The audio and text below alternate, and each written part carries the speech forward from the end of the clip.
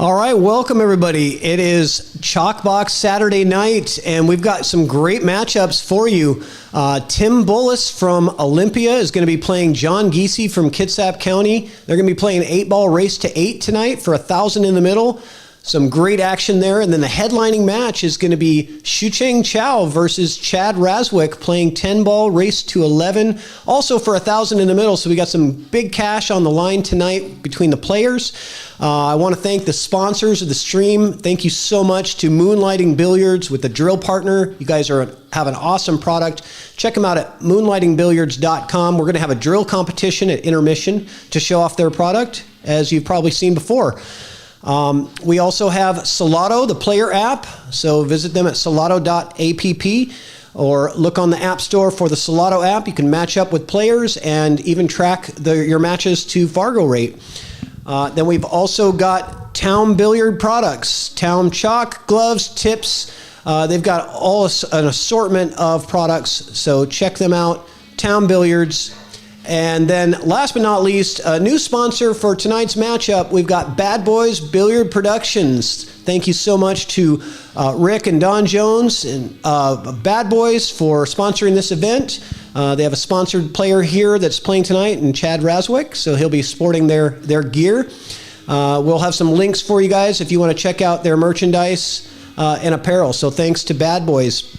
All right, so we're going to go ahead and kick this thing off. Let's do some quick player interviews. Let's bring over our Kitsap home team player, John Giese. Welcome, John.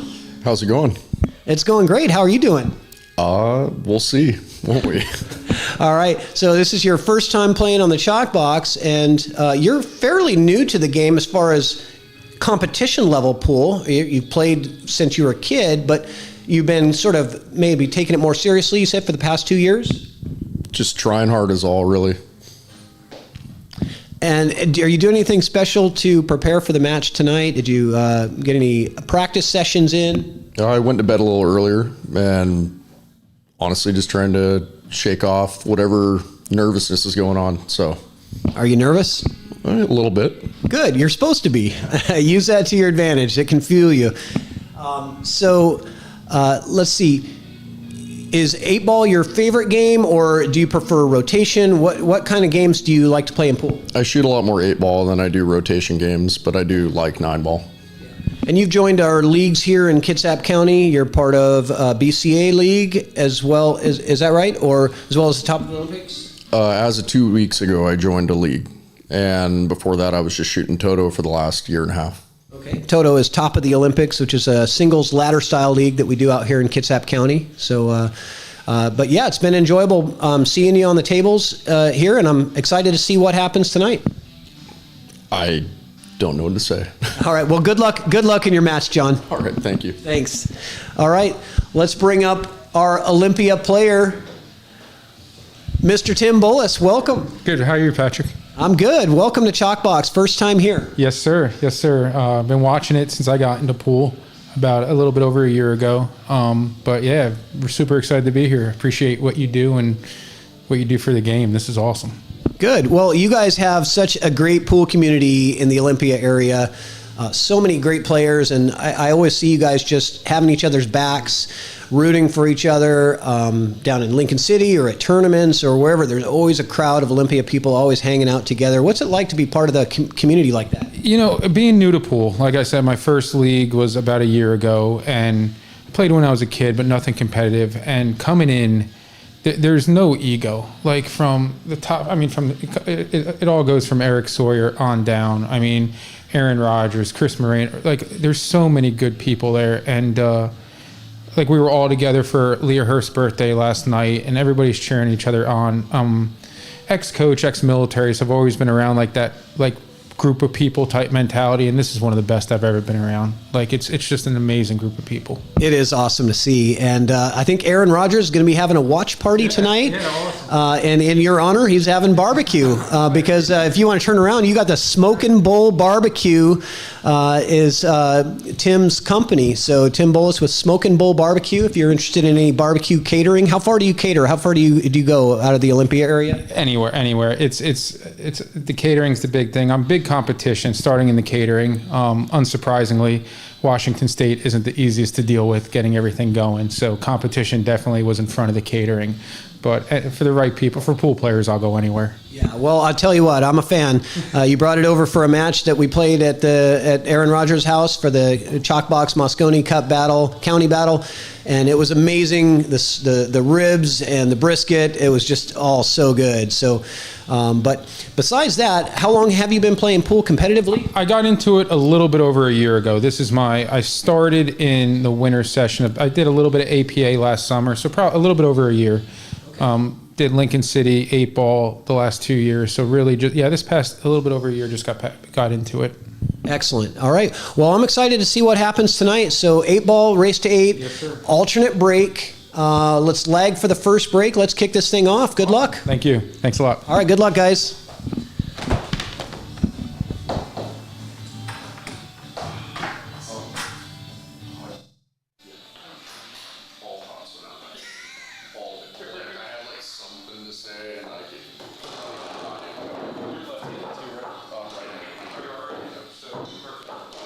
All right, here we go. Yes, we got a little intro music here. Get us started. We got John Giese and Tim Bullus. 8-ball race to 8, 1,000 in the middle. I tell you what, a couple of 400 ranked players playing for that much cash. There's a lot of nerves on the line here. Yeah, cameras, absolutely. Cash, hard table, difficult situation. Yeah, we're stepping up from the normal 7-footers, the diamonds, and we're going to the 9-footers. And I don't know how much experience these guys have in that. Having watched Tim a little bit down in Lincoln City, though, the kid's got an eye. He's got the pedigree of playing sports, was almost a pro baseball player. So I'm excited to kind of see how he performs in this. But John, I was watching him warm up. He's firing things in too. So we got a good one on the line. Yeah, and thanks for jumping in for commentary. I got Chad Razwick, as you see on the screen. He's going to be helping me out with some commentary for this first match. And I'm going to get this chat going over here so that we can see it a little bit better. And just ignore that video, though. We're going to focus on this. Yeah, welcome, everybody. Looks like we got a lot of people already in the chat going. I see Josh Carlson, Andy Kashuba. Thank you so much. I got your raffle tickets going. I saw that come in just recently, Andy. I'm going to get those tickets in for you. See, we got Cindy Rosenthal. Thank you so much for your raffle donation. Hello. Carl Taylor, I've got you in the raffle as well. Lee Baldwin, thank you so much. Get that money in, guys. Support the stream. It goes to better equipment. It goes to just making things overall better and growing the community. So here we go, Tim, with the break. Yeah, so Tim won the lag. Yeah. Starts off with the break for rack number 1. And that... that 15.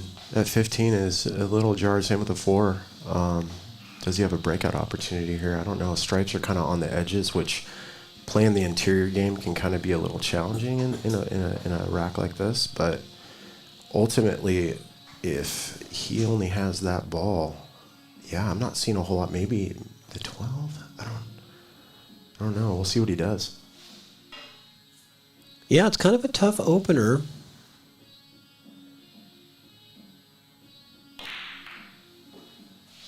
Trying to start off with the stripe. And these players are rated, I believe Tim is a 450 and John is 420-ish Fargo rate. So it's definitely, a lot of money on the line. And this is an experience these players have definitely never had in their life. And it's going to be memorable one way, either way, no matter how it pans out, it will be a very memorable experience for these players. And the idea here is that we are making players better by getting them in the box. Absolutely. Right? Whether you're a 700 Fargo like Daniel or James DeVee, whether you're 400 just starting out, getting the experience under the heat, like something like this, is huge. The more you put yourself in those hot situations, the more you get used to it.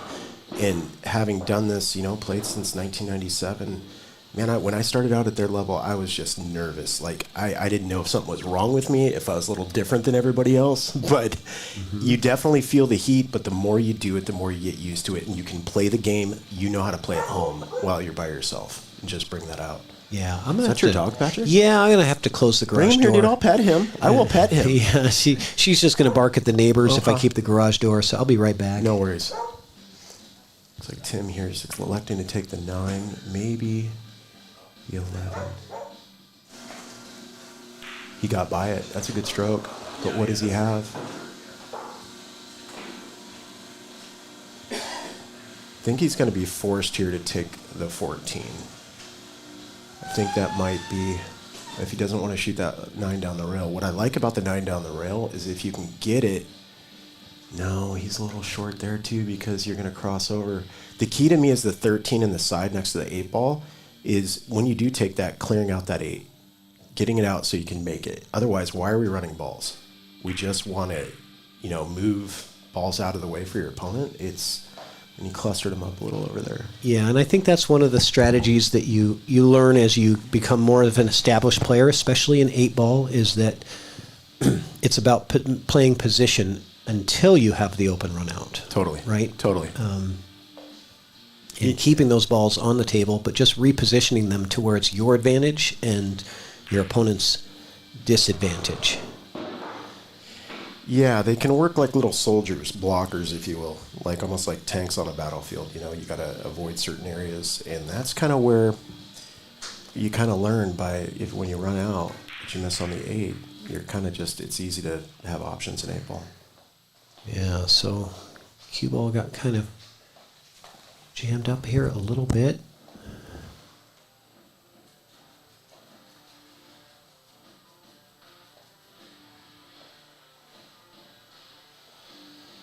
And yes, happy birthday to Leah Hurst.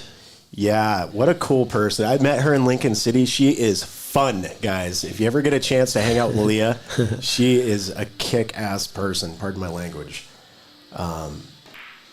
She is really cool. Okay, so he got the breakout, but didn't make the shot. But that was actually, that was a good shot because now he's got most of his balls in playable positions, except for that 9 ball that's over there on the rail. I don't really like that one so much.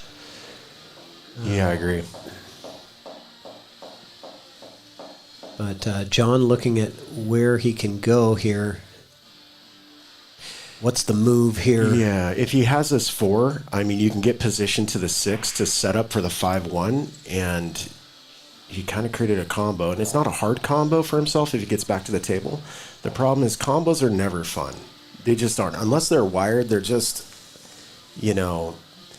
especially the nerves early with these players. You're gonna have nerves. That's totally normal. You're trying to get comfortable. The whole goal of this is to get as comfortable as you can, absolutely relaxed. And if you can obtain that, you can do all the things. Your nervous twitch system slows down. You're able to play the pool you want to play. So we'll see if he's able to do it.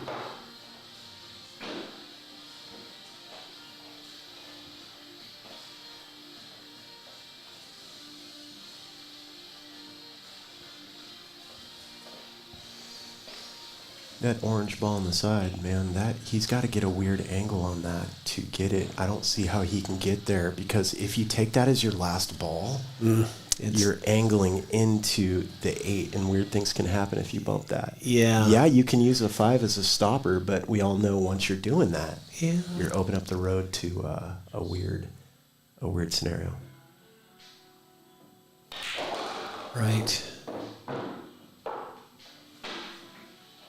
So are you suggesting that maybe you don't want to use the 13 as your key ball for the 8 when you're stripes? Because I don't see how to get to the 8 from really any other place. I wouldn't. And with the 9 trapped right here, I might just kick down table to a long shot. I know that sounds weird, but force the other player to run 6, 7 balls. Okay, so he took that 13 out of there, so that's out of the equation. Oh, I didn't see you could see it. I didn't see you had the line to it. Yeah. So now that changes things. Yeah, he's going to be saving this 9 ball for the last, which is the problem ball for him. And to get from the 9 to the 8 is nearly impossible. I don't see it. The only thing that you could do is kick it into the side with inside bottom left.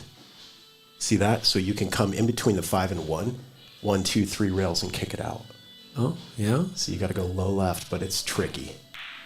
He's just gonna. Yeah. Oh, You were never going to get enough inside there with top left. not to get underneath it No. where you need it to be. Yeah. So. Yeah, I think I favored moving that 9 earlier in that sequence, in that inning. Agreed. Just taking your turn and moving the 9 into a better spot, and go ahead and let your opponent, have a look at some balls. That's okay. Oh, he's going close here. He's going to be okay. All right. Yeah, he's going to be okay here.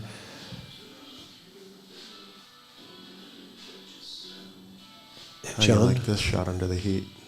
I don't at all. No. I don't want to take that shot. No. But that's what he's got. He could take the combo, actually. The 6-4 combo does play. Okay, so that's... Yeah, you got to have a real steady hand to make that shot. No doubt about that. God, so much going on in pool, man. We got the Amar Kang down at Hard Times. We've got Griff's going on. I know Bo Bologna's down there. I know we've got a few players. You got Michael Deichmann down there. You've got... there's so much going on in pool. I can't keep up. My YouTube's, I've been streaming at work and whatnot. Hardly getting much done. Okay, so he tried to come up and nudge the 9. I know that's what he wanted. His body language told me that. Yeah. He was kind of throwing his hip out there to see if that helps. Body English to get it to go like it golf, never right? seems to help, but it does not. Your brain wants to do that. Yeah.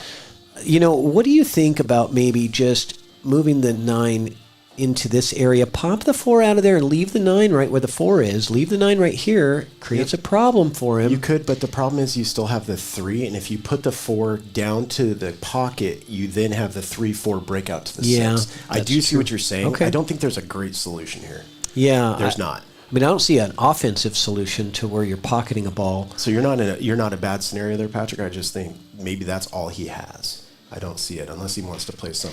Well, do you think that he could kick this into? I mean, not kick, but bank this from there. Cross over it. He could. Looks like that's what he might be doing. I don't like my red pen. I'm going to switch to the.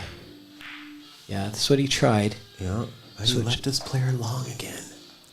And that's the key in 9-foot, guys, is if you're playing on a 9-footer and you don't have like a really good safety, leave them long. You can't do it on a 7-footer. You just can't. You get a good 9-footer player on a 7-footer, they're just going to drain it. And you're stuck to the seat. And so I don't like this. And Tim's smart enough, he's getting down table away from it, which is good. Yep. So he's calling the 7 in the side. John is. Tim's happy with where the 9 ball ended up, and he's really going to be thrilled if John can move some of those obstacles out of his way so that he can get shape on that 8. It is possible here. He's got to be perfect with this. He needs to be in this window on the 8. Yeah. Right. That's his position window for the 8. And I think top English just nip the ball, and maybe in just middle ball is going to get him over there. That 5 is huge. He wants to just catch a piece of this, and it's all about speed control. So once you have your line, feel the speed. No, he tried to go too thin. Yeah. Yeah. Okay, ball in hand for John Giese.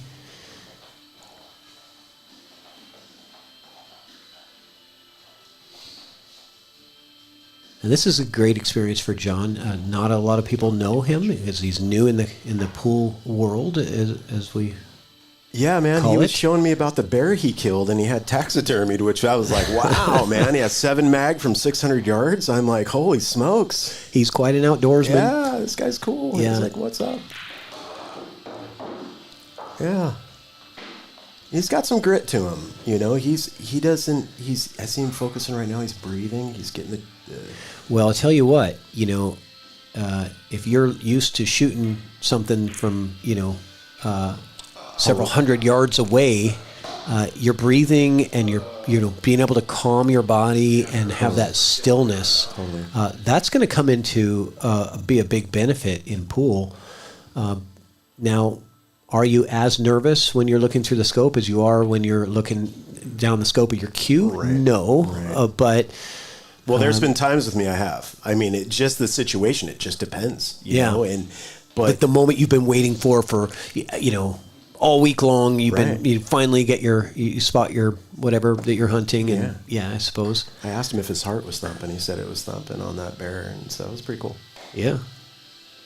Oh, he did it again. So he's hit too thin on that 9-ball, meaning missed it completely, twice in a row, and I want to get that some early frustrations. I do too. Get that out of there. I like that first. I like the 7 is my key ball on the 8. Agreed. I like 5, 3, 6, 7, 8 is my pattern. You could go 6, 3, 7 also. That works too. But I definitely like trying to use the 3 and 6 to get straight on the 7 in the side, or a little bit of an angle to where you're moving the cue ball a little way from the 6, 7 because then you're coming out to it with a little draw. This is going to work, but then you can come out table and slide down for the 7. Now you can overroll this, and if you overroll this, it's not a big deal. You're coming down rail. And he hit that good. Yahtzee. He hit that real good. Almost went a little too far. That's what I'm talking about, Patrick. Yeah, he goes another inch, and now he's rolling into the 8-ball. But I think it's pretty good. Yeah. I heard it. I heard the breath in there too. You can with that microphone in there, you can hear the players breathing. I love it. Okay, he didn't want to risk getting too close to the 8-ball there.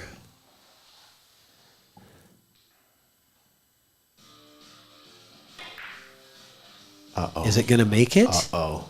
I think it is. No, it's not. So a little tender of a touch there on that 8-ball. It had the right angle. If I'm Tim here, I'm focusing on making the ball. All you have to do, you don't have to think about where you're leaving it. That's right. Straight through with the cue, like the ball doesn't exist. Extend through the ball. Don't hit at the ball. Through it. Butter. I'm going to steal some of your lines Dude. here. I got Yahtzee and butter so far. I like both of them. Just stealing from each other. I'm just writing hearing that this down. from other places, man. I You love know. it.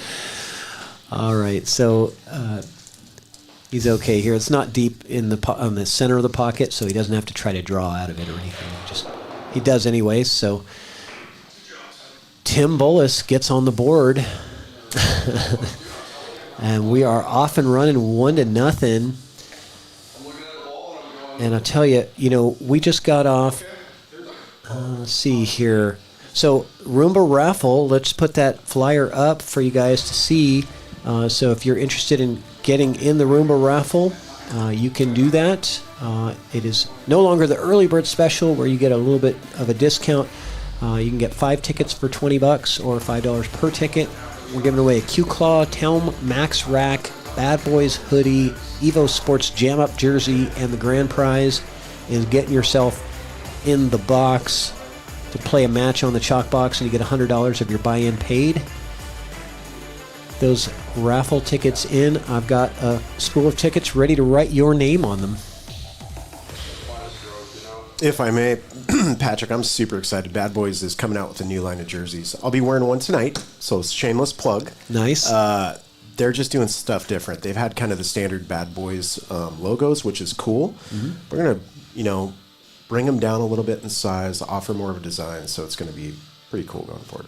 Yeah, and you were a little bit influential there with the design ideas? Not so much on these. I did talk to Don and Teresa at Lincoln City. Just, you see like Jam Up, what they do, they'll take the logo Jam Up. Even some of their shirts might have big Jam Up logos. But what they're doing is bringing that down, and they're kind of focusing on the design. Because not everybody wants, not everybody's a bad boy or a bad girl. And that's okay. What they can do is sometimes just minimize that logo down, and some people just will buy another designs, which there's a market for that. Good break there from John.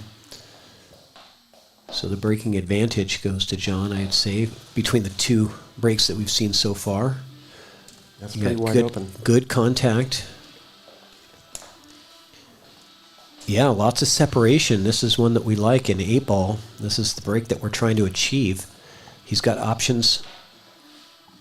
Well, really doesn't have a stripe option to start off with because the 10 doesn't play.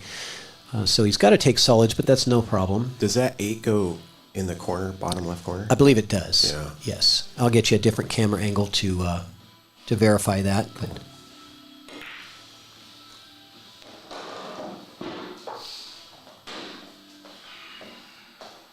yeah, you'll be able to see it right here, actually. Nice. Just a second. I'm going to put that on the screen here for you. Oh, yeah, it goes. So you can see. If the cue ball wasn't there, it goes. Yeah, so...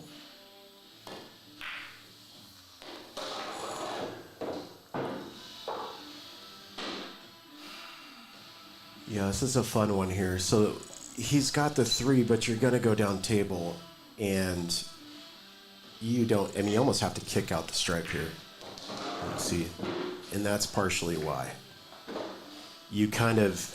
You have nothing in that position. You've got to kind of use a stopper for that, or else you get too far down the table and you're going to have very little options. That 8 ball does not go anymore. It goes in the side, the left side, as you're looking at it now. It also goes in the bottom right corner. And maybe if you happen to catch the window between those 2 stripes, it could go in the top right corner. But I think ideally, if I'm John, I'm not looking to move anything. You don't want to move balls unless you have to. What's up, Marakumo? How you doing, man? I'll accept your friend request. Amon, a monster, is in the house. What's up, monster. buddy? I love that guy. It's a great nickname, too. He's smiling all the time. Yeah. He's just delighted to be. I don't know. It's infectious energy. He's just a good dude. I've squared off with him a bunch, and I hate beating him. Or when he, and he beats me. Don't get me wrong. He's just fun. What's up, Ed? What's going on, Ed Caulfield? We got the whole gang in the house tonight. Yeah, it's great. Got a good amount of crowd here for a nice, gorgeous day. Yeah, we got lots of pool going on too in the pool world. There's the Bandit $1,000 entry tournament in Las Vegas that's happening right now. We've got several Northwest players battling it out in that. Mm-hmm. Deichmann's down there, like we were talking about. Yeah, Bologna. Mike D is there. Bo Bologna is there. You got Anthony Abasato is down there. Just a ton of great players. That kid can shoot. Anthony, I'd never seen him shoot till Lincoln City. He can flat out play. Paul Marquez is down at the Amar King. I know that. So is... Yeah.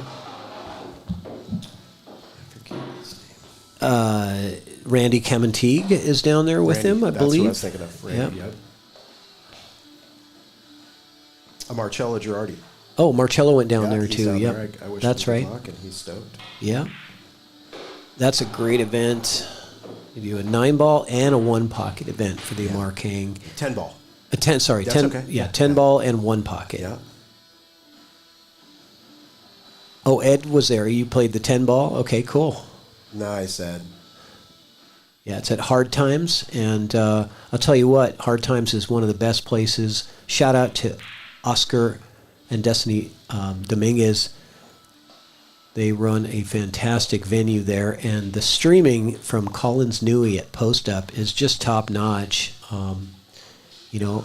I've learned a lot about what I do just from watching him, and trying to capture those, those moments with the camera angles and different things that he does.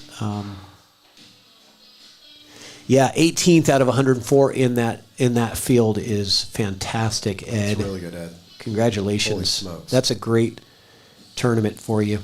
Yeah. Prasad's down there. You got some monsters playing in that. That's really good. What, is he going to kick out here? Certainly is. Okay, that works out all right. It does.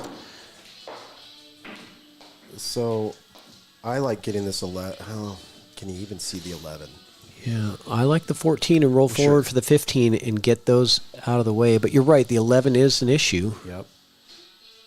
If you could see the 11 now, you're saying? Where I would take. I would take it the ball down rail and then go to the 11. But the thing about 8-ball too, Patrick, is like if you watch pro events, and I know you do.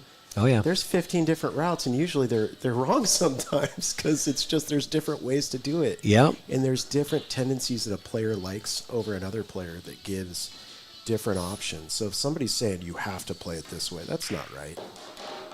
You know, I like options. This is great. Yeah, in 8-ball, there's 1,000 right ways to do it, and the only wrong way is the one that doesn't work. See, Tim's proving me wrong here because this gives him angle to get down to the 15, and he's got a setup ball for the 8. I do like the 14 as the key ball. If you can get straight enough on it to where you can just put a stop shot on it, you're beautiful on the 8-ball. What's the hardest shot in pool?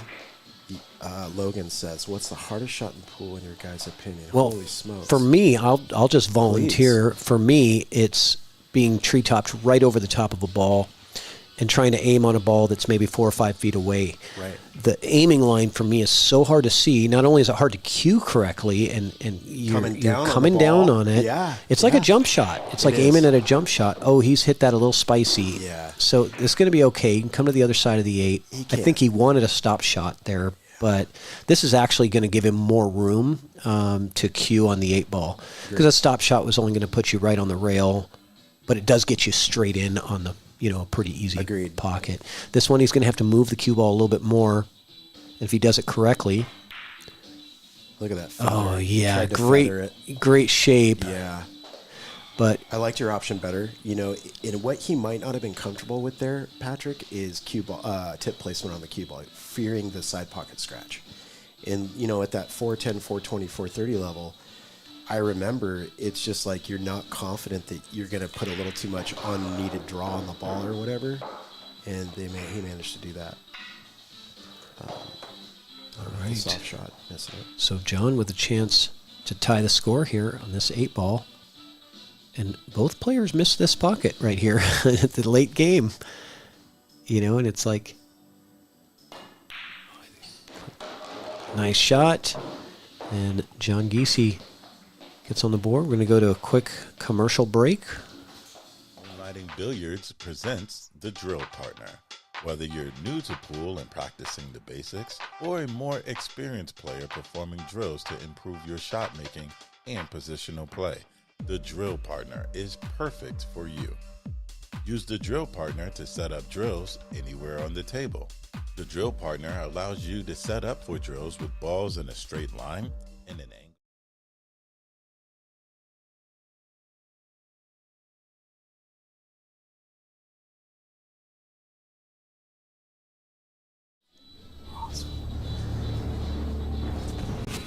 It's like Aaron Moss is in the building.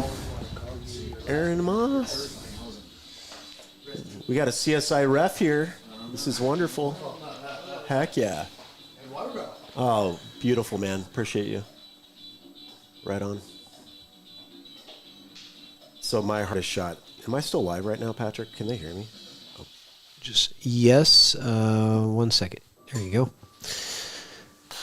We got Aaron Moss in the house. Welcome, Aaron.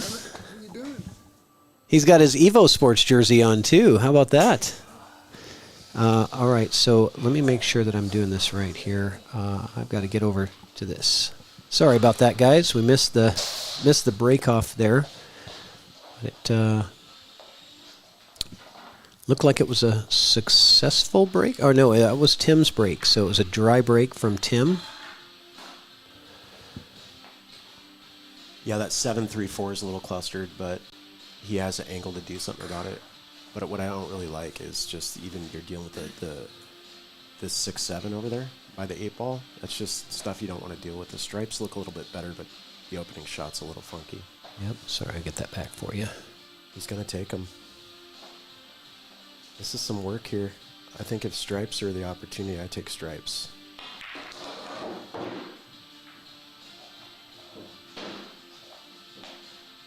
Welded up a couple balls.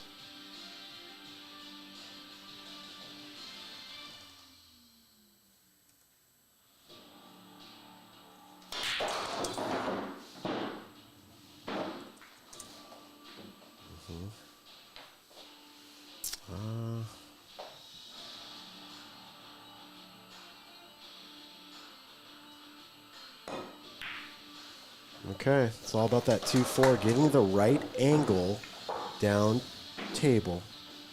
He's got a little bit here. He can come off the rail if he needs to, if he's not straight in. And it's all about getting the right angle on that 4 because it doesn't go in the Top left corner there. And if you're wondering if those balls are wired to the pocket, this will help you. They're dead wired. I mean, you can hit that any way you want, and it's gonna go right to the. Oh no! Could stretch the table to Olympia, and that's still wired. Yeah. Yeah. Yeah. So, obviously, for stripes, that's a big benefit to know that you've got that in your back pocket. You don't have to really worry about that. It's the easiest shot on the table. Oh, right. Patrick, do you take the clustered 2 balls down there that are wired? I know you don't want to take it, but the 9 ball almost seems like you got to get that out of there. I would. With the 8? And I would, because that combo is so dead that you can hit it from anywhere. It's an unmissable shot. It's almost like your bailout ball. Yeah. You don't have to. If you get in trouble, you can just hit that combo, and it's wired. I would get the 9 and the 14 out. Those are my 2. 9, 14, 15, work your way down. Nice.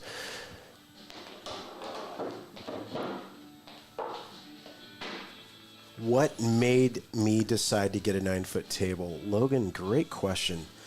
Working at Harvey's Billiards in the late 90s, going to Dr. Q's, going to City Lights back when those were open. That's what we had. That's what we played on. Yeah, there was bar tournaments, but to me, the 9-footer is the ultimate pool. Like, I don't mind playing on 7-footers. I play tournaments in 7-footers. To me, it's not quite the equivalent, but I'm going to throw this out here. Putt-putt golf versus real golf. The distance on some of these shots, I mean, for the money, for the tournament, whether it's winning a tournament, you got to let the stroke out. Yeah, you have more area and space to kind of have to go around, but I just think it's what real tournaments are decided on, and I enjoy it more. How about you, Patrick? Yeah, I think that, for me, if you have space for a 9, you should get a 9. You get the table that you have the space for. Don't get the table that you're comfortable with, because that comfort is not going to help you, right? If you're already comfortable with something, it's only going to help you a little bit. Yeah. Get something that you're not comfortable with. Yeah. It's more difficult. I think the dimensions are 14 by 17 room you need for a 9-footer. Yeah, and that's the drawback for most people. It's an extra, $1,000 or $1,500 for a diamond that's a 9-foot versus a 7-foot. It's well worth the money, but you have to have the space to put it somewhere. Totally. And when you go down to a 7-footer from a 9 and you play on those 7-footers, there's not a long shot. There just isn't. So, you drain more of those. Sophia says, comfort is not your friend. That's right. Yeah, Sophia. To learn, you have to get uncomfortable to learn the most and to get the most out of your training and evolving your skills. You have to put yourself in an uncomfortable position. Totally. As much as possible.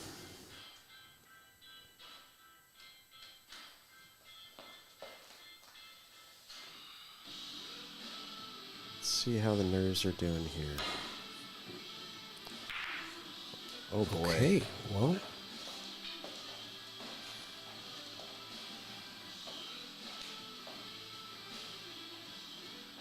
Huh. That was a good hit. Draw back. Get that ball in the middle out. Or take the 10. I don't like the 9 here. You can get to it. You don't need to force this now, but it looks like he's going to take it. It's not a cut I want right off the get. No, he's playing safe. Okay. That's a smart play. Okay, I like it. There we go. Go ahead and force him to, because to hit a rail with a ball, he's got to move stuff. Not only that, Patrick, and that's such a great point. When you're maybe either not shooting very well, or you want to make your opponent kind of get on a run of misses, which can cause them to tighten up. Yep. It can be a strategy. Getting them more uncomfortable. Totally. Right? Totally. Yep. Prices for a 9-foot diamond right now? $9,500. Is that what they are? It is. $9,500 for $9,500. brand new. Yeah. Look at about $8,500 for used. Oh, a miscue there. They hold their value. That sucks. Yeah. Yeah, miscue on that.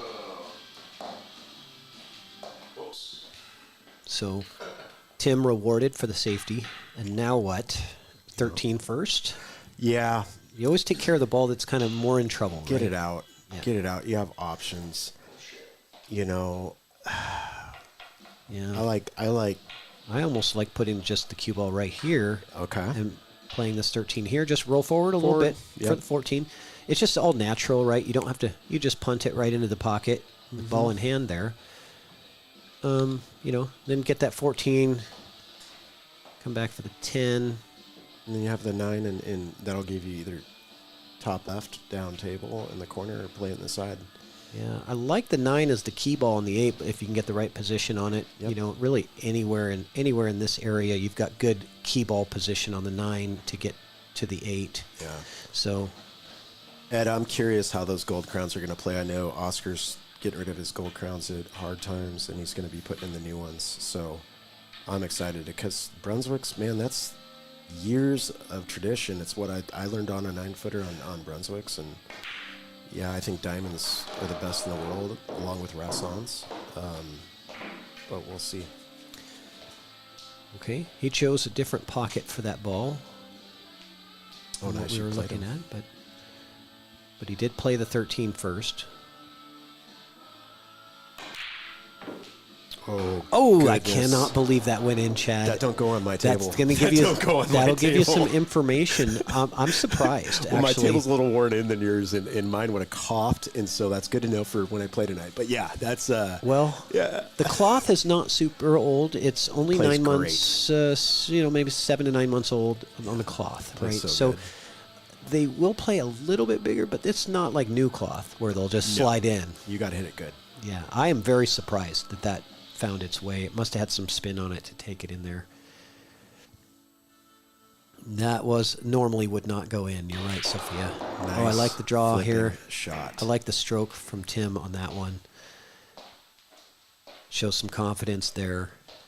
It's got a slight angle on the 14 that should take him nicely if he puts that same stroke on it. Or he could use the side rail and use top and just go to the side rail and back and put that 8 in the bottom right corner. I like the stun just because I think, going forward, you're opening the angle. You're getting further away from the ball. I like stunning over, and you can even use a rail here.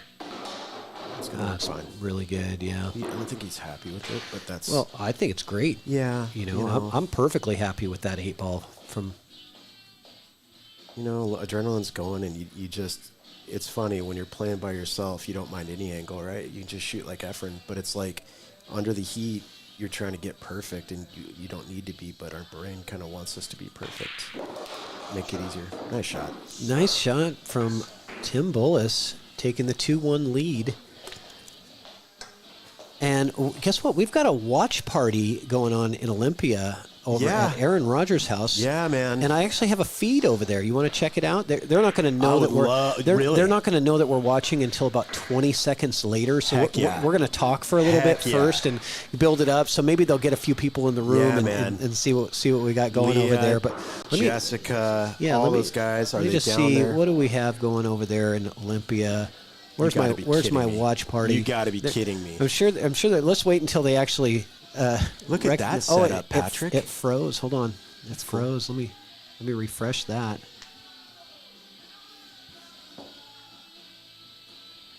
Hopefully they're not doing anything wild. There it you know? is. We don't want to get that on All live right, stream. hold on. There it is. She's Heck calling yeah. him. She's calling him in. Is Hold that on. Ed? Who is that, Ed? We're gonna switch over. Oh, right. I Oh, don't know hold who on. that is. I don't- Where- if I can find the right button, You're good. transition there.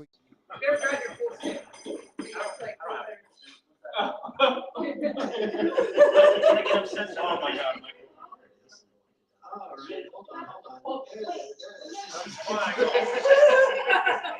Awesome, you guys. Heck yeah. All right.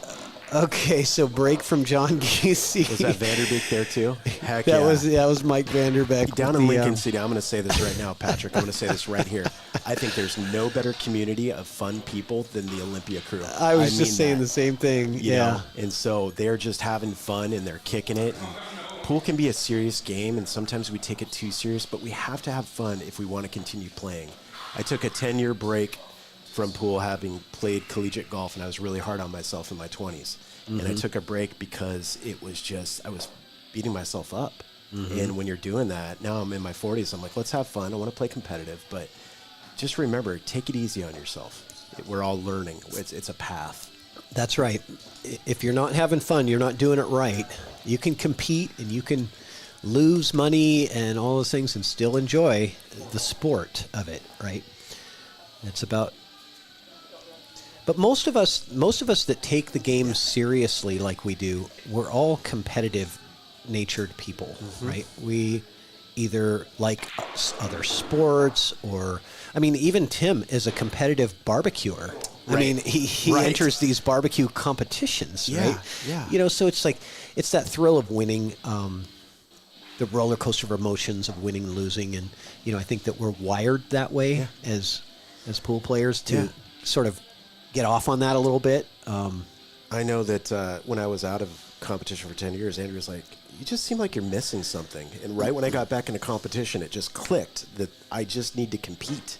I don't want to compete with you off the table. I love people, and I'm not competing in that life aspect. You're on your own path. But I needed to get those competitive juices out, almost like it's in our DNA as from the Roman days, man. It's in our blood. Okay. Right. And yeah. You're not it's the gonna change gladiators, that. right? Right. You know, kind of like this is sort of like the gladiator of pool when you're getting in the chalk box like this, because you are in a room with one other guy, and it's two man enter, one man leaves. 2 men enter, 1 man leaves. My favorite movie, man. Right. Oh, it's so good. Yeah. You're gonna fight to the death in there and Tina see who Turner comes in here. out. Yeah, And man. fortunately, nobody actually die, so that's good. Right. But when can, you're screwing your cue together, you feel like my sword. I got my sword, dude. Here we go. Right. Let's go. It's him or me. Yeah. That's the deal. It's either going to be him or me. And I try to schedule these as fair as I can. You know, I learn a little bit about the players, and I look at the ratings, but I also look at, you know, how the players have done in previous competitions and my own assessment. And you know, and John here at the table, he's really an unknown to pretty much everybody watching. You know, he just hasn't been in tournaments and leagues for very long. But in watching both play, I think it's a very similar skill set between these two players. I would agree. It's putting the pieces of the puzzle together. You know, pre-shot routine. It's putting how hard do I want to hit it? What's my angle? And then when you're releasing the cue, you got to trust. You got to trust that I'm going to get there and not trying to over-control things and get too, how do you say it, too granular, you know? Right. When you get really granular, it is your small motor skills in your arm and everything and your eyes start to you can disintegrate your stroke a little bit, and then you start jarring balls. I found that. We're all going to have the hiccups. We're all going to go through that. I like this angle. I think you find a window here between the 8 and the 2, and you are set up for the 10. Okay, went that way. A little risky, but you got there.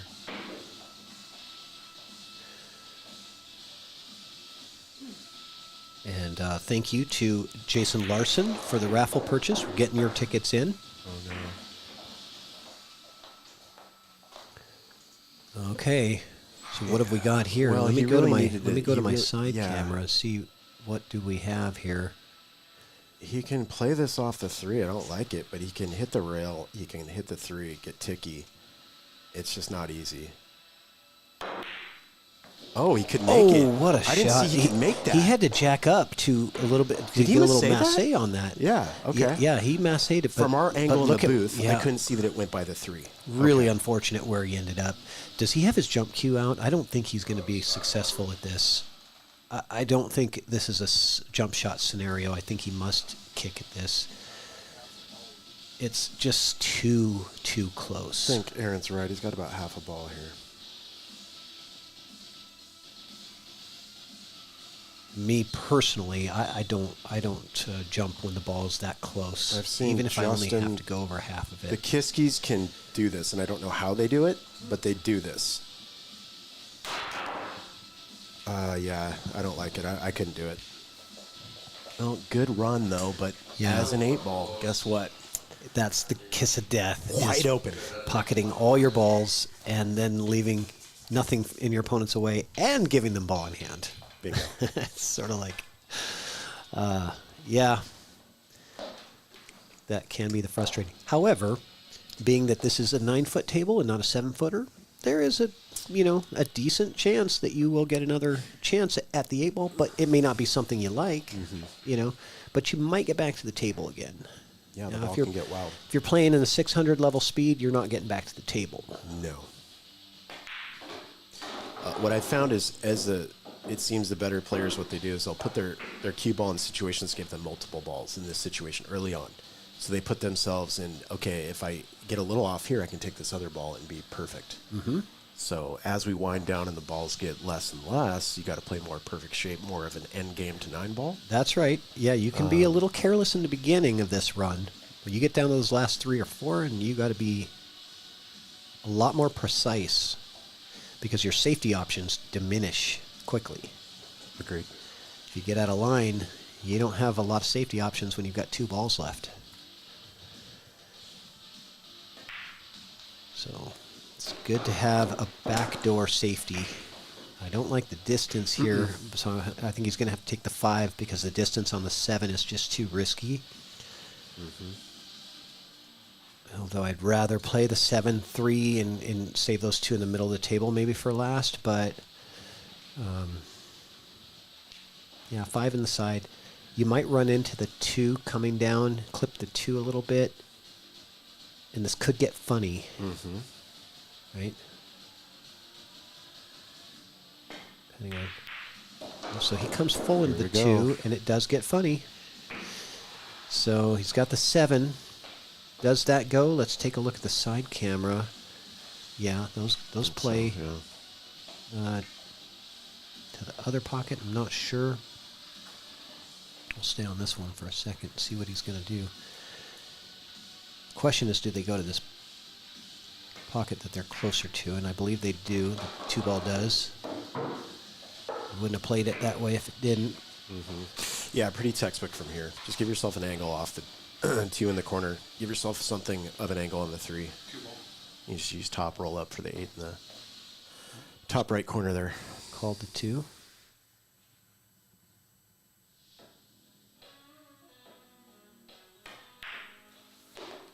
It's got a bit of an angle. A little bit of an angle. But the problem is not the angle, it's the reach now. Yeah. Now he's a left-handed player, so this is going to be harder for him. Yeah, I really liked there, Patrick. I liked using a little draw to give yourself some distance to widen things out. Yeah, get further away from Yeah, your object further ball. away, totally. Yeah, because then, even with that same angle, if the cue ball is farther away and you have that angle and now your cue ball's here, Perfect. it's no problem. Perfect. Right? It's easy. It's the reach that makes this such a challenge. And then He's once going to you're have to use the reaching- bridge. Yeah, bridge. Once you're reaching now, your rails, I mean, they bounce perfectly. You can get a little bit of a bounce here, and you could be down table quickly. So he's putting his extension on. He's going to need the extension and the bridge, I think. Yep. Here he comes. Yeah, he's going to need both. This is a lot of distance. You have to be good with equipment on a 9-foot table. Don't be afraid to use the bridge and, in fact, practice with it because you do need it. So he's There's using that the down table. extra rail. That's That's what I not was going to be talking about. good. Yep. And that is going to be a loss of rack, most likely, for Tim Bullus, keeping the score tied. I've done that a lot. Oh, well, sure. We've all done that a lot. Yeah. That's part of it, man, is Right? taking our war wounds and going, oh, and I seem to remember more when it's in tournament setting or money settings. Yeah. So it's going to happen. All right. Well, we really lit up the chat after that watch party and the I didn't see the nipple chat. the nipple showing Guys, of our the chat game is so not strong. We're yeah. watching this competition. We need to. yeah. I got to put it in a separate window and have it come up over here. I want to I'm gonna see work what they're on doing that. all the time, Patrick. Like, I don't know if we can do that, like top left corner, just in Olympia Yeah. watch party. Maybe we should force them to do shots. What do you think? I Shots? could, actually. Yeah. Let's do it, dude. I want to see them doing shots until I could- they're incapacitated. I could maybe take away the chat window and put Olympia up there. Let's see. Every time we say the words drink, they have to drink. Let's see what we can do. Let me work on this here. I know Leah's not drinking, and kudos to her, by the way. That is amazing. She is doing incredible. Okay, so how do I do that? Then I would have to do, and I'm going to add in this.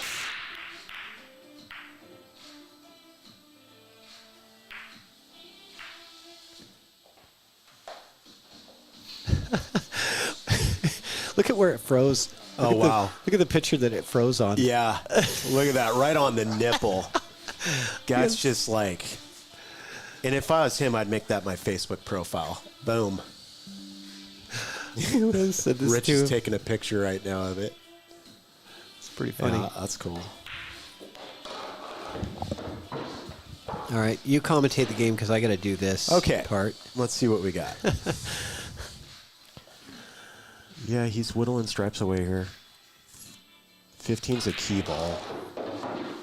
He tried to get to it. 13 goes, 14 goes.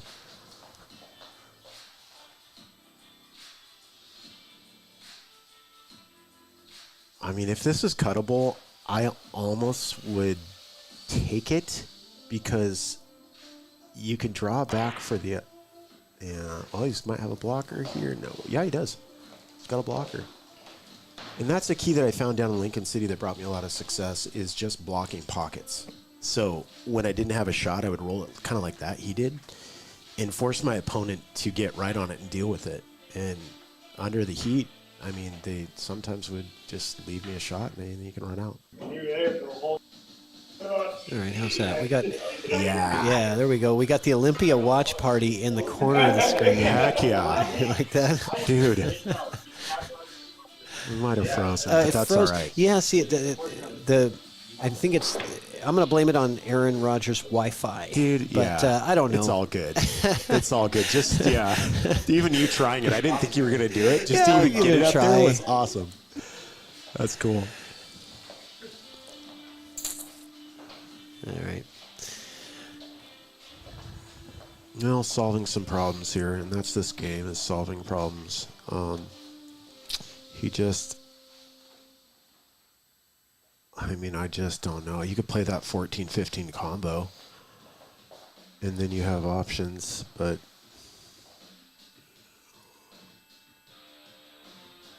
He's going to go rail first. Just missed it. Yeah. He knows it. He goes, oh, I just missed it. Yeah. Okay, well, solids is not out of the woods. You got the 7 ball, which is a big pain. Yeah. It's in the worst possible spot on the table. I mean, if that thing is just glued to the rail right by the side Can pocket. he hit the 6? I saw Paul Marquez did this yesterday at Hard Times. Same shot, so use the 6 to kiss off. It's a little tricky, and I don't know if he's it's all about being comfortable with this. You can do other things if you're not comfortable with this by playing kind of just make the 6 and maybe draw it back. I don't even like doing that, but kind of just running into the 7. But I like taking the 6, kiss it off the 7, get it out of there. I don't mind that. The 7 is definitely in a place where you can do that, right? Yeah. Still, the 5 is huge. The 4 is huge. He's got him trapped. Yeah.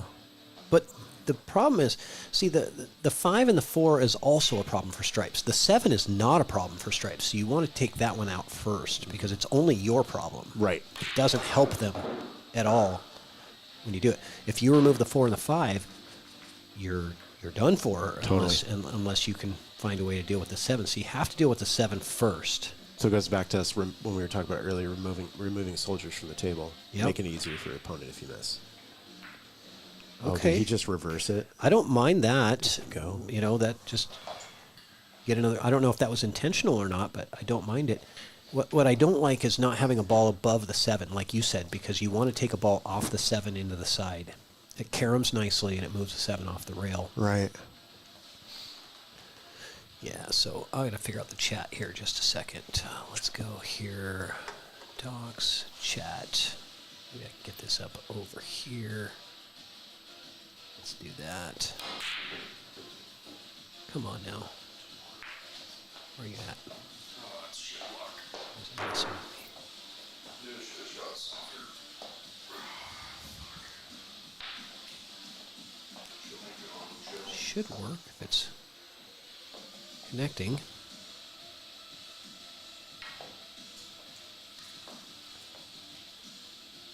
Does the 15 go, Patrick? That's what I would get out of the way now. I don't know. I mean, it does, but I don't think you can hit it at the right spot because I think the 4 might be in the way. Yeah. So I don't Oh, think he's so. hitting solids, man. Where am I? So now He's gonna do it. Oh, you Now got he's hit the 7. Oh, it went clean. Yeah, I know. He had an opportunity. I know. He's got a great opportunity to clear out the problem solids down here, but the 7 is still going to be the issue. He could get up position on the 7 to play it up table right now, and he is. Oh man. He is. This is as good as he's going to get on the Yeah. 7. It's still not easy. Even No. that's how hard that shot is. Yeah. Even being in the perfect spot, it's not an easy shot. Right. So a little inside English here will curl that ball. Once it gets a little off the rail, it can curl the ball in. So That's advanced here. yeah, it is. And if it's sealed to that rail, you're gonna hit this nipple really eat. There it is. Yep. It's funny how the point of that side pocket it feels like it's sticking out. Oh man. you know? Yeah. Agreed. And it's not. The table's been fully tested with the whole ball test on the rail where you rack up, you put 3 or 4 balls together in a line on the rail and you hit them with another ball. And Perfect. They'll go, I didn't find a roll on this table. It might they be will the go perfect. Goldilocks of tables. They'll go with perfect. Plays super good. Shout out to Sheldon LeBeau. He is my table mechanic and my brother-in-law. So it helps to have one in the family. Does a great job. He's also a custom cue maker. So out of Springfield, Oregon.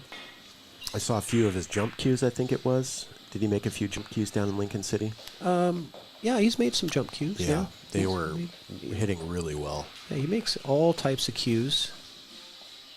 Rich says he's refinished a few of his Dave Jones cues. Yeah, rest in peace, Dave Jones. Another good cue maker. Oh, yeah, for sure. And up at Golden Fleece, he would, if you want to work done, he's like, come over to my garage. And he would spend an hour sitting with you refinishing all these cues. And you're just like, wow, it's cool that he's inviting me in here to show me this stuff. And he's always excited about it. Sheldon doesn't need a shout out. He always says that too. He's like, don't mention me. I don't want to work any harder. I'm already behind. So if Tim can this ball right now, and he can Doesn't use that just take his cue ball to the side yeah, pocket? you don't need to do. You want to take it just above the side. You don't hit this hard, okay?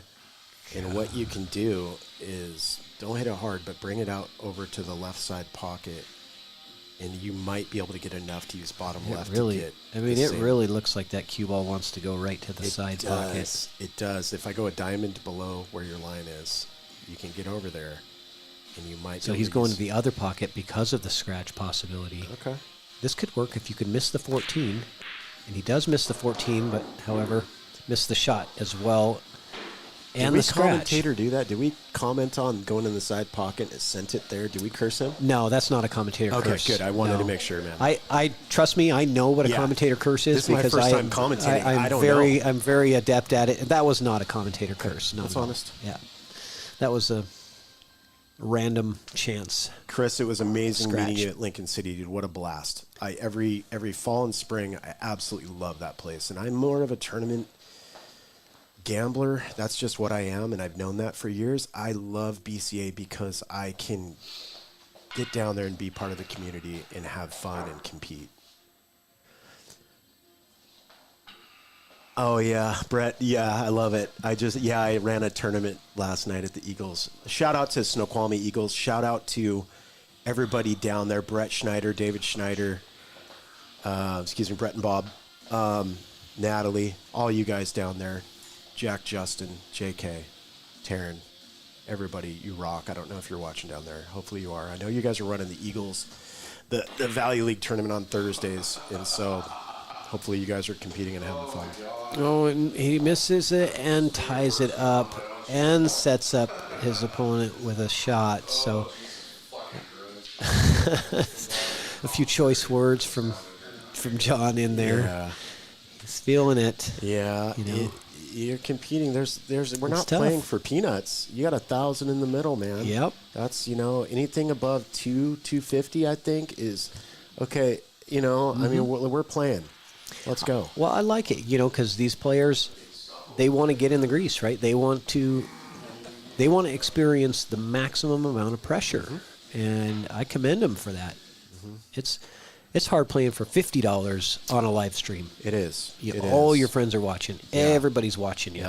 Yep. Your mom and your uncle, or everybody. And you'll think about those things on the table, Patrick. You do Think about if I miss this, Yeah. what's everybody going to say? Yeah. What are they afterwards? going to think? Right. What are they going to think? Yeah. Yeah. And At the end of the boy. day, you gotta sit at the table and you gotta know you have the ability, and you gotta kind of block that out. And basically, it's you in the box. That's it.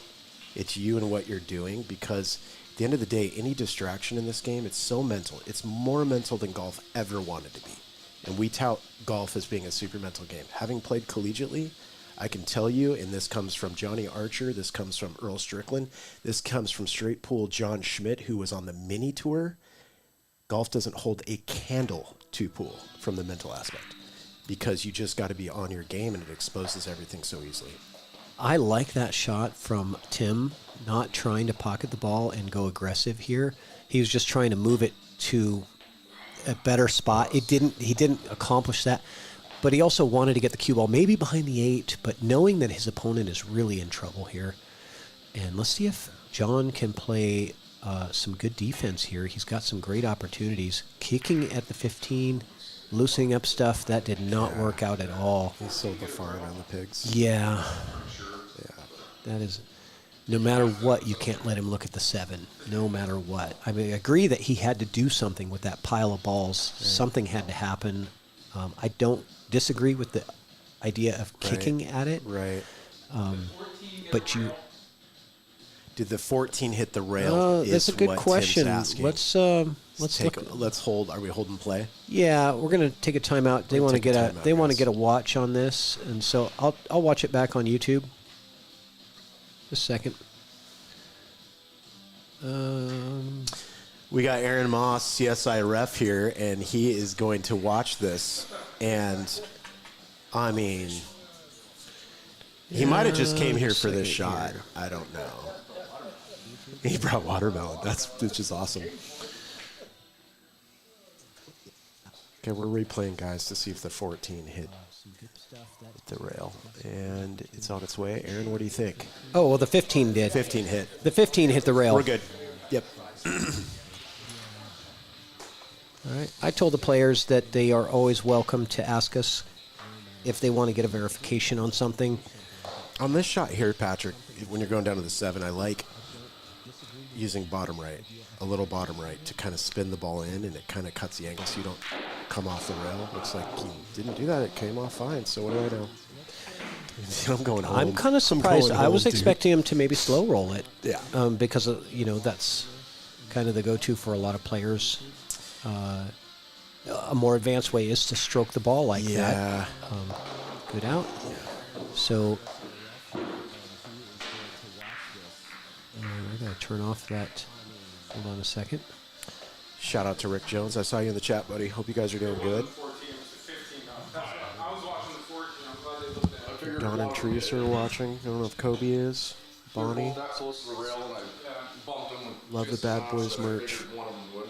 I meant to have a little more fucking left on that. I might get back, but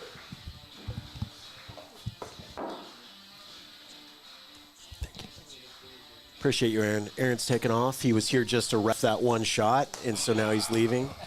Good to see you, buddy. Take care. Yeah, take care, Aaron.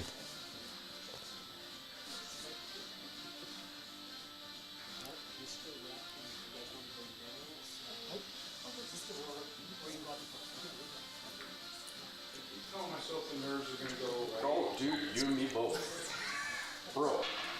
Well, it is. Or I hit that one fucking shot. Like, what am I doing? I do hear the same. Mine are improving, but not fast enough. I got this new energy drink here because I can't eat when I play. Yeah, Chris, I want to get down there. I want to get down to hard times. I've not been down there, and I just miss the, other than Ox Billiards and, God, that's really it in Washington. I mean, you have Black Diamond in Spokane. There's just not a lot, man. And I was talking to Patrick really back in the late 90s, when there was no Fargo. You'd walk in a pool hall and you'd have people just barking for games. I miss that. I miss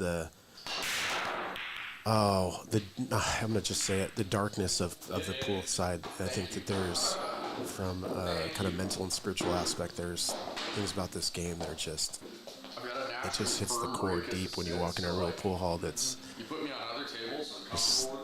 a mystery to it. I'm getting great breaks. I'm leaving that cue ball right in the middle of the table. I just can't put a ball in. I like the microphone in there where you can hear the conversation. Yeah, I haven't been keeping up on that, but they're talking to each other now. They're opening up a little bit.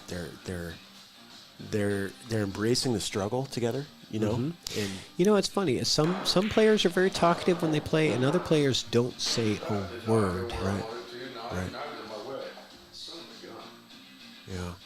And some players just talk to themselves, and that's it. I do notice that John verbally he's taking the heat, and sometimes a way of doing that. Keith McCready from The Color of Money, very famous '80s pool player. He would just talk and talk because that's how he relieved the stress. He would talk to the rail. He would talk to the players. It's how you get it out of your soul. Yeah, I hear that. And you can do that mentally by both detuning mentally and working through it, or talking. Yeah. So Donna Giese, I'm sure a relative of John, she's asking what would it mean if the ball hit the rail.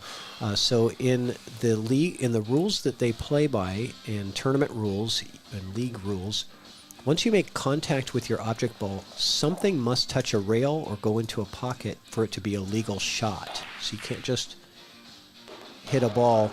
Something has to touch a rail afterwards. Otherwise, it's a ball in hand foul, and your opponent can put the cue ball anywhere on the table that they like. I'm going to go safe on this one. That's why they wanted to make sure. Good question. Thanks for asking, Donna. Oh, I like this safe. Yeah. That's a good one. He covered up the path to the 12 with the 7 ball. The thing is, so he can reverse this pretty easily going down table. He's not exposing much, although the 7, I would glance. The ones that have been on here before. Dude, my numbers are screwed up. What's the orange ball? What number is the orange ball? So, hit the right side of that as you're seeing it from the camera view. Well, no, I don't like that either because you're opening up the 1. Okay, good hit. Gets the rail and doesn't give up too much here. I don't know if he's got to look at the 7 ball or not. It might not play to the pocket. He can certainly get a hit on it. I like a safety here. I think the shot that I'm drawing up, if it doesn't go, is... You don't fire that 7 in if it goes? If it does go, I am going to take it. Yeah. But if it doesn't, I'm looking at cue ball somewhere in here, if possible.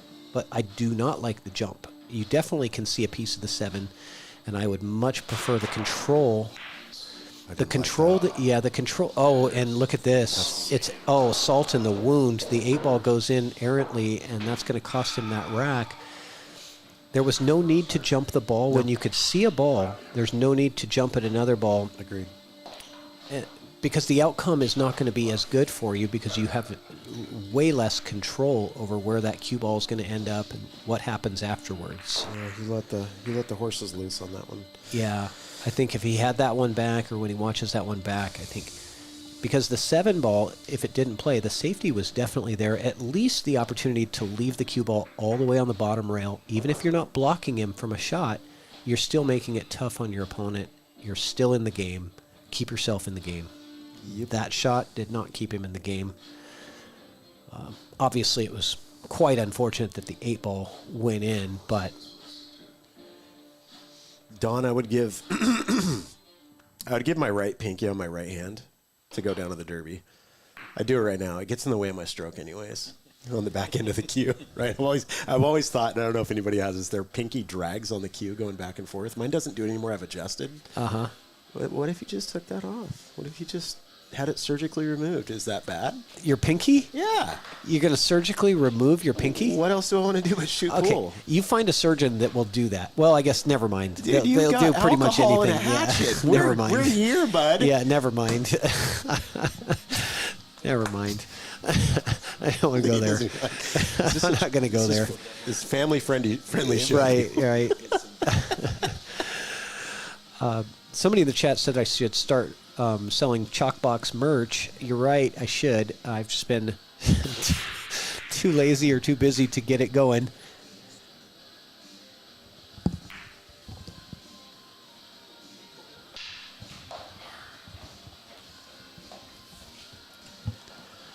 All right, back to the pool. Enough from surgery on your pinky.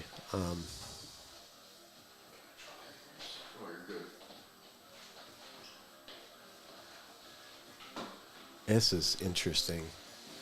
I just really, that one ball with the cluster of stripes. He's going to take solids here. He's going to try and get over for the 15-6. Cindy remembers my comment from earlier. I told her I was a professional procrastinator.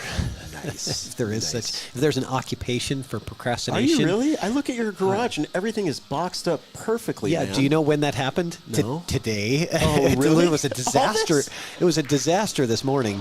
Thank you. Yeah. See, Patrick. because I procrastinate Thank until you. I wait until it has to be done, and then I do it. Nice. Yeah.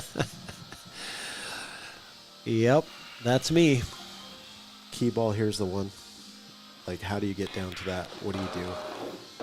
Right now, I'd be attacking that one, trying to figure out a way to go for that, because we're just removing soldiers. Blockers that could be used against your opponent. Yeah.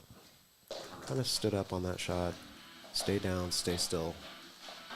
Trust it. And let's see, Edward Flores, I'm getting you in the raffle. Thank you so much, sir.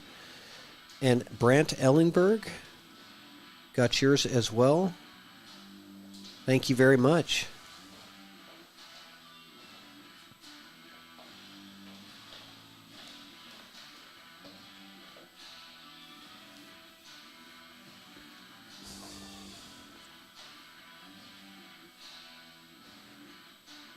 And I'm going through and getting caught up on my raffle stuff here, guys, so bear with me. Multitasking, but I will shout it out when I get your tickets going. So that could have been disastrous for Tim. That would have opened up the one, and you don't want to do that. But he's okay. He can still... Yeah, the 7 in the side maybe. But even then, I don't like any angle getting back. I would attack the one. If you're going 7 in the side, attack that one way. Whether you go down table to get short side, or you break it out. Well, this isn't a bad. If you just run off safety though. Where are you? See. Is this Rich Roddle coming? Yeah, in? we got Rich Roddle coming Oh, boy, I in, can and get a it's break. perfect timing People too are sick of because listening to me. no, actually, I'm gonna put him in with you, Chad, Oh, because sweet. I need to get caught up on the It's raffle like tickets. at work. The other guy's got to go on a break, so- and I got to work. Yeah, that's right. Everybody gets to take a break except for you. You got to work, and then it's all good. And then when Shucheng gets here, you got to really go to work. Oh heck yeah, it's gonna be fun.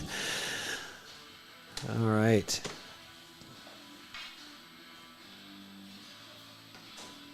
Rich, you been listening in on the way down here? I'm Chad. We should do it. Trying to charge.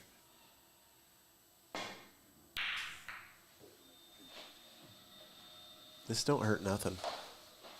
This doesn't hurt a thing. And I don't know if Tim looked at that sequence of where he could be in a range on the table to know if that was the case, but I think he did. And when you're freewheeling like that, you kind of can just let your shot go, you don't really need to like put so much pressure on yourself because you know even if you miss, you're in good shape. I kind of like those shots.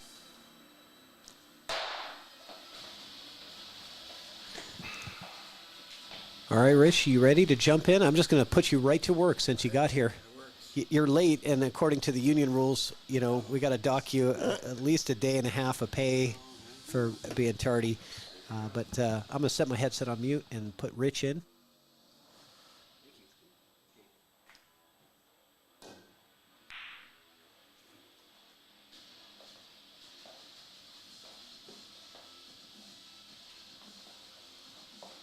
How's it going, Rich? Just great. How about you? Good, man. Was the drive good? Oh, not too bad. Not too bad. Welcome, everybody. I showed up a little bit late, but Toothpick is in the house. Yeah, going over the Narrows, man. Growing up in Federal Way, but I live in North Bend now, man. It's so gorgeous. Going by the Bremerton shipyard, just awesome. Yeah, we had another local league. We have a individual challenge league, ladder league, and we had our quarterly tournament today at downtown Bremerton. Oh, cool. How'd you do? I ended up chopping first and second with one of the local boys, Crawdaddy, for those that know Mr. Scott O'Quan. Cool. So got a good match going here, though. 4-2. Yeah, they've been kind of vocal in there. They're you know, it's kind of like talking back and forth to each other, and so it's become kind of friendly. And I'm seeing I wouldn't say missing balls, but Yeah, every once in a while I've got caught in that chatty trend to where you start, you just lay back and they shooting pretty much offense. Are using any defense? What are they doing? There's been a few defensive shots. Nothing, you know, super locked up that makes your opponent. Yeah, this table's trapped, tough but- enough as it is. Oh, it is, but it plays beautiful. That's the It thing. does. It just rolls so good, and Flawless, just tough. yeah, it is.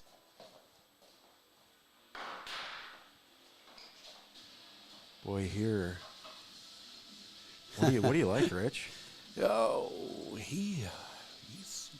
I see the 5 sneaking by the 11, and then if he can slow roll it enough, he's got the 3 back on the opposite side.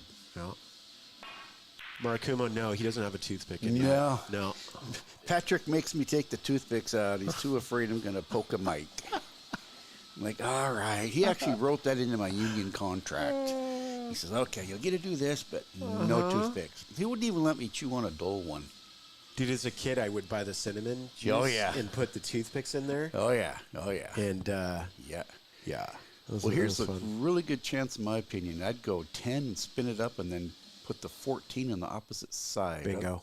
Otherwise, he's got to get right back into where he is right now, basically. Yeah. Yeah.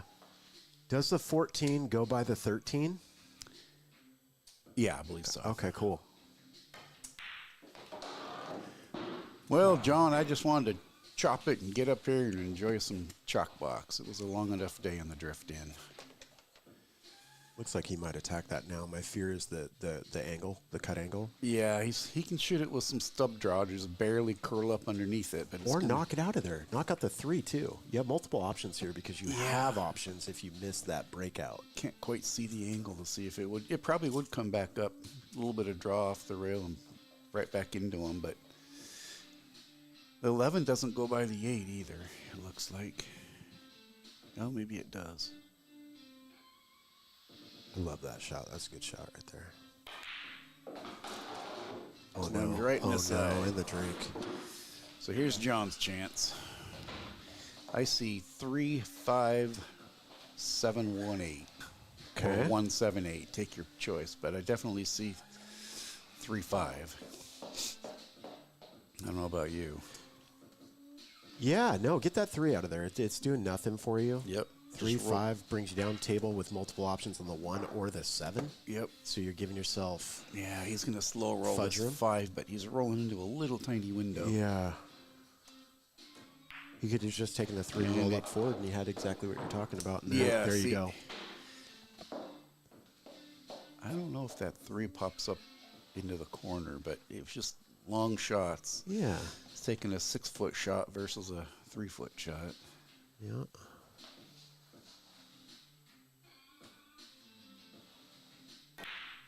Negative. Oh, Maybe. get some love. Yes, Get sir. some love. Look at this. Look at this stop shot on the 7. Stop shot on the 7. How do you feel when that happens? Do you feel bad for your opponent? Like, let's be honest. You're kind of happy, though. You're like, all right. It's a mixed emotion. I'm like, oh, I got away with that bet. Sorry, dude. Yeah. Oh, we got a hold of that one, didn't he? Right idea. Oh, and he got right. Oh, he says, got I'll just right. play a little bit of last pocket here, you know? I love it when I'm so wrong I get right. Yeah. It's just horrible.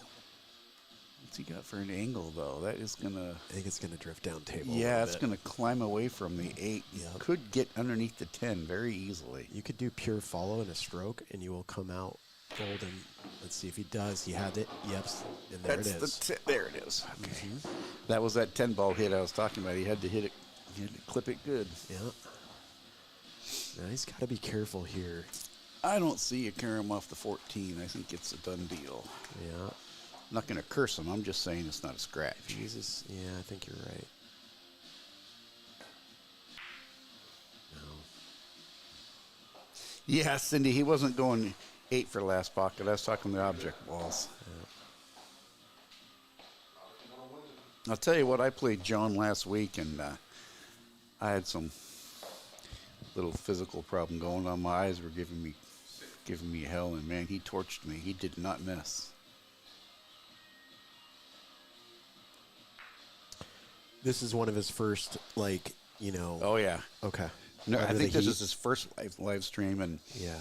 I don't even think he's like been in a big like a big tournament at the end or anything like that. So that's what I was talking to Patrick about. It's like, he goes, "What speed do you think he shoots?" I'm like, so I took a guess on the Fargo. I says, but that live stream and that big money, Yeah. it's how do you Yeah. react in pressure? You know? Yeah, we've never missed from the couch. So when guys, if you're home watching this, going, "God, these guys, what's going on here?"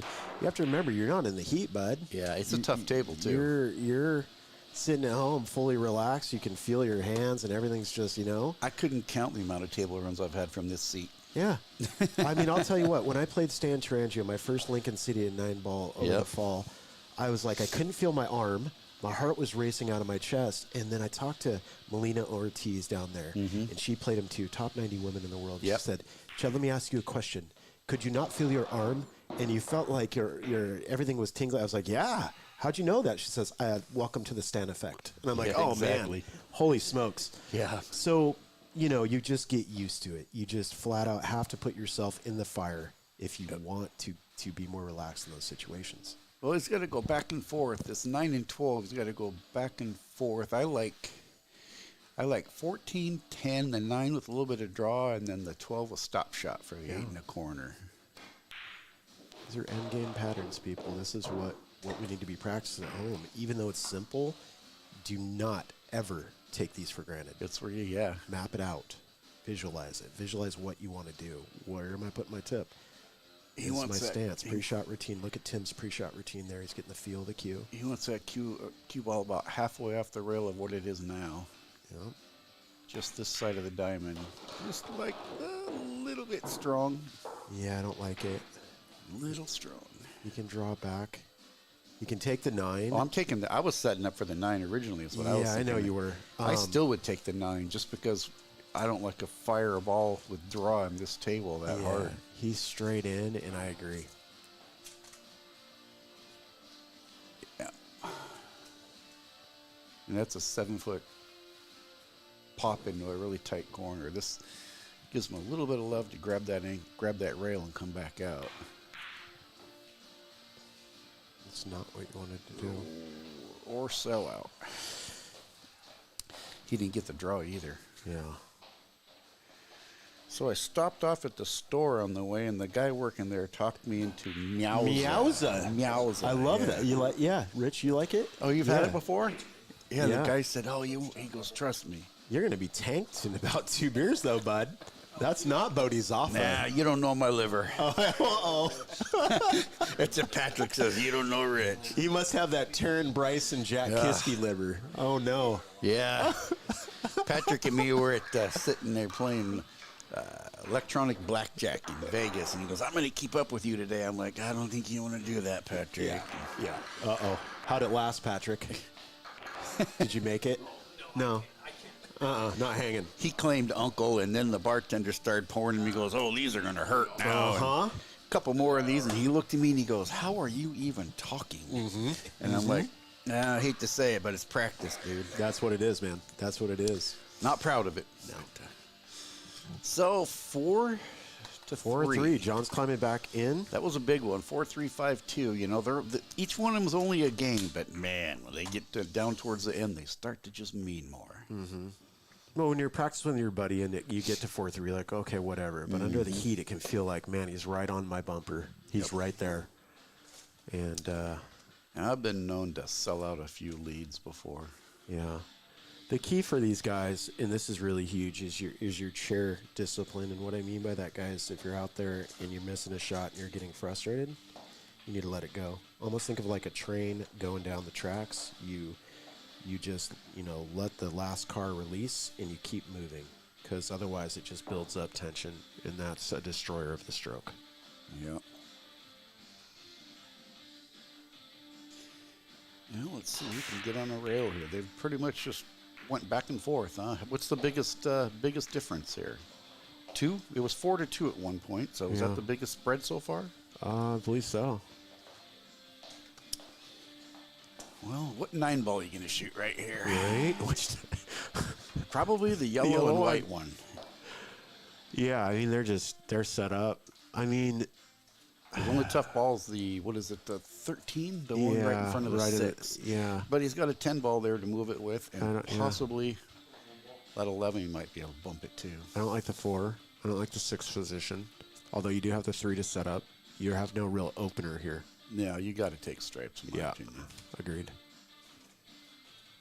And you have so many balls in position. You have the 10. You have the 12, you have the 15, he can get the on 11 to break that out. And he can get on 4 different balls right now. Shooting out of the jaws, just make the 9 and then go from there. He's got the 10, the 15? Yep. The 12, they all, 10, 15, 11, they all go. Yep. Or 12, 15, 11. Oh, he is taking solids. What are we doing? Really? Why would you? I mean, just look at how many bad balls there is. I don't like it. He had bad balls all over the place. You're looking right down the line. Is that 12 sneak by that 14? Yeah, it does. It does. It does, but it's... Yeah, it goes. But it's not a full pocket. I would say 3/4 of a pocket. So how are you feeling? That's a big thing. If you're in stroke, yeah, dude, absolutely. But if you're feeling the tension and these guys are missing a few balls, I'm not taking that. He's looking at a tough 5 ball right now, so...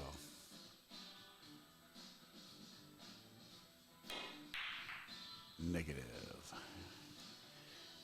Now someone's going to get a clean... Oh, there it went. I was going to say, going to get a clean shot, and then it just rolls right in. Oh. Right now, I take the 10 ball. Take the 10 ball, try and back it up. Still got to work on that 13. 15 goes. Another option is if I don't think he can get to the 12, but the 12 with follow or top right would get him that 15 broke out if the 15 doesn't go. But I don't mind this. I think you're right on this one. The draw, maybe? Oh, he got the breakout. Beautiful shot. Oh, he missed it. I didn't see that he missed it. He missed. I didn't see that. He got John's breakouts. What he got? This window.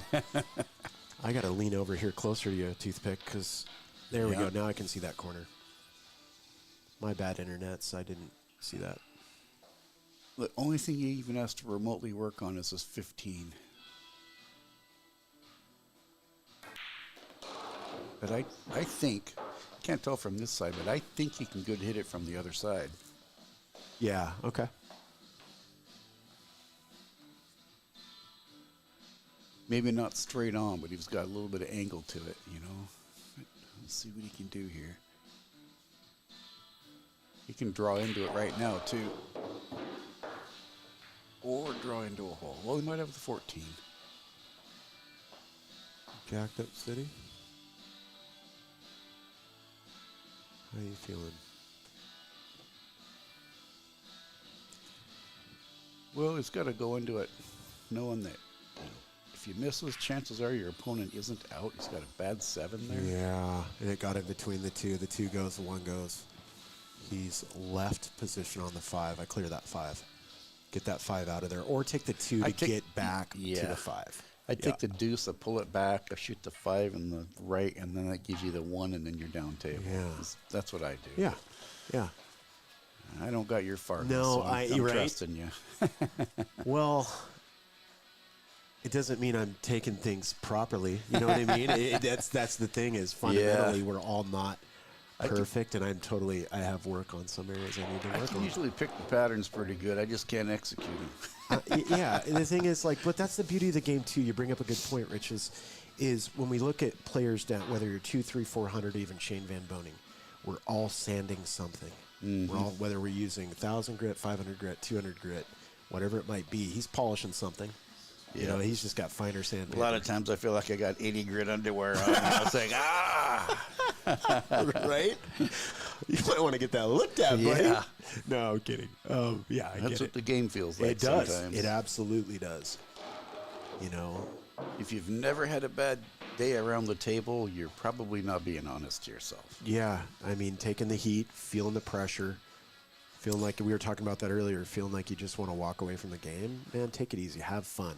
So what's he going to do for this 7 ball?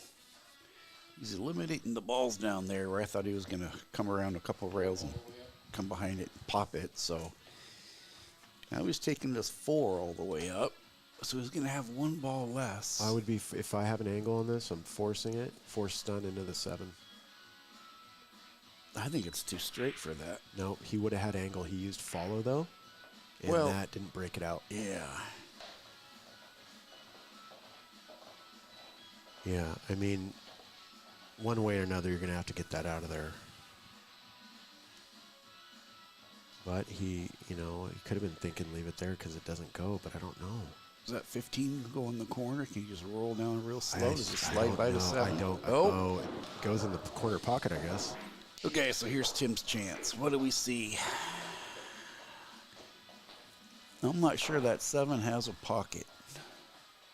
I can't tell from the... Because every once in a while these cameras will distort a little bit. Yeah. If that 7 goes clean right now, he's got to start there. I know it's a sharp angle, but what if you took the... oh, no, you can't do that. I was going to say take the 3 in the side, but you can't do that because the 8's in the way to break out. Well, here's one. Draw back and take the 7 because you got the 4. He's not going to do it, but you could have gave it an angle, and you could have. Or you could have followed that nickel into the side and went down and bumped the 7. Right.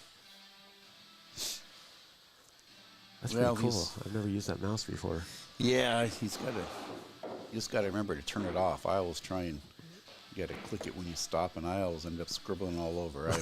I'm not John Madden on the commentator. Turducken. Yeah. What we have here is some turducken. Brett Favre. See, he puked up that 4 ball. I don't think that thing goes now, does it? I think he's going to lay it up. You can ticky off it. Yeah, He tried. I think it went. No. I like Shucheng. He uses the word ticky. Ticky, yeah. And I love the fact because he, in his commentary, and he did mine at Lincoln City, and it was just, I think Shu, and I know I'm playing him later.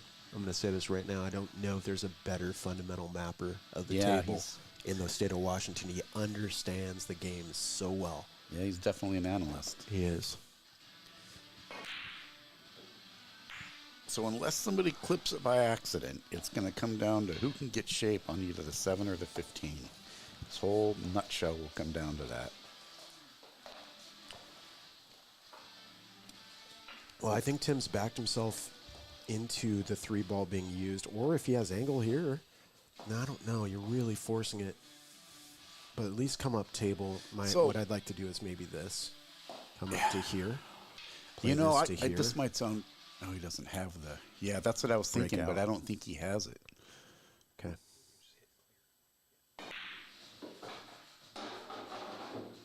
It's got to stop There for it him. is. There Yeah, so if he can cross back over, that 7 does go in the corner. I'm looking right at the table. It's not quite as tight as the camera makes it look. It's tight, but it goes. You're saying the 7 goes in this corner here? The far right, the top Oh, right yeah, corner. you could do that. Yep. I'd shoot the 3 forward and, drift across it and trying to get short side shape. Yep.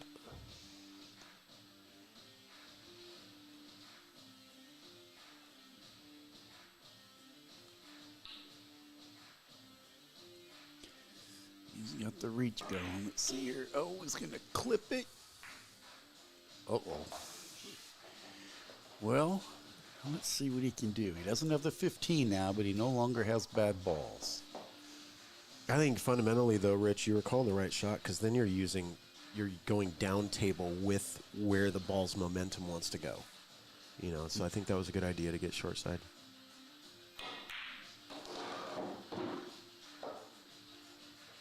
So he's got it right now. Pull it back a foot. You're golden. Or...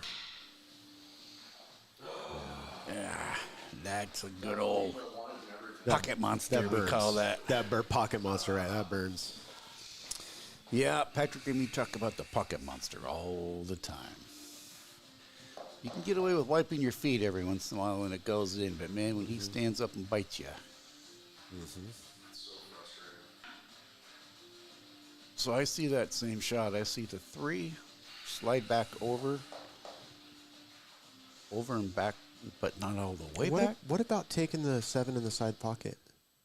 And if you 7 give in the side, yeah, correct. So 3 up, 7 in the side, giving yourself angle to drift down, maybe a little stun. Yeah, that's what I'm thinking. When he shoots this 3, he's going to come into the side or the corner leave angle. This is what I was thinking right here. He's got the corner. Okay. I was thinking of soft hitting the 3, but that's the beauty of 8 ball is there's multiple ways. You have tendencies that you like. Yep. I have tendencies that I like. And you don't get that 10 ball, 9 balls more cut. We do this, we do this, we do this. It's kind of the beauty of 8 ball. This is what I want to see, and no, the answer is no. I was going to say, does that 8 go by that 14? Negative. So now, I personally call that 7 in the side. He did call side. I didn't look at him.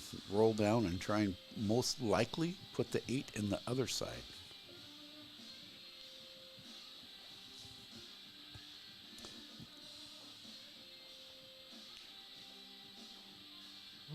Absolutely.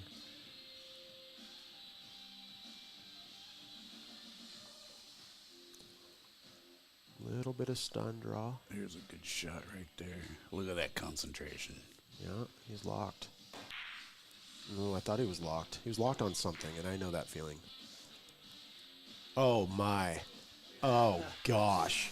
That's okay. That's one of Shucheng's tiki saves. You just roll you roll the 10, you bump the cue, you bring the cue right back out almost where it is, and the 10's in the way too. Yeah, I kind of like going off the 10, right side of the 10.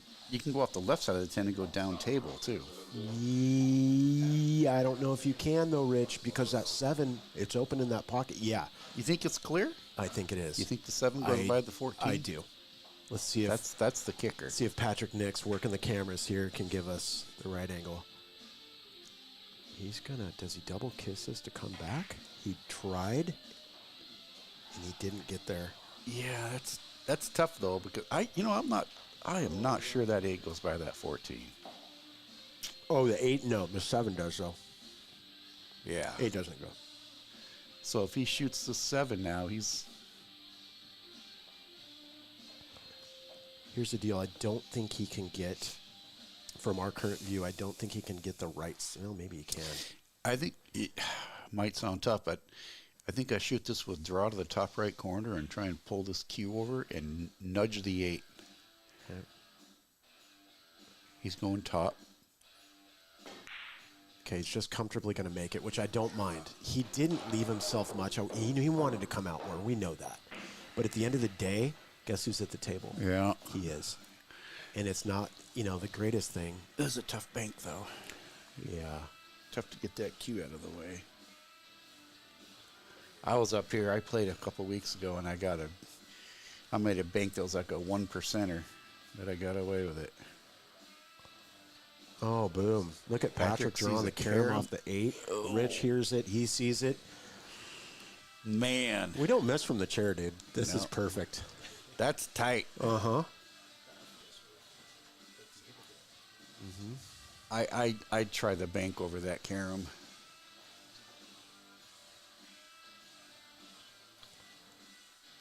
Oh, Yeah, he Patrick is- brings up a good point. You guys can't hear it, but he can not He's hit a rail trying here it. if he hits it too soft. He's trying it. Oh, he's risking it, but he got it. And he blocked it. Now, Well, is it The blocked 14's though? blocked.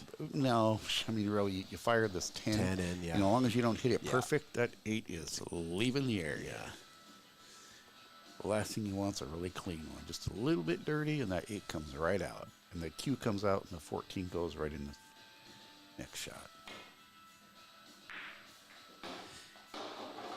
That works. Mm-hmm. That works. You just got to shoot this with some kill.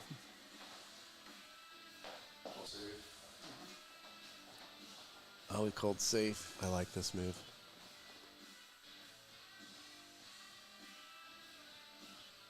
Leave it right there. He's going to come out too far, and I don't like that. I would have liked to have just tapped it, left it right there against the rail, because now you can open up an inside English kick below. So Well, plus he's got a bump versus just having a backdoor kick on it, and everything's going to open Patrick's rails are really clean, okay? On a dirty table, you ultimately could go,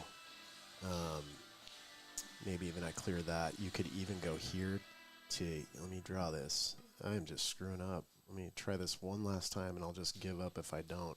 You could inside English here. Yeah, So here. I go the short side and then Okay. barely bump the Q into the 8, Yeah. and hopefully that Q knots up on that 14. Ooh, I like that. Yeah, absolutely. Because if you don't shoot it with pace, it's not coming out of there. You better test your nerves, though, because you can scratch very easily there. Well, no, I'm talking come rail first into it. Oh, okay. Yeah, I thought you were just talking about thinning the 8. Okay, No. that's fair. No, rail first into it, just barely bump the face of the 8 like this. Boom. Shoots a little bit hard, though. I've got too much John Wayne in me. I was going for it. Yeah.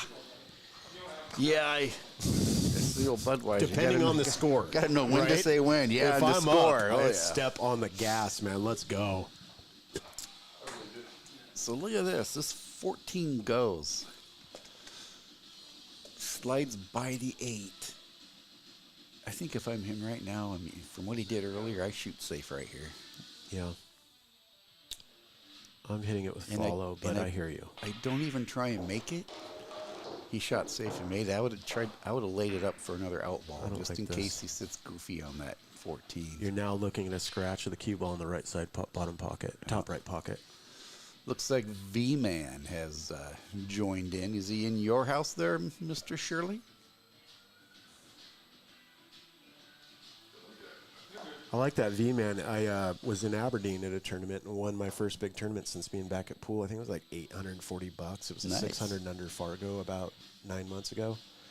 And Ooh, this is gutsy right he here. ran a good tournament. If he doesn't get it hit. Oh,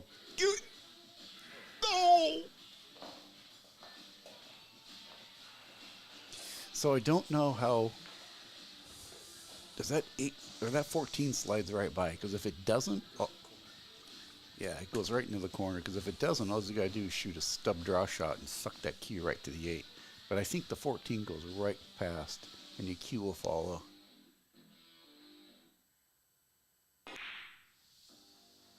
Just like that. how'd you hit it? Can't ask for more than that. Yeah, that is definitely a money shot. As my buddy Andrew McMahon says. He's getting in the meows. He likes it, Patrick's yeah. getting in the meows. Patrick jumped in my meows. That He says, I gotta try that. 14.7 alcohol volume. I gotta You're try gonna be that. toasting in fucking 20 minutes. Is it really? It's No, 8-1. it's lower than that. Yeah. Oh, you're He's good. He's good. Almost got a little Yeah, overzealous. a little drama. Yeah, there's the drama. Commercial time.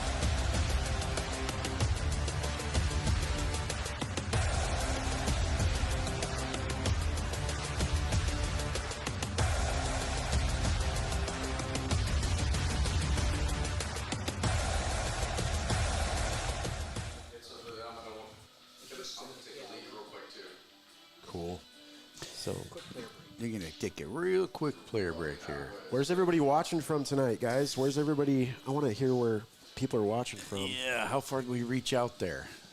I'm going to say Stockholm, Sweden. I said we've got overseas before. Yeah. Heck yeah. I've watched and We've got to the Philippines. Nice. I know when Bo plays, we always get up to the Philippines. And You want a game, you can ask the taxi driver from the airport. He probably was 700 Fargo. yeah. 4-4. So halfway there. Rick Jones. Welcome, Mr. Bad Boy, Indiana. Indiana, man. That's awesome. Heck yeah. Yeah, let's get you a little plug there, Rick.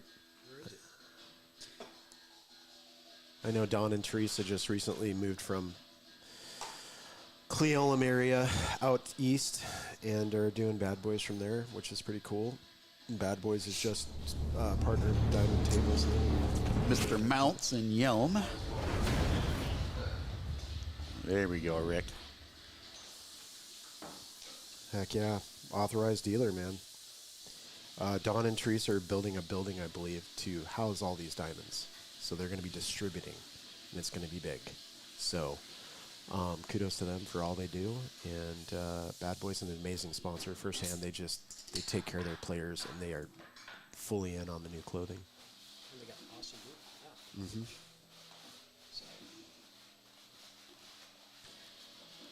Look at that. Coming up next. Is that John Malkovich? It's some evil character from a movie, dude. I don't know. I've had people reach out in messages like, dude, I don't know. That might be laser eyes too, right there.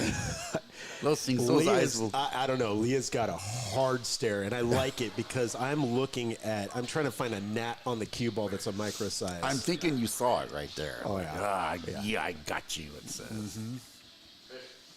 Lock in. It's got to lock in. Right on. So they both say, hey, race to 4. We're halfway there. I see Tim sporting his Smoking Bull barbecue. Get him a little plug there. I guess he does one heck of a job barbecuing. We have a local Kitsap versus, I believe, Thurston County tournament 2 years in a row. And Tim did some barbecuing. I guess it was to die for. Very nice. Carl, what's up, man, in Cleolum? Heck yeah, dude. I'm just down the road from you in North Bend. Living at 1,000 feet. Love it up there, but there's a lot of snow. There's a ton of snow. At Cleolum? Well, Cleolum too, but North Bend. Oh, you're at North Bend? Yeah. Right under Rattlesnake Ridge. Yeah. Good old exit, 31, 32, right? You nailed it. I think I've drove it a time or two. I would think you have. Yeah. Heck yeah. Yeah. All right, what's going on this table? Back to the action. Well, yeah, he's got a little bit of a cluster here. What do you take to break those? I mean, not necessarily, sometimes you got to take what you don't want to take in order to have. Oh, my goodness. He's like, he's pounding his chest. His heart's about ready to reach out and touch us. He says, my little heart's palpitating. Yeah. So now that he's taking those, he's going to have to take this. I'd roll forward and take, see, I was thinking go forward and then back cut the 12, cue to the bottom rail, and send the cue into that little cluster there. Yep. I noticed that John's pace is picking up. Is he getting more comfortable? I don't know, or, it's hard to say, but maybe he's trying to change things up a little bit. Sometimes you can get so slow and methodical, it takes you out of your rhythm. Yep. That's the thing with shooting a lot of defense is when you gotta flip the switch and shoot offense. Sometimes it's really hard to get that blood going again,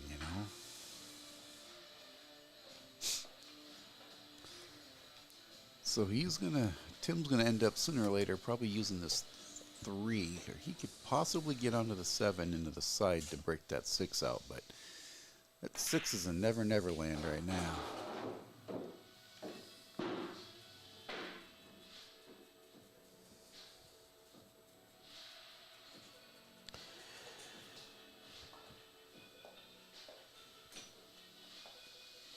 Yeah, I just don't see a breakout to the solids there. I mean, the 7.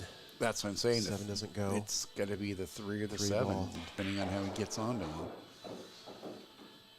Yeah, he could do it right here. I just whack into that 7. I take you down table. So if you miss the rack at the right speed, you got the 7 as a possible, or the 3 is a possible cut ball. I don't know. None of it's really. I'm not comfortable with any of it. Yeah, that's a lot of speed, and there's 5 feet in between the break here. You're in Normandy on the beach. You got to shoot. And you're 18. You're gonna have to shoot. You're 18. Yeah. Right, you're 18. Oh. Yeah. I just grazed the 13 and send the cue down to the far rail. Okay. Or the 6, I mean. I said the 13. He was hearing you. Must have. Perfect play. Just you're leaving stuff, though. Well, once the 3's gone, the small window, but the 6 actually has a pocket now. Yeah.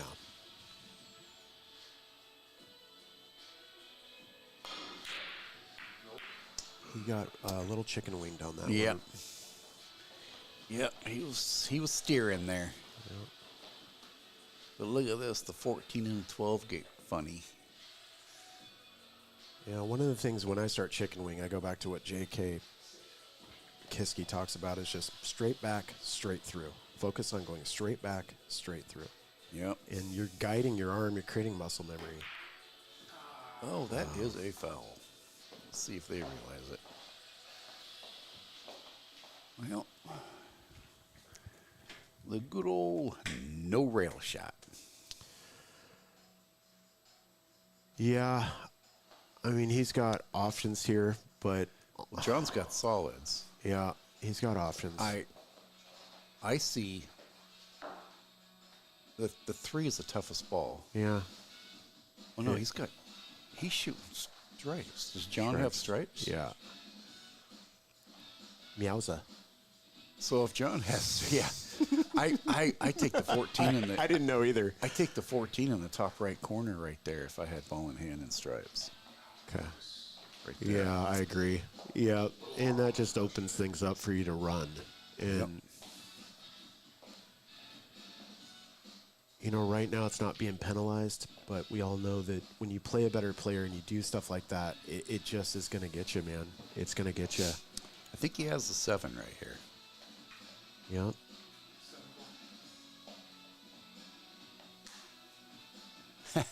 Cindy says the kitchen's livable again and the kids are chilling out. What about hitting the 7, rolling up, trying to get on the 3, but you have the 6 as a bailout in case you don't? And he did. Perfect. He did. That's perfect speed right there. Yep. Little pop draw shot. Pop right back into the 4. Use the 4 for a break. Mm-hmm. And you have the 6 set up. 6 in the corner, 4 in the side, 8 in the corner. Let's Love see it. what he does. It's going forward. Yeah. I mean, you can probably get away with this, but I think it was a little bit easier the other way. It was. I don't think this 4 goes by the 14. No, I would use a little outside English to now you're going to have to take the 4 in the bottom right corner. So you're going to use outside here on the 6. Yep, try and spin around, get Yep. that cue up around the 8. All about speed and staying still here. Do not move. Overrolled it, but he's going to get shape. Looky here, I had 2 pockets. Mm-hmm. Little stub draw, let's see what he can do.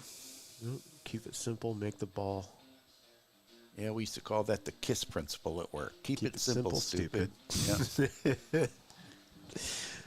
Problem is the stupid people don't listen. Yeah. Right. Yep.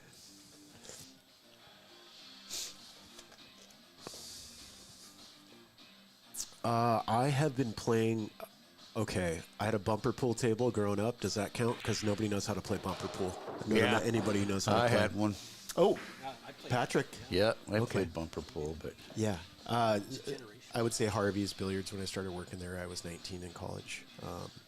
Shout out to Bert Harvey. I don't know how he's doing, but, you know, playing with Fast Eddie, Carrito, playing with Raul, those guys were seasoned monsters. nice shot.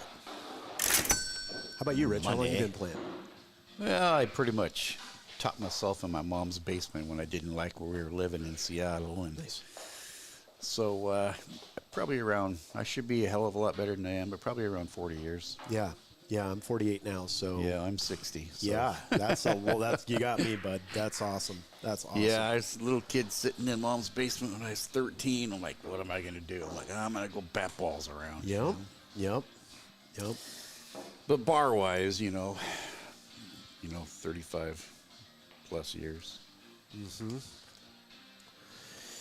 Yeah, I just think it's one of the best games in the world, bar none. Golf and pool for me. Well, they say pool is a spin-off from golf in early years. Wow. Yeah, it makes sense from a mental perspective and rolling the ball. It's kind of like putting, feel, touch. I've never swung a golf club. Nice. Only putt-putt. That probably is why I've... You have never swung a golf club. Never. Now, let me ask you something. Are you resentful at golf? Like, i.e. meaning, do you watch golf on TV and you go, these putts? No. These little putts. I just have enough. I hunt and I fish and I do some other things, and I don't even have That's the cool. time and the money to do the things I do. And I'm like, my wife tried to get me, and I was like, that's what I need, right? One more hobby that I can't afford to get PO'd at. Yeah. I think she's just trying to get me out of the house. There goes that center ball break, second ball right in the side pocket. Oh man. Yep. Boy, that 7 is set up for a breakout. I like solids here. The 7 breakout to the 4. But the problem is, look at that 8. It's trapped at the bottom of the table by both. They can't go in either corner. Yeah, and you don't have a lot of balls to get down here on short side of it either. Well, no, I'm sorry. The 8 might go in the bottom right corner. Now that I can see it, now I got up out of my chair. You think it slides past that 12? It's really close. That's really close. I agree. Yeah, so just putt-putt golf. That's probably why I play putt-putt pool. Speed, control, and feel, man. I'll sit on the putting green for hours just practicing. Everybody's on their age. You score 70 yards and in. Never been to a driving range. The only driving range I could say I was at, we were on a guy's trip, guy's getaway weekend, a beer drinking excuse weekend, and they managed to get us tossed out of a Top Golf. Oh, get out of here! That's hard to do. Well, it's not hard when you sneak into a private party of a firm and you sneak in. Mr. Scotty O'Quan, how are you doing, Mr. Crawdaddy? You enjoying that first place position? Scotty and me chopped it. Yep. Yep. I got a little bit of love along the way. We got close, and this is, Scotty, you want to chop it? I want to go help out Patrick. He goes, yeah, let's get out of here. Well, he knocked me congrats. down, so getting as a loser. So That's great, Scotty. Good shooting. yeah, I hear you, Logan. Yeah, Scott, I hear you. Too bad you don't know how to spell, buddy. I think you mean first place. But yeah, you're good with first pace also. Got to give you a bad time.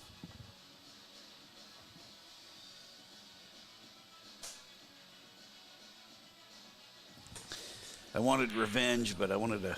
Oh, beautiful shot. Look at that shot. That was Cha-ching on that one, buddy. Nice shot, Timmy.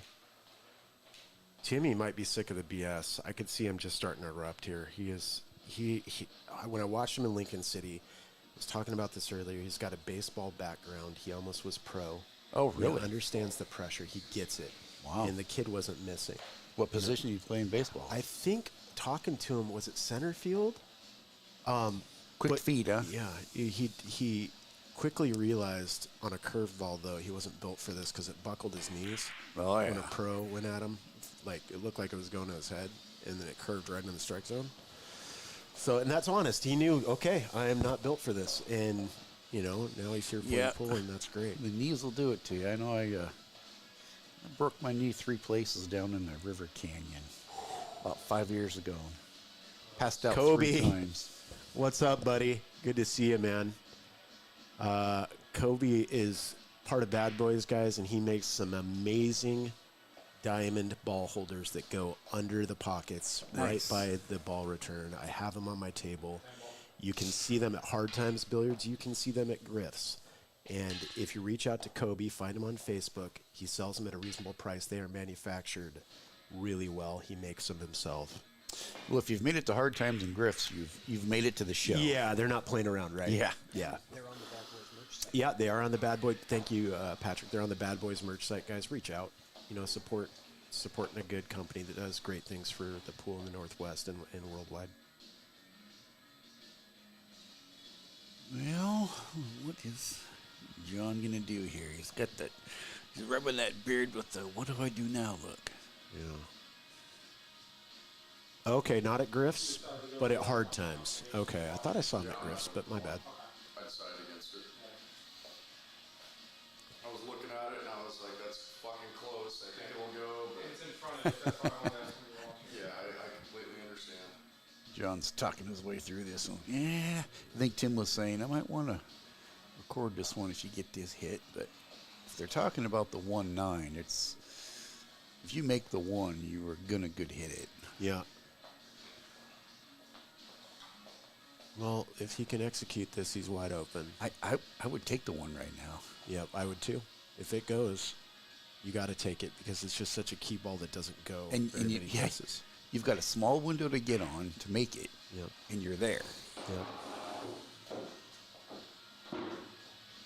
Yeah, I mean the 4 can drift you over, but why risk? Try to get better than that. You know. The 1 does come past the 9 into this bottom corner. Yeah. It might not look like it on the cameras, but I'm looking right through the aquarium window, and it does go.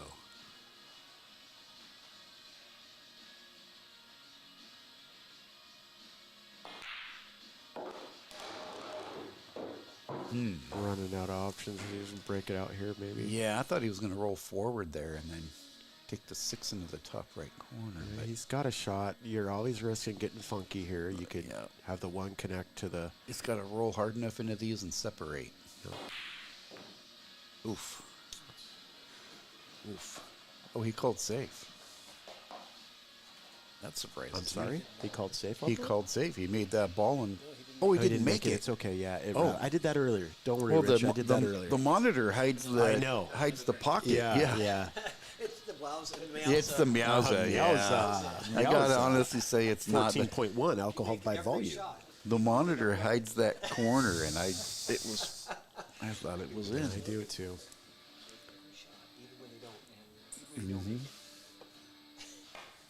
Does that 12 cross past the 6? Does it go past the 6? I don't think so. I don't think it does. I like slowly hitting that to set up the get the 10 if the 10 goes. It's got the 10 right now, I believe. Where? I believe he's got the really? sliding the 10 right by the 6, I believe. It's so much easier when you're at the table. You can see all the angles. Yeah. You know, we're fighting cameras, Well, guys. these cameras actually, I mean, They do they're a great awesome job. cameras. They do a great job. But, camera angles They change things. distort a little bit, yeah.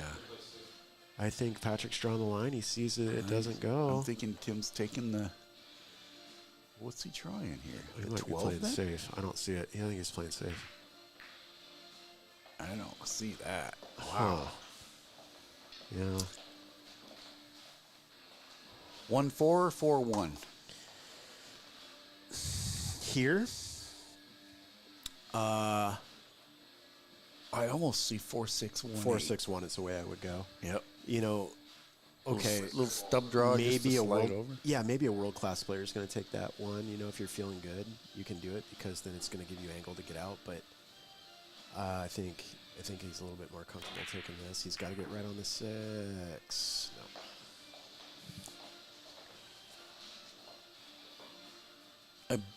I believe the 9 has the left side, but I'm Yeah. not positive. I don't like hitting this 10 here. Unless you're going to come off the ball, unless you can reverse it. And he did? Yeah, he shot He safe. did. Okay, I didn't see he could get that angle. That's a good play.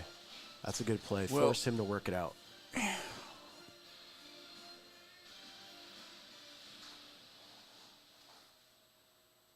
I don't know. I think I thinned the 6 with left and get the cue to the other end of the table, and you don't give him enough angle on the 10 ball, and then what's he have? Love it. The 1's blocking the 9. Yep. See, he's looking at carrying him the 6 and dumping the 10 and trying to stick him, but you're I just gonna leave a shot. I don't see that. You're just gonna leave the 12. I thin the 6 and I get. We still got the 4 ball way down there too, but yeah, see, too hard. Yeah. Just wanted to rub it and just roll it out and get It himself still that does pocket. the trick, but I see what you're saying. Absolutely, it does the trick because I don't think he can get the as you're seeing from the camera, the left side of the 10. Yeah, Todd, I'm in the Roomba again. I've got to support Patrick. Whatever you do, do not touch the 10 ball here. I'm gonna go to 9 ball in the corner. He's shooting the 9. He's going for the gusto. It's really a free shot, as long as he doesn't move that 6. But, you know, depending on where he leaves this cue ball, that 6-4, it sounds kind of crazy, but that 6-4 bank combo sits there all day long. It makes that pocket huge down there. Mm-hmm.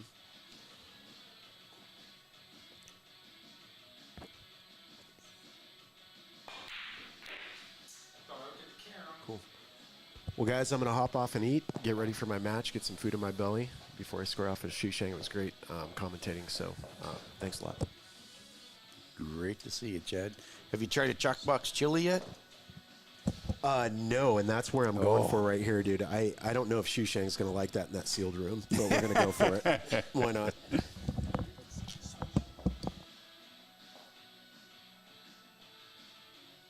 I'm going to call save.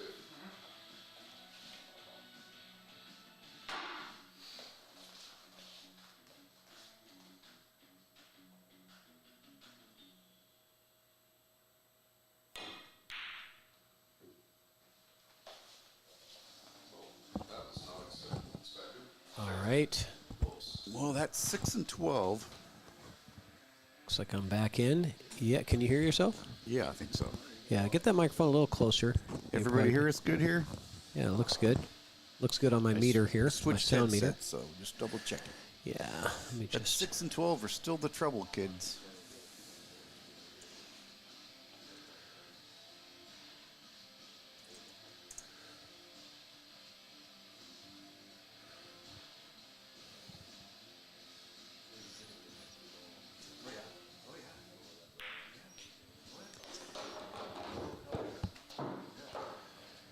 So, is he what's gonna do? what's the plan?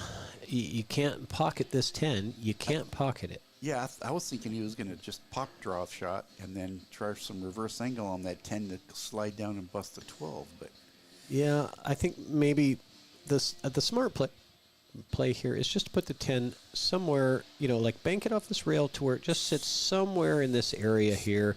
You don't want it to go in the pocket. That's the worst thing in the world for you.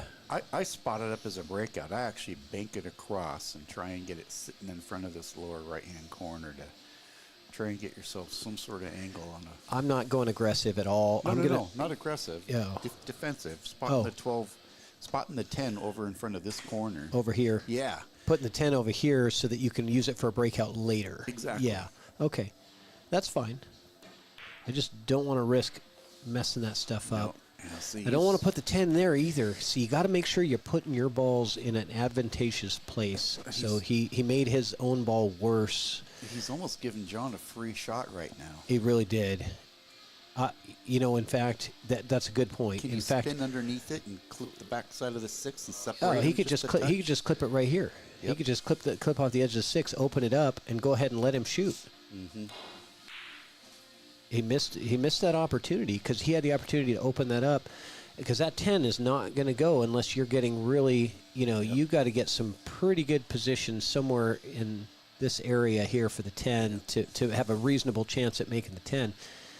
That was the opportunity to break out your ball. Yeah, he's got about a soccer ball size area in front of that 10 ball to get a leave, so he's going to move it now, which is a smart thing. He's got to put it in front of a pocket.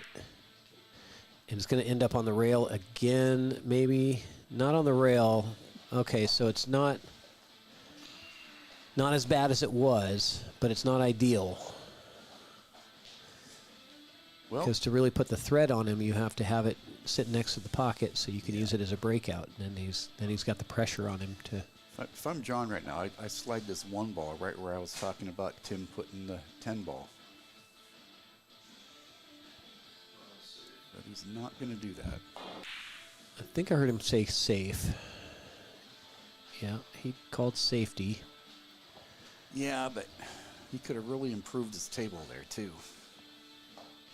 Well, and I think that's just the experience of, he really needs a breakout ball spotted up down here somewhere. Yeah, getting more experience will kind of teach you that it'll ingrain those strategies in your head. Every time you play a safety, moving something to a better position than it was, or making your opponent's ball worse than it was. So watch this tomorrow and go, oh, God, they were right. They might say, you guys don't know what you're talking about. Yeah. We'll see. That was a good shot there. At least he's got it by the pocket. But yeah, I don't know. This is going to be a little cat and mouse here until that 6-12 gets figured out. I can't tell. Can he carom that 6, dump the 10, and roll the cue to the other end? Maybe. Probably not, though. Not accurately, not consistently. Yeah, see. So he called safe. He called safe, and he's taking away. Yeah, his he called breakout he called a balls. safety and worsened his position because now he has less balls on the table. So, yeah, exactly. When you call safe, you don't want to pocket a ball because it makes it worse for you. It's always better to keep your balls on the table, give you more targets later, put them in a better position. Yep. Get My yourself wife a better used to- chance. Used to bug my wife when I was trying to teach her, and I'd tell her, it took her a long time to understand what I was really saying. And when I used to say, you're playing to lose by less. But I made the ball. Yeah, but does it go in the W column? Yeah, there's only one ball that counts. Yep. All the rest of them are just for position on the black one.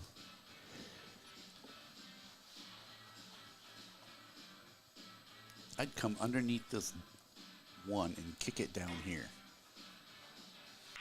Carl Taylor says 2-putt the balls like in golf. Yeah. Yeah, 2-putt. Yeah. Yeah. So move it a little bit closer. With a layup. Yeah. Yeah, I'll tell you, that 6-12-10 is just nothing lays good there. But they As don't you can look, see. I can't tell. Is the 10 froze? Yeah, I think so. So if that 10 was froze right there, Well, they didn't check. and so they checked, that it's- would have been a foul. Right yeah, there. but it's only a foul if you've actually looked at it and determined that it's frozen ball. Correct. Yeah. If nobody's determined that it's frozen, it's not a foul. And once again, that's probably The experience level. Yeah. Yep. Yeah, experienced player would definitely have come up and looked at that and said, it's froze. Yep. I bank this 1 ball right down here. The last thing he wants to do is pocket this ball, even if he calls safe. He tried. The scratch was better than pocketing. Actually, scratching right there Yeah. was probably better than pocketing the ball, but he's angry about it. But it was probably a better outcome for him because now Tim has ball in hand. Especially where the 1 ball Yeah, laid so out. Because he can't here's draw. here's what I do with ball in hand. I put the cue ball right here, and I just hit off a thin piece of this 12, and I bring that cue ball all the way back up table, and I'm sitting the cue ball right in this area here. That's what I'm doing, and I just want to loosen up the 12. As long as you don't free that 6 up too The 6 is going to go roll more towards the 10 there, as you can see the angle. I think that's, with ball in hand, I think that's very executable shot. See, I think Going for the breakout is really not good because the 1 is blocking your pocket. Exactly. You have to break it out really hard. You're not, it's not going anywhere. So right now, I shoot the 12-1 combo and try and get the cue to the other end of the table. I'm doing my same safety. I'm going to try to clip off this ball, and I'm going to try to bring the cue ball into this area. That's all I'm trying to do. It's a 9-foot table, guys. Yep. You play a 9-foot play 9-foot table pool.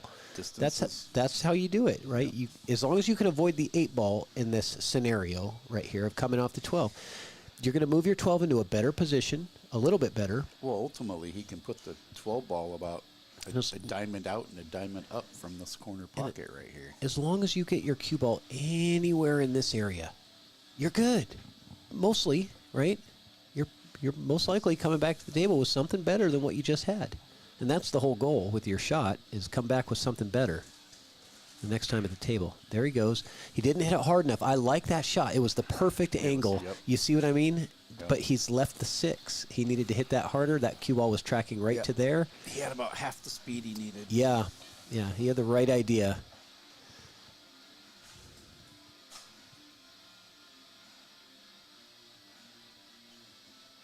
Can John hold this?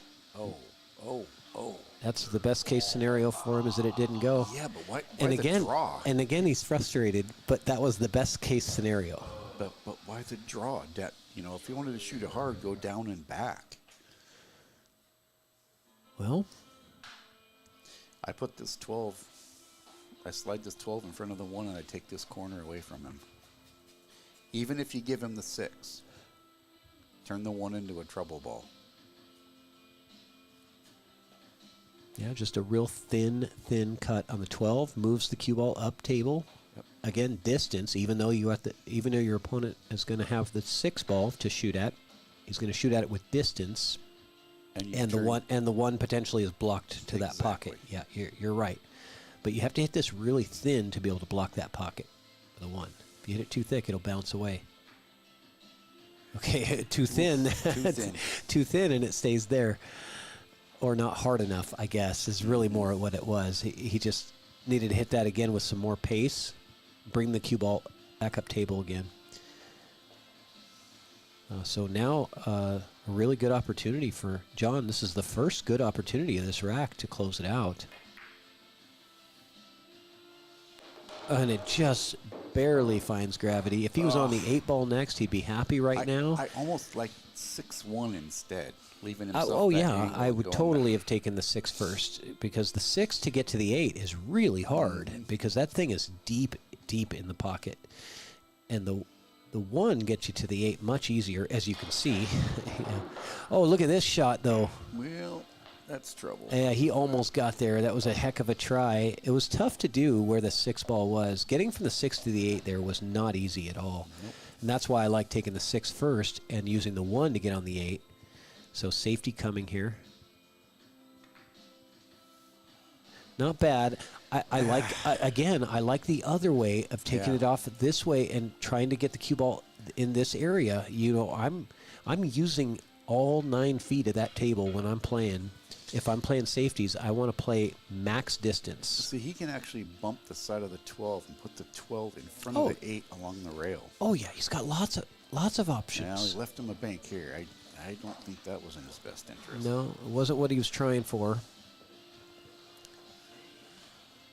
So this right here is almost a free shot for John. If he could hold the cue ball to the rail. Stub draw bank shot. Stick the cue right there. He's just playing safety. And we're going to see another safety. And this time he's going to have a better chance of getting the... But if he wanted to shoot safe there, he could have glanced the right side of the 8 and stuck the 8 in between the cue and the 10. Right. And that's the experience level, right? So here, he could go for the cut, but I don't think he should. He should just hit it right about there, banking the 12 off of this rail into the path of the 8 ball. And your cue ball position is going to be somewhere in here. You're going to sell... You might give up the bank, right? And he might make it, but if he doesn't, you win the rack. Right? I'd buy that for $1.98. Yeah, that show. Or you just send the cue ball back up. If you're sure that you're going to block the path, get the 12 ball here. Then you could send the cue ball, all the way back up here, right? And then you're good. Yeah, he's got to make sure he doesn't give him this clean bank window that John turned down the first time. I think he turned down a free shot. Well, he turned down because he could, right? And he knew that he was going to get back to the table again. But this, okay. So now he has to fire. No, he doesn't. He grazes the right side of the 8 ball and sticks the cue on the rack. That's really kind of risky because I don't think so. if you hit it too full, the 8 goes past. You can sell out. Well, don't hit it too full. What else does he do here? Well, I think you can stiffen this bank to the side. I think. Fire the bank right now, you mean? Yeah. And you could even hit it with draw and try to draw the cue ball back to here. Yeah, that's a tiny little window there. I shoot safe. And then you're only selling out a bank. I rub the side of the 8. Yeah, I've had too many of those go wrong on me. I don't know. When you and me were playing Scotch doubles. I might play remember that that? safe, yeah. You can't roll that soft. Remember that? We got away with it. He's firing the bank. I'm being too authoritative. Okay, well, thanks for the feedback. I appreciate that. So he tried to hold the cue ball to the bottom rail. Didn't quite get there.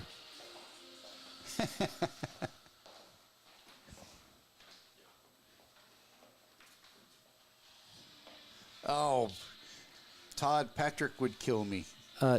Chad is playing someone, Nicole. He's playing tonight. He's going to be playing Shucheng Chao tonight. So Boy. You put this right in the Never Never Land. hang out because up next is Chad Razwick. You get your wish. Your wish is our command. He's playing Shucheng Chao. As soon as this match is over, we have an estimated start time of 9 p.m. I think we're going to go a little past that. The players kind of knew it was going to be a late night tonight. We've got big money on the line, so I wanted to make sure that they had longer races to We got a drill partner make sure. tonight? Yep, we're going to do the drill partner competition. Nice try on the bank, and It's gonna lay up. we're going to get...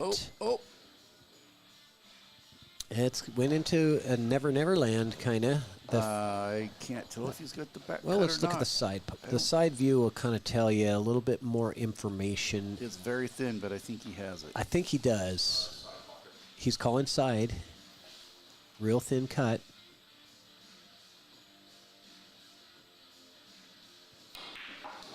Money. He drills Once it. that cue ball settles down. Boy, there you he go. really let that cue ball loose, didn't he?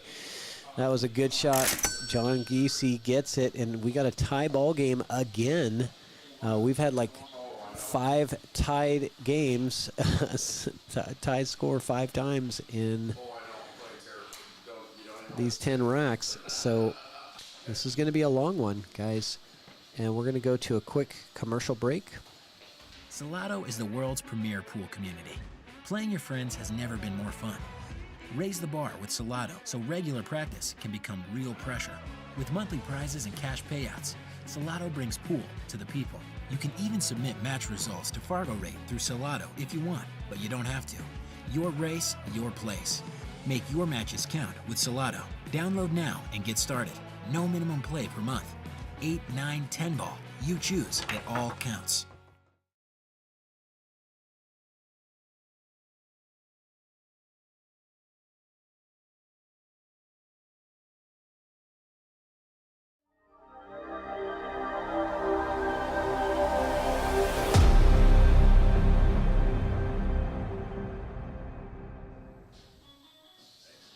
All right, we're back, and a miscue on the break. That was not a legal break. You have to drive 4 balls to a rail for it to be a legal break, and only 1 ball and the cue ball hit the rail. So, yeah, they want a rule clarification. I'm going to go in there and talk to them real quick. I'll be right back. So that was an illegal break because you have to hit 4 balls to a rail. It's his option to re-rack and break or let you re-break the rack. I'll take a break. Yep.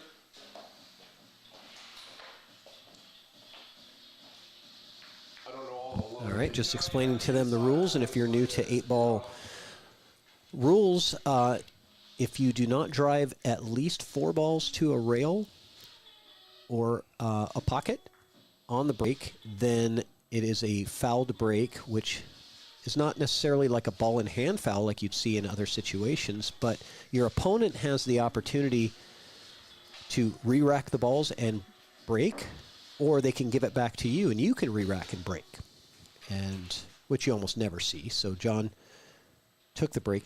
Interesting statistic, though, that I've pulled from many, many ChalkBox matches is when players are rated under 500, the advantage goes to the player that is not breaking. I found that very interesting. In fact, it was almost 60-40. 60% win percentage for the player that does not break. That doesn't really surprise me. It's not when you think about they it. get a ball and they get 2 or 3 balls out of the way, and then Exactly, not right? so much traffic for the incoming player. Exactly, right? So if you're now on ChalkBox, ChalkBox is a 9-foot diamond. So the runouts are few and far between for a sub 500 rated player. Not easy to run out, even with a good open break. So the advantage technically would be to say, no, you go ahead and re-rack and break you break again, right? Not knowing those statistics, you might think, oh, well, I have the break, it's my advantage, because generally in pool that's true.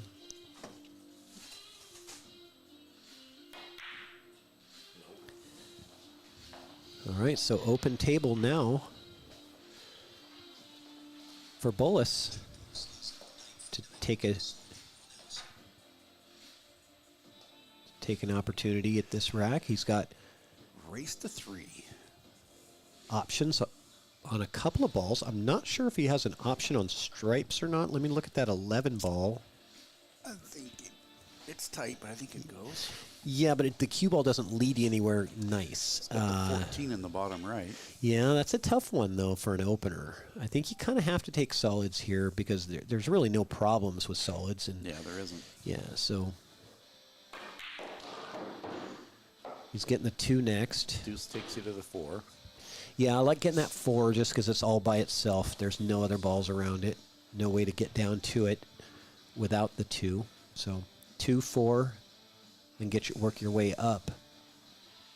You have to be mindful of your position play for the 1 ball, I think, because you just have that window to get in on the 1, and that's going to be.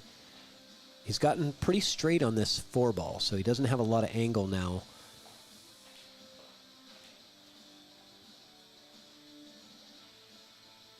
Yeah, I can't. You almost have to force this with low right, drag the rail, and spin back out. He's so straight. Okay. That was a nice stun shot there. You're seeing the stroke from Tim. He's got a good stroke. Just know it. 3-5-1. 3-5-1-8.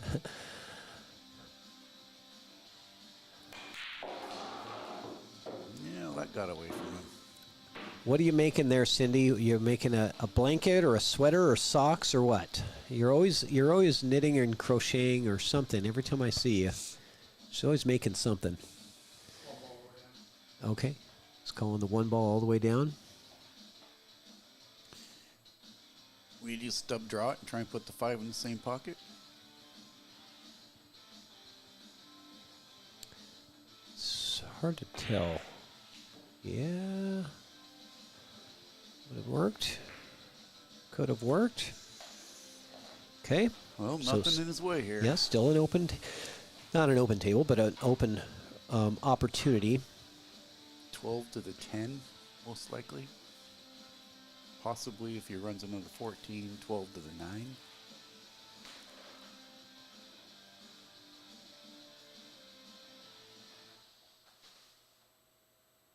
Oh, we got the face man in the chat. What's up, Joe? That's Joe Town. Is he shooting the 14? What is he, or the 10 ball?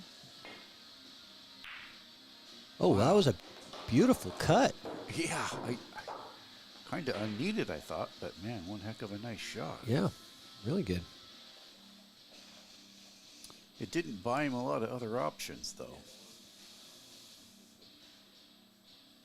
No, but it probably felt good. Pocket a ball, like Yeah, that. but can he see the 9? I guess he can. Oh, I didn't get to the camera quick enough. He better need a little bit more roll. Oh, does that 11 pass? I think it does. Tight, but see, he's got himself into Yeah, well, into trouble, and he's trying to fire shots and work his I way think back I think he can work himself out of this. Honestly, is he going side pocket?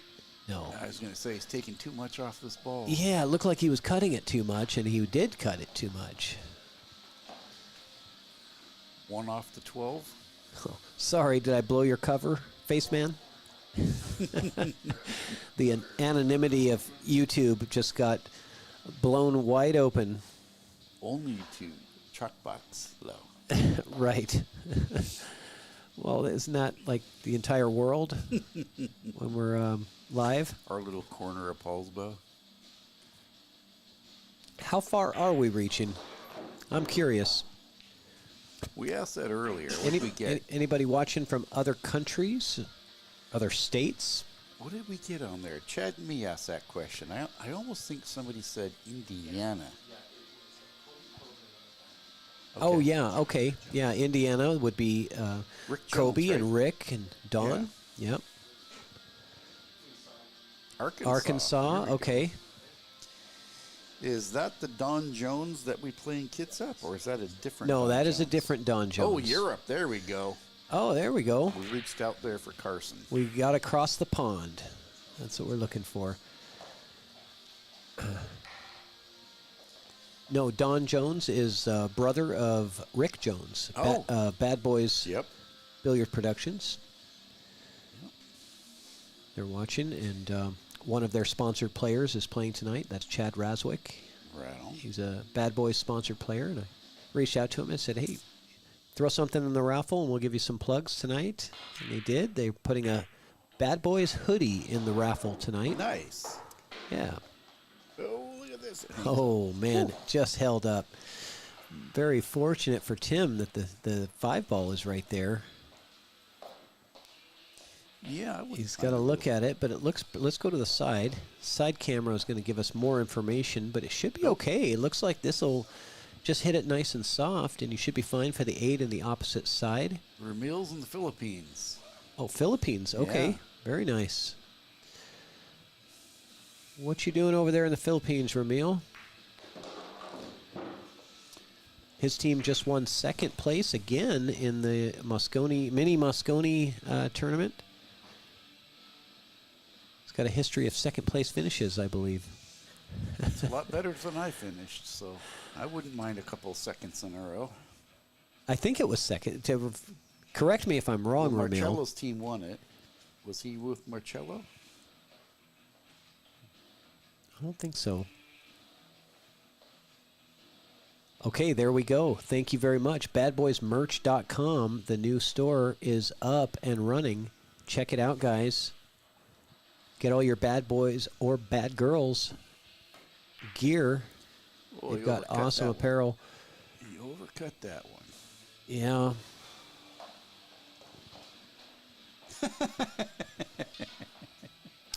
Yeah. Yeah. People from Europe and Arkansas saw Mike Vanderbeck's nipples. That is correct. That's priceless. In fact, that might have gotten us more viewers, actually. I think the word got across the world, spread across the world, that Vanderbeck's nipples were being shown live. and all of a sudden we got a flood of new viewers from all over. You're killing me. I should go back to the I should go back to the watch. That one. That was Oh, gonna cost him. no. That is going to cost the rack. We should check out the watch party and see what's going on over there at Baby Cakes Billiards. I was going to say, he did a watch party, huh? Yeah, he did, but I don't know if it's still working or not. I got to see. We got to refresh that and see if that's working. So there's 6-5. Yeah. It's not live. He gave me a camera feed to his house, and but it's not live anymore. I'm just getting the spinning wheel when I'm looking at it. So if they want to get it fixed, I'll plug them again. But we got to go to the. Let's give the bad boys some love. Killing me.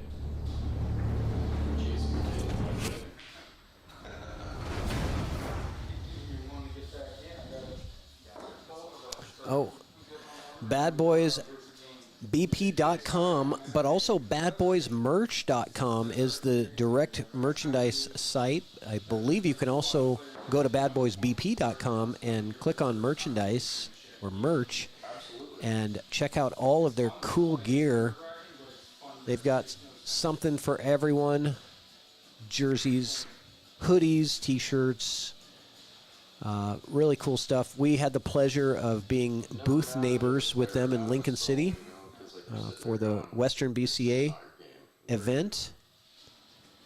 And, oh, by the way, speaking of Lincoln City, we have something to announce. We have completed the Top Shots contest. Nice. So all the judges' results are in, guys. If you were in Lincoln City, Oregon, and you submitted a result, we did a Top Shots contest. And when do the results come out? First place prize. They come out tonight on Nice. ChalkBox. Oh, Yes. So imagine this is the premiere.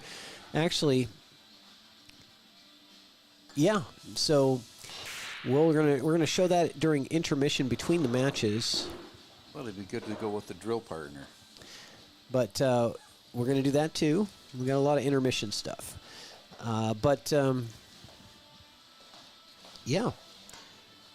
The contest was if you played on an Evo Sports live stream table, and if you had a great shot, you just send us the clip of that shot and hashtag Evo highlights, and we get it. And then we have our panel of judges, which is the sponsors for Western BCA. So our judges were Tony Bloom from the Roadhouse. We had Jake Bratley from Bratley's Billiard Glasses. We had Jake and Brittany DeWalt from Savage Billiard Apparel. We also had, who else was my judges for this event? I'm sorry if I forgot, but it says in the video that we had like 5 or 6 different judges. So we let the sponsors be judges, which was really cool. And we have a winner. Ding, ding, winner, winner, chicken dinner. Everybody kind of already thinks that they know who the winner is because there was one shot that stood out above all others in the event. But I didn't have any control. It's just the judges did what they did, and they rated things the way they rated. So don't get mad at me if it's not the way you guys expect. I'm just saying. The one I'm thinking was not only an incredible shot, it was the timing. Yeah, I know what you're talking about. Okay, so back to the action here. But we have a highlight reel video queued up, ready to go. It's like 4 minutes long, though, so maybe during a player break or something like that, we can put it in. But So the biggest problem I see with this table, if you have stripes, is the almighty 8-ball. It has to be moved, or a very, very small window to get on it. Yeah, you're probably right. Well, let me see. Yeah. Yep, it does not go to that pocket. Doesn't go by the 3, does it? No, and it doesn't go by the 1 either. I'm looking at that right now on my other camera. Most likely has the side blocked. Can you get a view of that? Does it slide by the 15? I don't have a view of that angle. I don't think it does, though. At some point, I'll have 20 cameras around the room where I can get every angle, but you cannot hide. We're not there yet. We will find you. Yeah.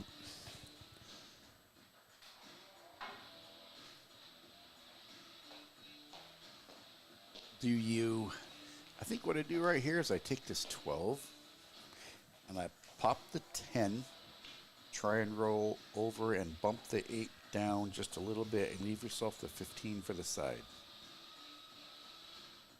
Yeah, I like it. Good shot.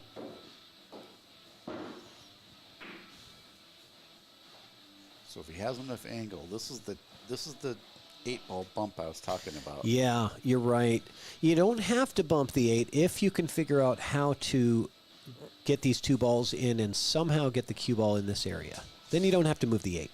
Well, yeah, but But that's not easy. Yeah, I try and move the 8 right now with the 10. I think I would too, honestly, because just a higher percentage, I think. Yeah, yeah, you could play the 10 and then play the 15 on the side, come around 3 rails to that short shape on the 8. But he likes your idea, and that was a well-executed shot. I don't think it goes by the 4, though. Well, If that 8 would have rolled like 1 more inch. yeah, it's too hard to tell from my angle either. Let's go to the overhead. Maybe the overhead will tell us. Yep. It needed a couple inches more. But, God, he can't draw back either. If he could draw back to where he is, he could cut the 8 in the lower right. But I don't Now, think he can. might be able to... He might be able to get this 8 just past the 4 real soft afterwards Take and the pocket? just own that pocket. You know? Okay, I like this too. See, that's what I was looking at. I Yeah. couldn't tell from the angle if he could do that. Yeah. There we go. You got to swing for it right here. You got to Oh, swing yeah. for the fences. No doubt about it. This is your chance to win the rack and to take a 2-game lead And to get on the hill. and to get on the hill. Yeah, this is huge. Making this 8 ball right here is huge.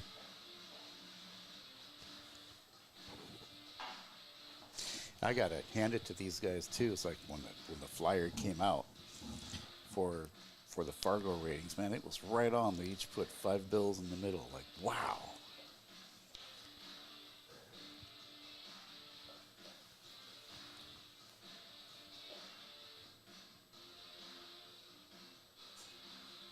You have to bet at least your Fargo. Nope, it's going to hang. It's going to hang, but you know what we call that in 8 ball? And the young people won't understand what I'm saying, but I say we got that on layaway. Yeah.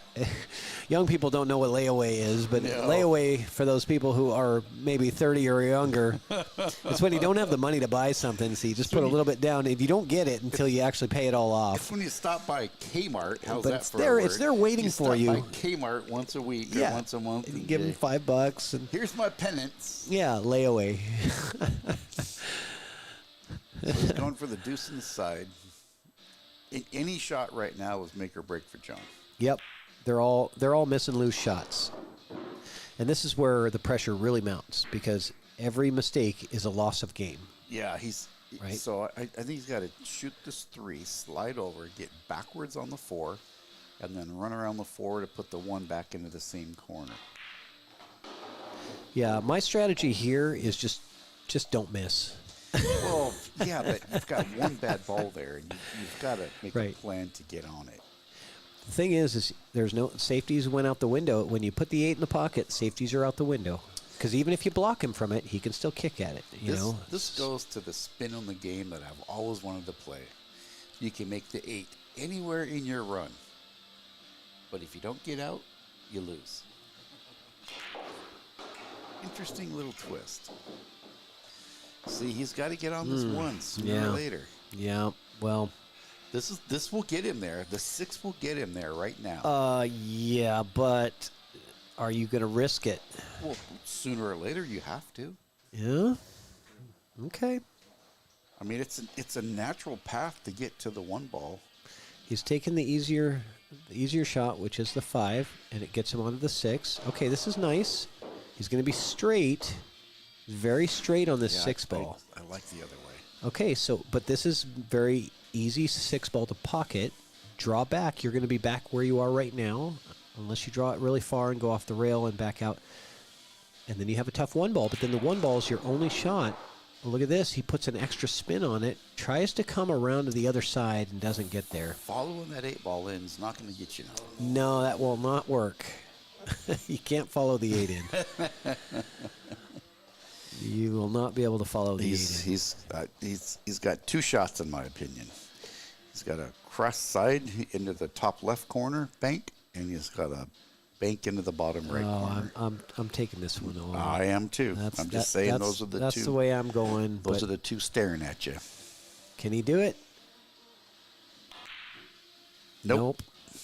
And his opponent will be on the hill. See, that's why I liked that 6 ball shot when I he know. had it. It was tougher. It was a tougher shot at the time. It was a viable shot. That But was it probably a would've- 75% shot that would have taken him right down for the leave. I don't mind what he did because if he would have gotten an angle on that 1, he'd have been fine. Yeah. Okay, Tim decides to Put some to hit pepper with on some that one, pepper didn't and, he? and draw, and he's on the hill. And we're getting close. Make sure to like and subscribe to the YouTube channel that we've got out there. Really helps us out. Hit us up on YouTube, ChalkBox Productions. Like and subscribe.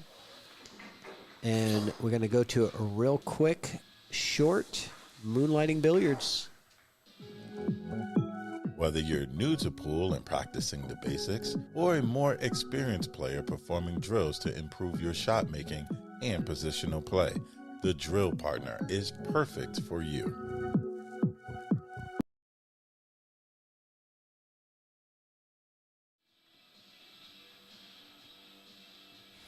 Smokin' Bull Barbecue. Right there. I'll tell you what. From what I heard, that was amazing. Oh, it was amazing. He brought he does catering and barbecue competitions. If you guys like barbecue, hit up Smokin' Bull Barbecue. And he's not paying me to say that, by the way. He's not a paid sponsor. I will just put that disclaimer out there.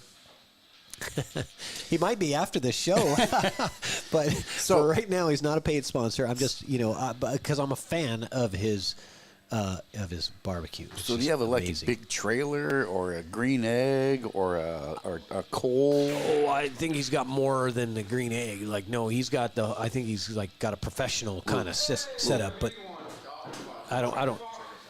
Traeger pellet. Huh? A Traeger, okay. Yeah. Traeger pellet, okay. Tell you what, I've done some amazing things. Once I learned how to use them, I've made some pretty yummy meals with Traegers.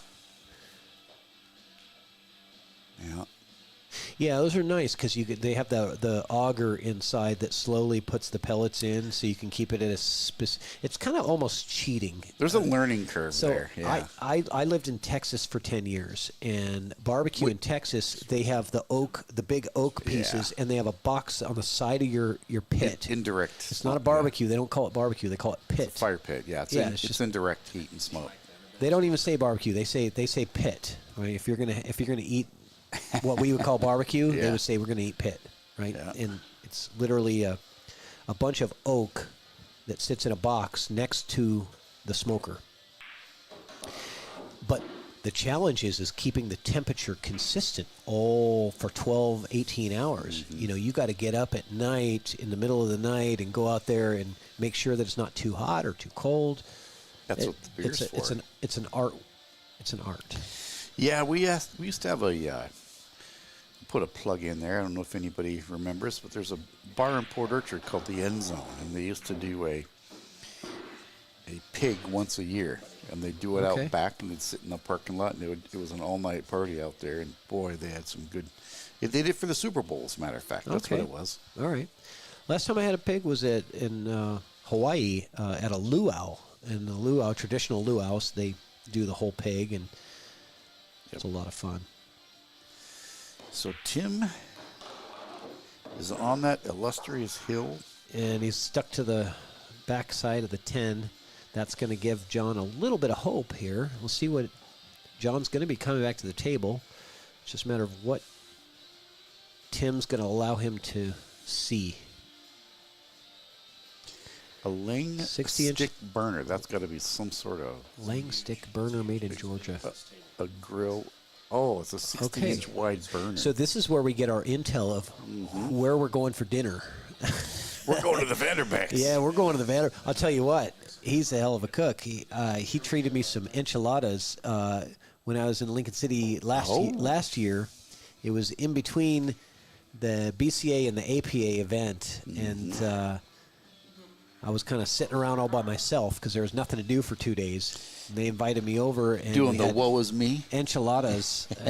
Amazing enchiladas. So shout out to Mike Vanderbeck and his cooking skills. So John gets a bowl in hand and try and... I'm getting hungry now. Stay alive. Yeah, I had snacks at the Toto tournament, so I'm be eyeing that chili in between matches here. Yeah, the intermission, I might have to help myself to some ChalkBox chili as well. All right, so... John has a bowl in hand. You've got to start with the 3. Well, you might start with the safety. No. Why not? I shoot the three. Why not just put the cue ball right here and pop the 3? Freeing it up. You're going to hold the cue ball right to the backside of the 3. What else what's he going to do? You've got everything open.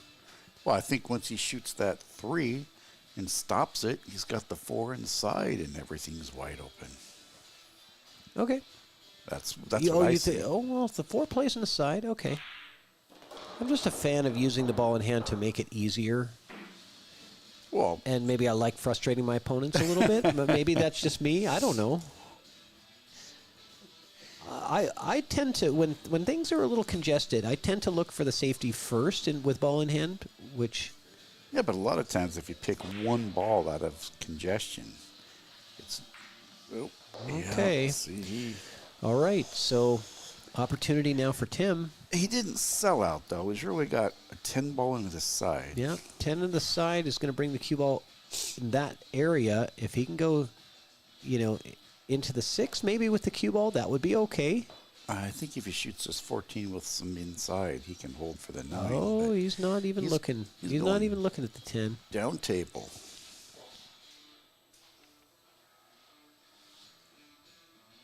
Yeah.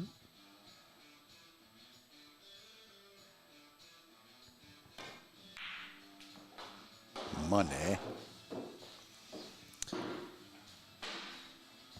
That 11's, it goes, but it's past. The 11 might get him to the 10.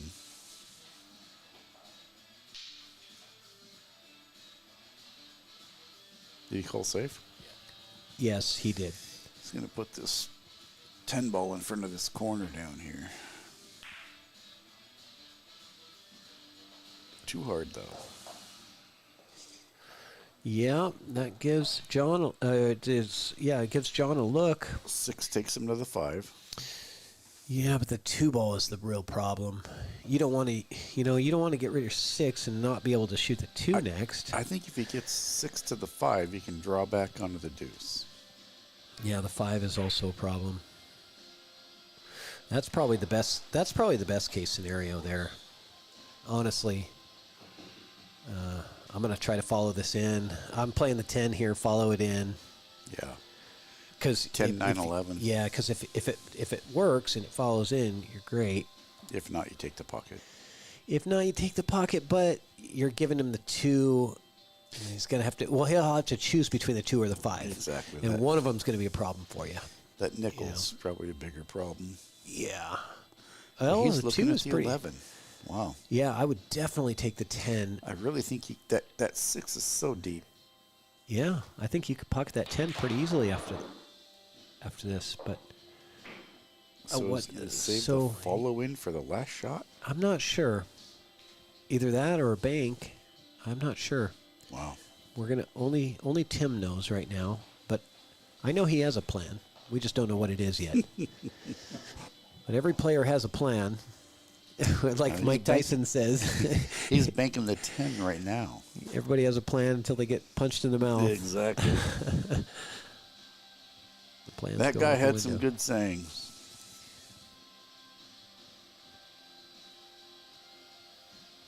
Yep.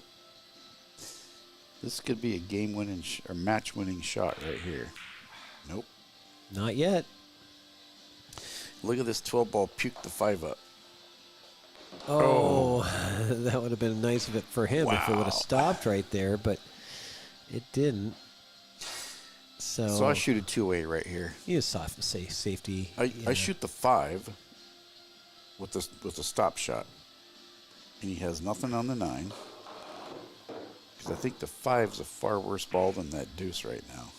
Yeah, well, I think you can hit the deuce with draw. Yes, you're gonna bring it off this rail and back up this way, right? And then you could just play the 5 with draw, and if you call safety, you just call safety on the 5, and get the 5. Either put it in a pocket or just put it in a better position, and you're gonna draw it back and have it blocked from the 9. Wow. Woof. So he is getting rid of his balls that could help him. Yeah, because look at this. If he rolls down, then he's got the 5 to the 1 transition. That is not easy. Yeah. unless he can roll this slow and go 1-5. Okay, now it's time for the safety. Yeah, well, he's And taking away. Here's what I like: a little bit of low right, bringing the cue ball off of this and bringing it right down into this area. Your focus area right here is center diamond. I agree, but I think he's taking a lot of his leverage away with a little bit of an odd pattern. Oh, he's using low right. Oh, he is not going for the safe. He did get to my Gets spot, away though. with it. He did get to my spot inadvertently, accidentally. Hey, I think. look what I found by accident. Yeah, Check this out. But he has sold out a look at the 9. Yeah. But this is a touchy safety. If Tim wants to play this safe, he can bring the 9 off of the rail and out. It's touchy. That's what I said. That's far touchier than the one I talked to you earlier. Okay, well, what's about. your other shot? What's your alternative? I'm not saying he has one, but Yeah, that's what I'm saying. I don't like it, but this is what you got, I think. yeah. Unless you're going to try to cut it up table. If he can see it, I try and cut this ball, but I'm not sure if he can see it. Oh, he tried to fire the bank in. And, okay. So John Giese, a chance to stay alive in this match. 518. You know, it's $1,000 sitting here. I got it ready to hand over to somebody. See that big sigh right there? Yeah. Well, he's got a chance. Stay alive. He's got the heart palpitations they talk about for the Puyallup Fair right there. Yeah, that's right. One ball bring you right up in front of this 9. What?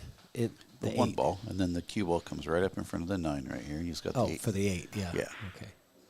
Oh, but unless you hit it that hard. Wow. Yeah, did not want to do that. Okay. Safety time. I banked the 8. It's almost a free shot. Yeah, that cue ball, if he hits it hard, the cue ball's going to come back and sell out the 9.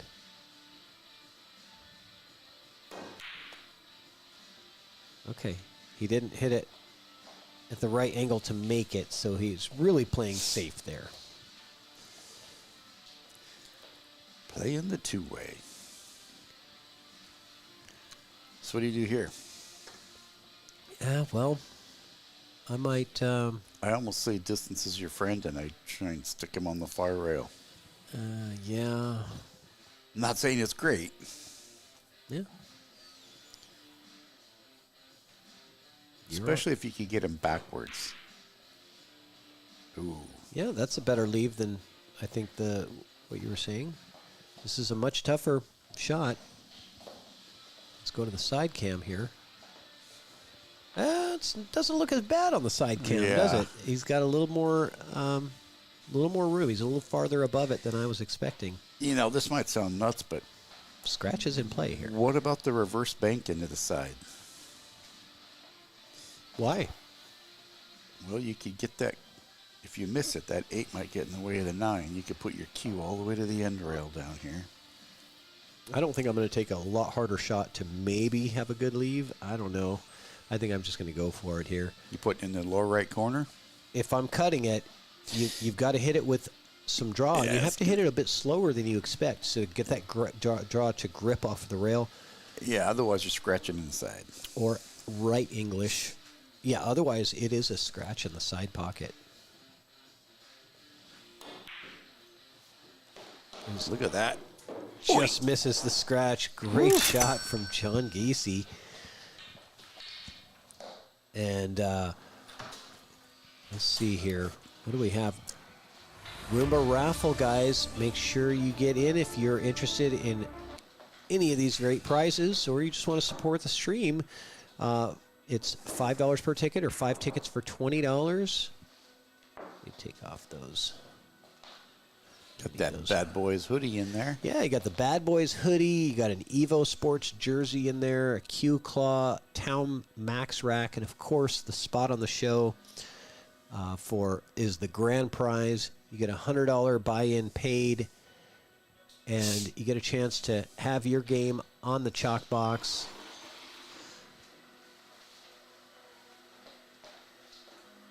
And also, guys, don't forget what's coming up. Don Weir Memorial. This is a really cool tournament that's going to be coming up. This is the 4th anniversary of this memorial tournament for Don Weir. His son, Jason Weir, spends a lot of time and money on putting this together. We're going to have top pros from around the world coming in, including Shane Van Boning. We don't know who all is on that list yet, but it's going to be, the dates are set. It's August 1st through 3rd, and Evo Sports, my company, Evo Sports, will be doing the live streaming for several tables at the event at the Golden Fleece in Everett, Washington. So if you guys are looking to either play against some pros or just watch some great action in the Pacific Northwest, the Don Weir Memorial is just a fantastic event. All right, so John with a great break. Pockets a ball. You do have a couple of issues here. Todd Shirley says he's playing in the Don Weir. Oh, good for you, Todd. It is an invitational only tournament, so you do have to be invited. And the way that Jason does it is old school, like his dad would have wanted. It's a paper mailed invitation. Really? Yes, you get a mail into the mail. You get an invitation that's letter. Great.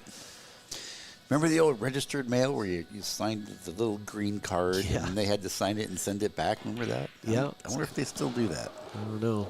The Don Weir is just a classic Northwest event. And I couldn't be more honored to be chosen as the live streamer. My company, Evo Sports, automated live streaming systems that we're going to set up in there. We'll have a featured table, of course, with similar to this type of setup that you see on ChalkBox. That will be on the featured table, and then the other tables will be the standard Evo Sports automated live stream where the players just do everything themselves, which is and when was that? Easy. August 1st, 2nd, and 3rd. 1st through 3rd. Nice. So John's playing for his tournament life here.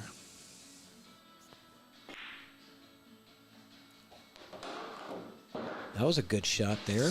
That deuce is trouble. Yeah, he's going to get rid of the easy ones and then work on the 2 hard ones last. Yeah, they're both bad. Yep. The 6 and the 2 are the ones that he needed to focus on. Not pocketing anything until he can figure those out, and he's pocketed everything before figuring those out. So that is going to. Oh well, look, he solved. Look, he solved all his problems. What am I talking about? And he's still got a bad 9 ball for the opponent. Yeah. What do I know? Like, look at this. That's the way to do it. I'll show him. Watch this. Spank that 3 rails right into the stack. I don't know why I didn't see that. No. We're just teasing you, John. If you're watching it back, don't get mad. We're having a little fun. But definitely an 8-ball. You do not want to be pocketing a lot of balls when you have stuff tied up. It only makes it harder for you. He got a little straight here. I think he wanted a little bit more angle to splash that 9 out right here. Yeah, he's not splashing the 9 with this shot. Mm-mm. Unless he hits it really hard, maybe. Yeah. Nudge it in tighter. Yeah, he just didn't have the angle to get enough.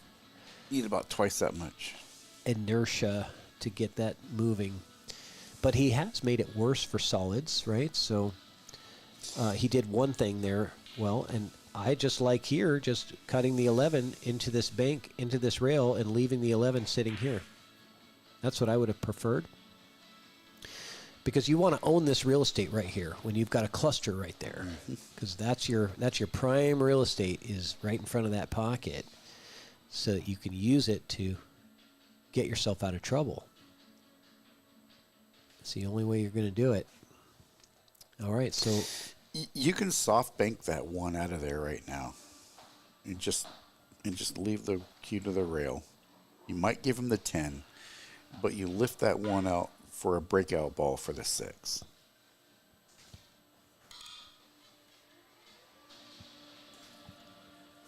I gotta get caught up on all my messages here. All right, shout out to Cameron Lemon. I'm getting you in the raffle. Thank you very much.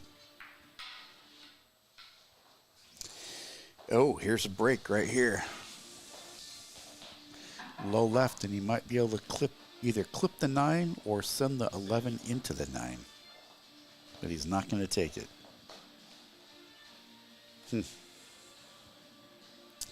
Once again, saving your bad balls till last.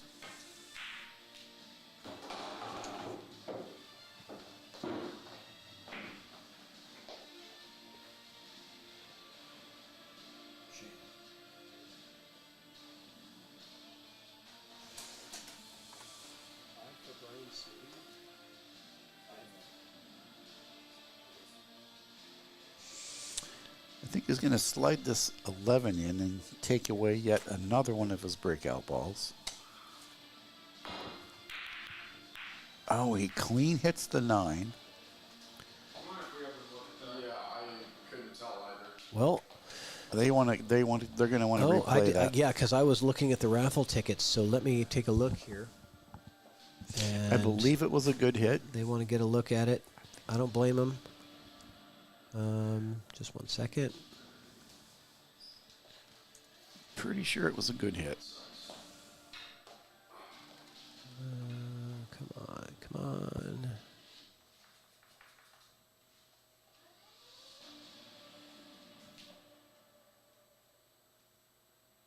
A little bit more.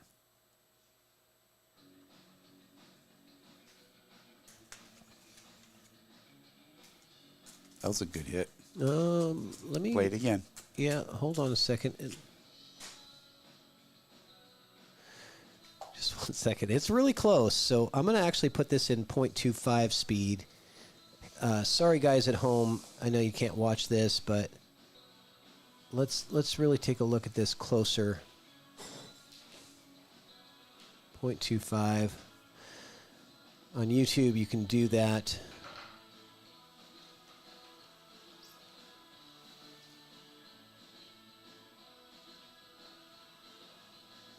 One second.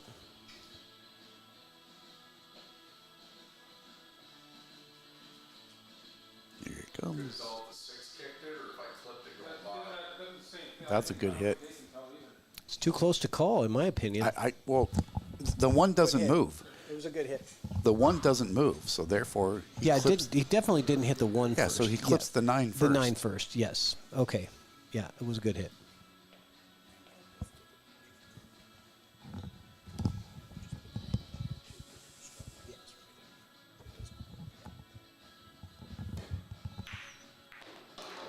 All right, sorry about the delay, guys, but they just wanted to get a verification that that was a good hit. And I've got Brian Smitty and Cameron Lemon. We are getting your tickets in the raffle right now. Thank you guys so much. Appreciate the support.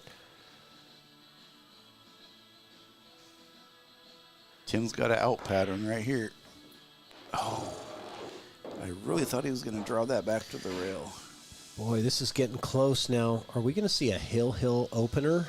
But Tim says, I don't think so. Mm-hmm. Not if I can do it. Not if I have anything to do with it. But he's still got some work to do to close out this match. Yeah, this 10 goes on the side. The cue's going to crack the 6 and see where it ends up.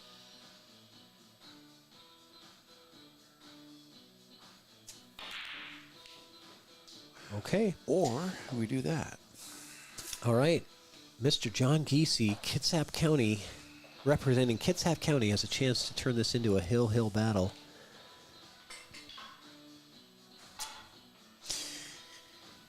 You play a little bit of back and forth here.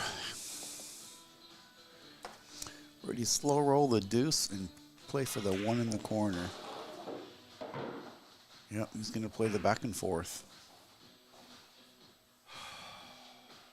There's a big sigh.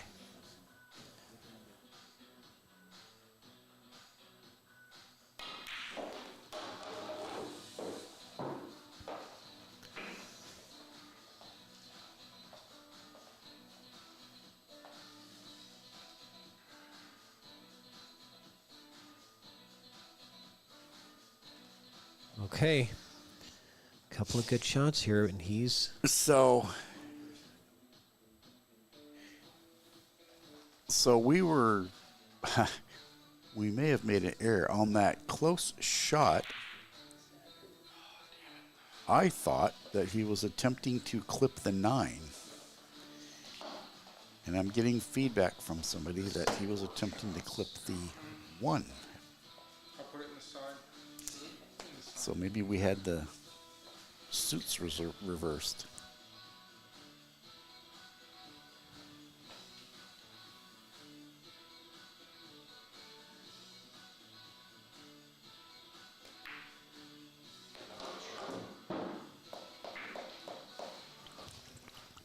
Well, it did miss the 1, but the 9 and the 5 were so close together. It was clipped- almost yeah. even in quarter speed. It was almost impossible to tell which one had actually contacted first.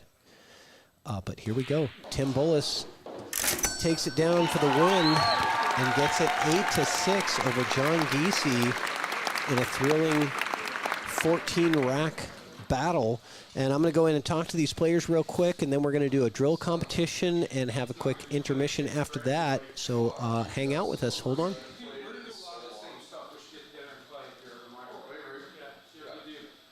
was not my game.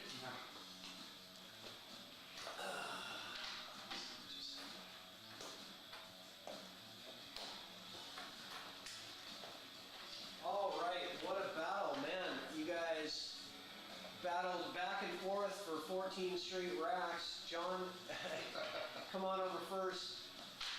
I tell you, there was a struggle there for a little while. I noticed a little bit of frustration, but you hit some good shots. You hit some strides in there for some periods. How did it feel? I'll tell you what, the nerves are still there. And if anybody watching doubts us, they should definitely buy a ticket and get in the box. You're right, and we actually mentioned that. You know, a lot of times people watch on is like, how did they miss that? You don't understand the pressure, right? When you're under the pressure of the lights and the cameras and the money and everything else, and it's a very difficult position to be in. But I thought overall you guys performed pretty well. You know, you hung in there. It was a close match all the way down to the line. Well, hopefully I'll do better next time, right? Yeah, absolutely. Well, thanks for coming out, and thanks for giving it your all. I really appreciate it. Absolutely that. All right. All right. Come on over, Mr. Tim Bullus. How much barbecue does this buy me anyway? I'm not buying barbecue. I got $1,000 if anybody can tell me how to break 8 ball on a 9-foot table. Yeah, you might be worth. You might need 2,000. It felt like I was great. I wasn't putting balls down. I was leaving the cue ball in the middle of the table, so it was speed. I felt like I was making a lot of shots. Like I had to roll that 9 ball dead straight from the rail. It's just in the beginning I was too hard, and then I overcorrected and I was too soft. So I really just tried to kind of control my breathing and not get frustrated with the damn break. Yeah. Hey, don't put you guys' cues away just yet. We still got the drill partner competition to do. You get a chance to win $50. But hey, congratulations on your win. First time on ChalkBox. You come out for the Pressure's win. real. I mean, I think win or lose, you can't do this and not get better at the end. Like I'm gonna go back, be critical. Like it's, especially on this 9-footer, like it's not about pocketing balls. I was pocketing balls. I mean, if you're too fast or too slow, it was definitely a learning experience. Yeah. And you had the pleasure of, Chad Razwick was doing a lot of commentary, and he's a 650 Fargo, a lot of 8-ball knowledge. You'll hear him talk a little bit more about the strategy side of things, where I think that there was some, a few choices in there where you guys both of you chose to maybe pocket balls, when instead the better decision, the higher percentage would have been not pocket the ball. Oh, absolutely. And maybe more position until you're ready to start pocketing balls and that type of thing. But hopefully you'll find the commentary I can't wait. helpful. Yes, sir. I can't wait. Yeah, especially towards the end, I knew I was doing it because I was having so much trouble with my speed, and I missed a couple safes. I think I got in my head and I started selling out on banks instead because I kind of lost confidence in the safes. And I'm definitely going to go back and look at the commentary and set some of the shots up and try to replicate it. Yeah, for sure. Well, thanks again for coming out and giving it your all, and congratulations on your win. Good job, man. Thanks, man. It was like I said before, everything you're doing is just awesome for pool, so I appreciate it. Well, I appreciate it. I like doing it, so let's keep it up. Thank you. All right, guys. All right, so we're still waiting for Shucheng. So we're gonna pause on the drill partner competition. Oh no, he's here. Never mind. We got Shucheng in the house. Good timing. All right, so we're gonna do the drill partner competition because we're at intermission, but you're probably watching out of your car, I'm guessing. All right, Shucheng. Yeah, let's get started with that, and then we're going to go to an intermission and let these guys get warmed up. So here we go.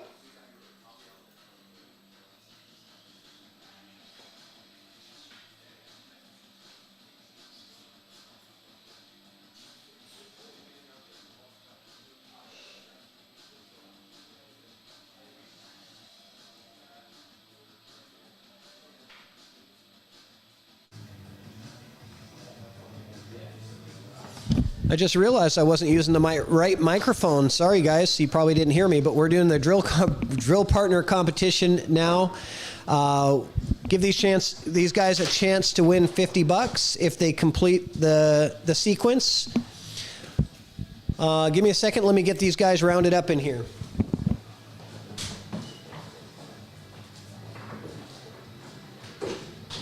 Coming in cold.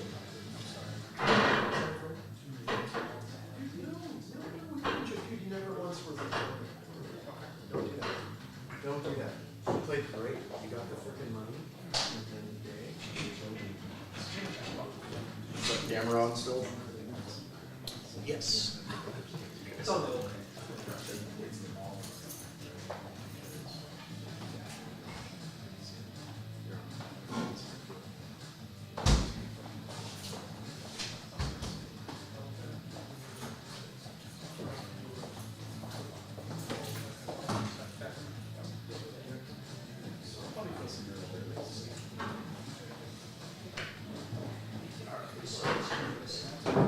So, all right, let me get the players in the room so everybody can hear it. And I'll talk on this microphone so everybody can hear. So the rules of this contest are pretty simple. John, if you want to come in here. Rules of the contest is pretty simple. To start off, randomly draw a ball out of the hopper here, and without looking, just shuffle them around, pull one out. The lowest ball goes first, and so on and so forth. And we'll pick our orders here. All right. All right, so he goes first, and then we've got Chad, and then Shucheng, and then Tim is the last. Okay, so here's how this is going to work. You're going to basically pocket all 5 balls in order, 1 through 5, and you cannot touch any other balls, and they all have to go into the same pocket. That's the only rule. You can start with ball in hand anywhere you want. If you complete the drill, you get $50, and the contest is over. Here we go. John Giese to get started. Giese, excuse me.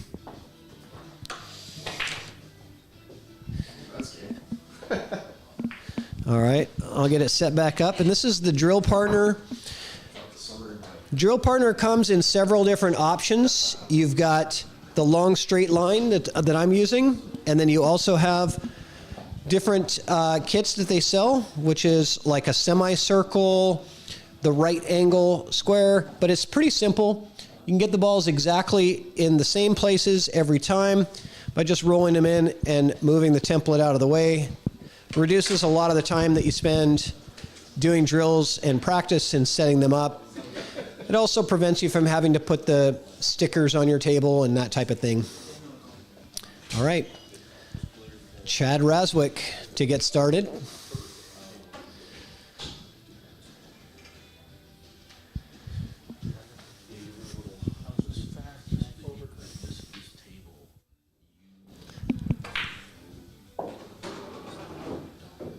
And they all have to go into the same pocket.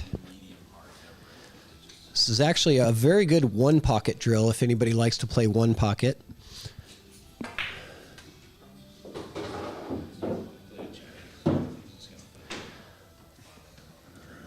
Pretty good position.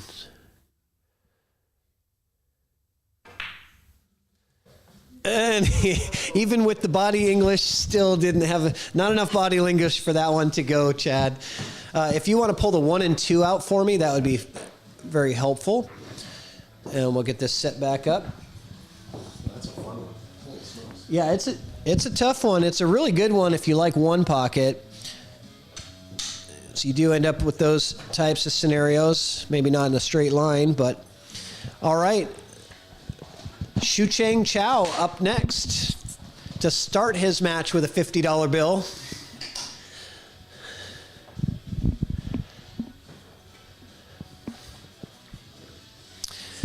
Oh, Chad, you got so perfect on that 3 ball. I know. It was, getting on that 3. Once you were like, oh, he's got, I don't know what you said. I was like, oh boy. You were perfect on the 3. You were perfect on the 3 ball. You can choose any pocket that you'd like on the whole table. Yep, any pocket that you like, but they all have to go into the same pocket. Oh, I didn't know we could go down there. Well, you didn't listen to the instructions, Chad. Oh. That wouldn't be a first. You have to listen. I said you start with ball in hand. You're shooting an extra third of tape. The only rule is that they go in the same pocket. You guys wanted to choose the harder pocket. I'm not going to stop you. It would have been more impressive, though, had you completed it. Right? Long versus short? Yeah. Shucheng is like, oh, I'll take the easier way. It's still not easy, though. Especially coming in cold. He hasn't hit any balls. Yes. It has to be the same pocket. And you can bank the balls in, you can kick them in. They just can't touch any other balls on the table.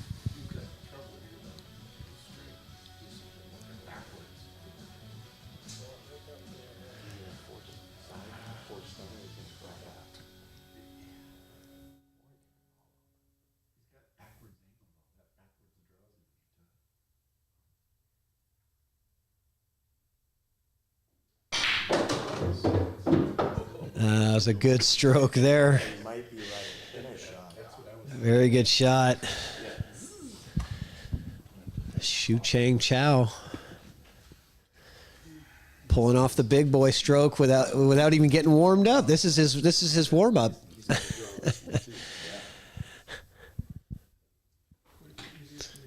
Oh, that's really straight too, isn't it? Yeah.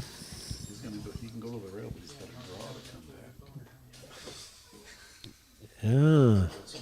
He's deciding if he wants to go high ball or he's drawing. Another power draw shot here.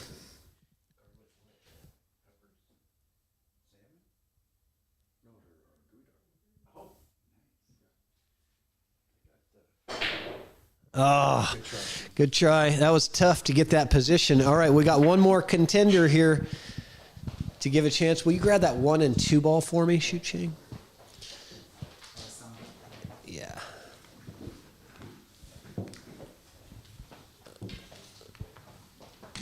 All right, Tim Bullus, the last attempt. Shucheng showed you the easier way.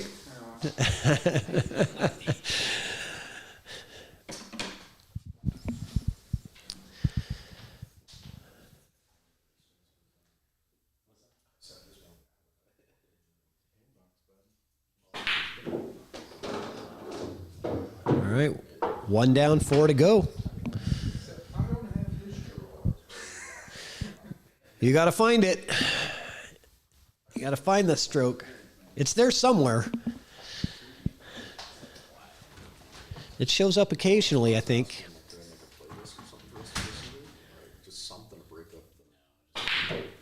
All right. So no winners on the drill partner competition, but check them out, moonlightingbilliards.com. Get your drill partner set up. They've got lots of cool products. They even have training manuals, scorekeeper, scoreboards, all different types of things. Check them out. Great sponsor. Thank you so much to Sandra and Jim from Moonlighting Billiards to sponsor. And now we're going to go to our intermission, and we'll be back. Oh, actually... No, we're going to do the Western BCA Top Shots unveiling here of the best shots of the 8-ball event this year, just a couple weeks ago. The best shots and the winners coming up.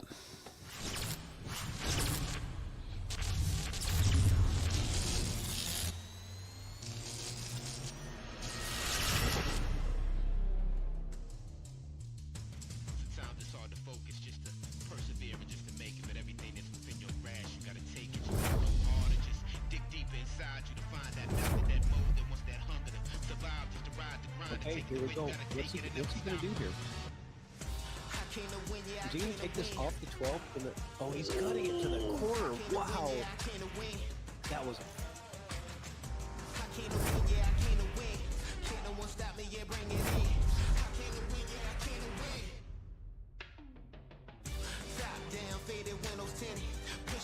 Push it to the limit. Top down, faded windows tinted. Push it with it, push it to the limit. Push it with it, push it. Winning so much that they seem wrong. Never gonna lose, that's my theme song. I'm just a kill Billy Jean zone.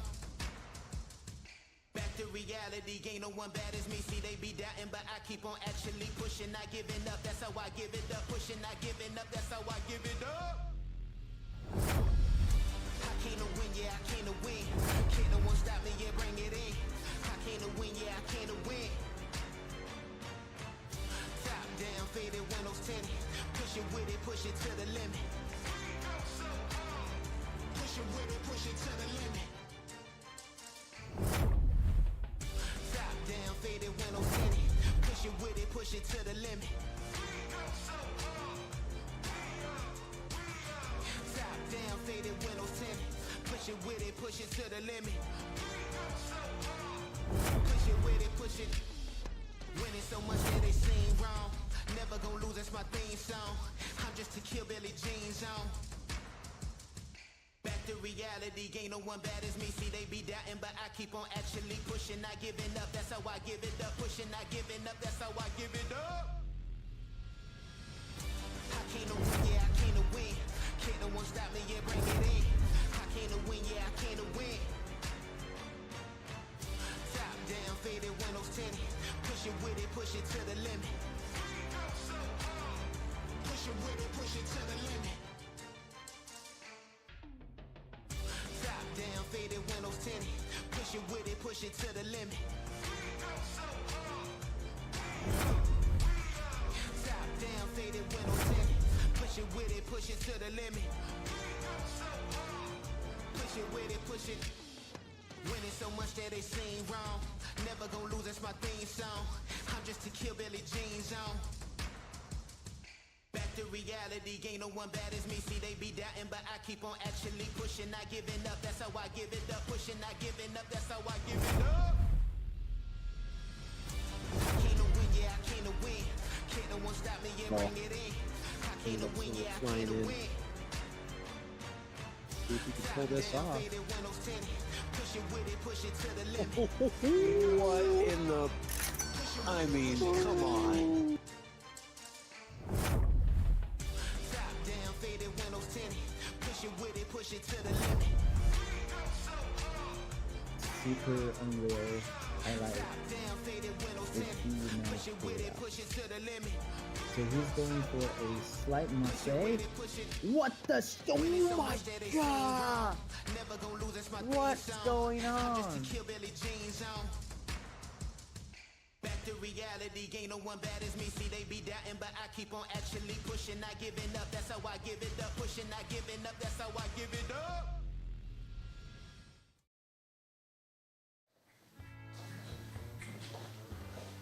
Patrick, oh, there it is. All right, we've got a 15-minute intermission starting now. Okay.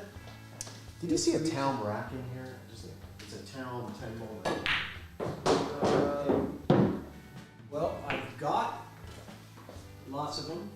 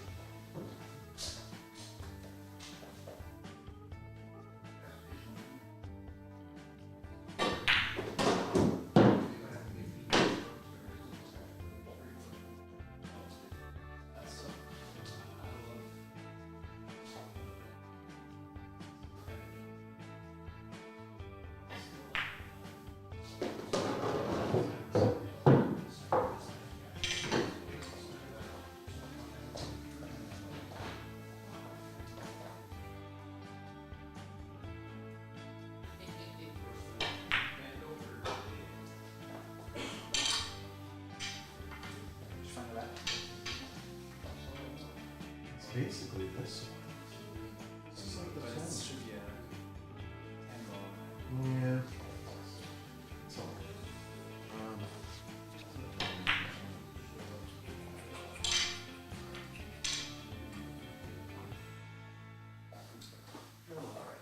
Change this scoreboard. You have a towel I can use? Yes. I can change it. A brand new one. CSI1. I've got every kind of racket you can Taom. imagine. Yes, Taom. Oh, Brand- God bless your brand soul. new one, I will buy that from you. Unless it's a giveaway, I will buy that from you. Well, they give me these as a sponsorship, and so I put them as raffle prizes. Oh, that's honest. Okay. Um, Yeah, how do we do that, though? yeah, just use it. Okay.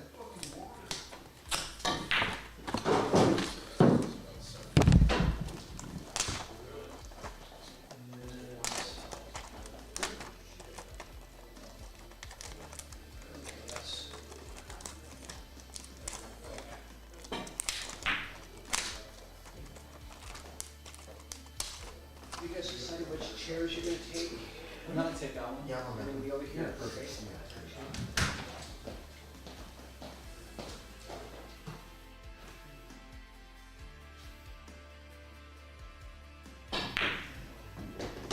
$6.59 now, Shucheng? I think it's dropped back to 657. It's kind of fluctuating around that.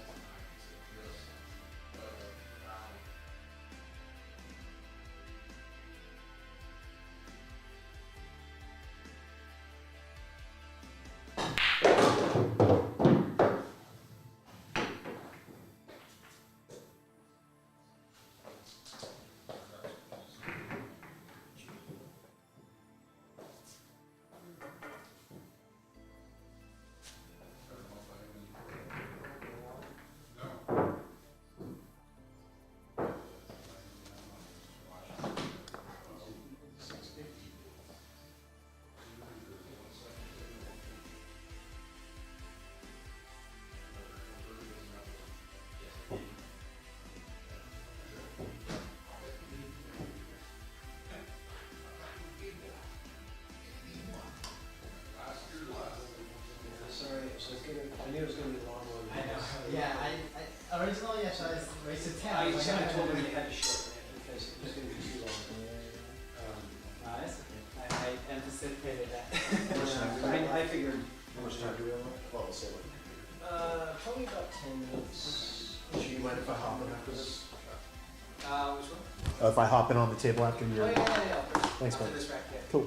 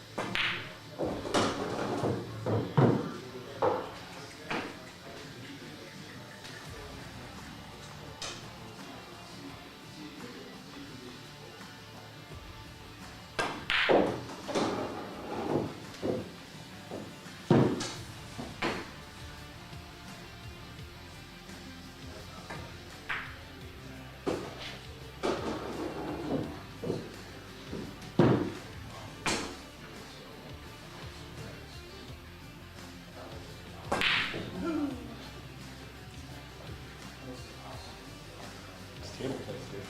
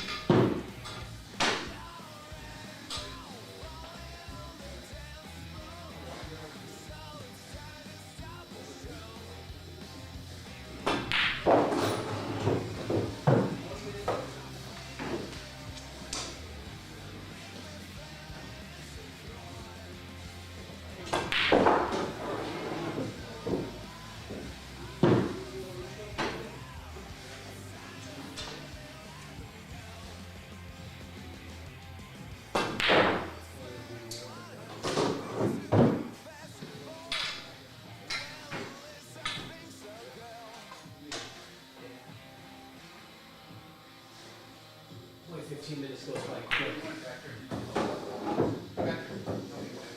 Well, when that gets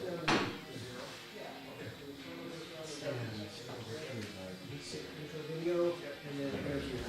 Yep.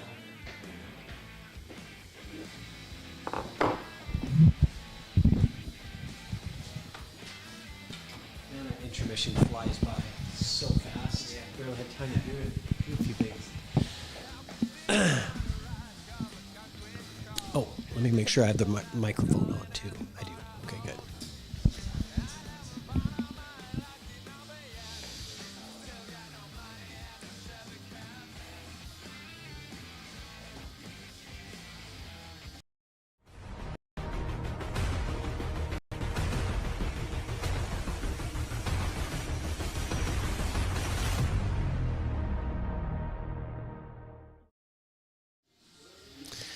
All right, we're back on, and I've got the right microphone going, so we're good to go. I'm sure you guys can hear me now. Sorry about the microphone switch up for the exit interviews for that last match. That was my bad.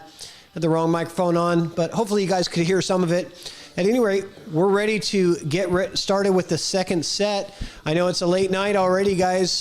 This is going to be a fun set, and so the moment you've all been waiting for, I think. Great matchup between two highly skilled players. We've got Shucheng Chao versus Chad Razwick, both around the same Fargo rating, right around 650. Both playing really well right now. I'm excited to see what happens. Let's say hello to our two players. Shucheng, you want to come on over? Welcome back to the ChalkBox. Yeah, thanks, Patrick, for having me, and thank you thanks to Chad for inviting me into this.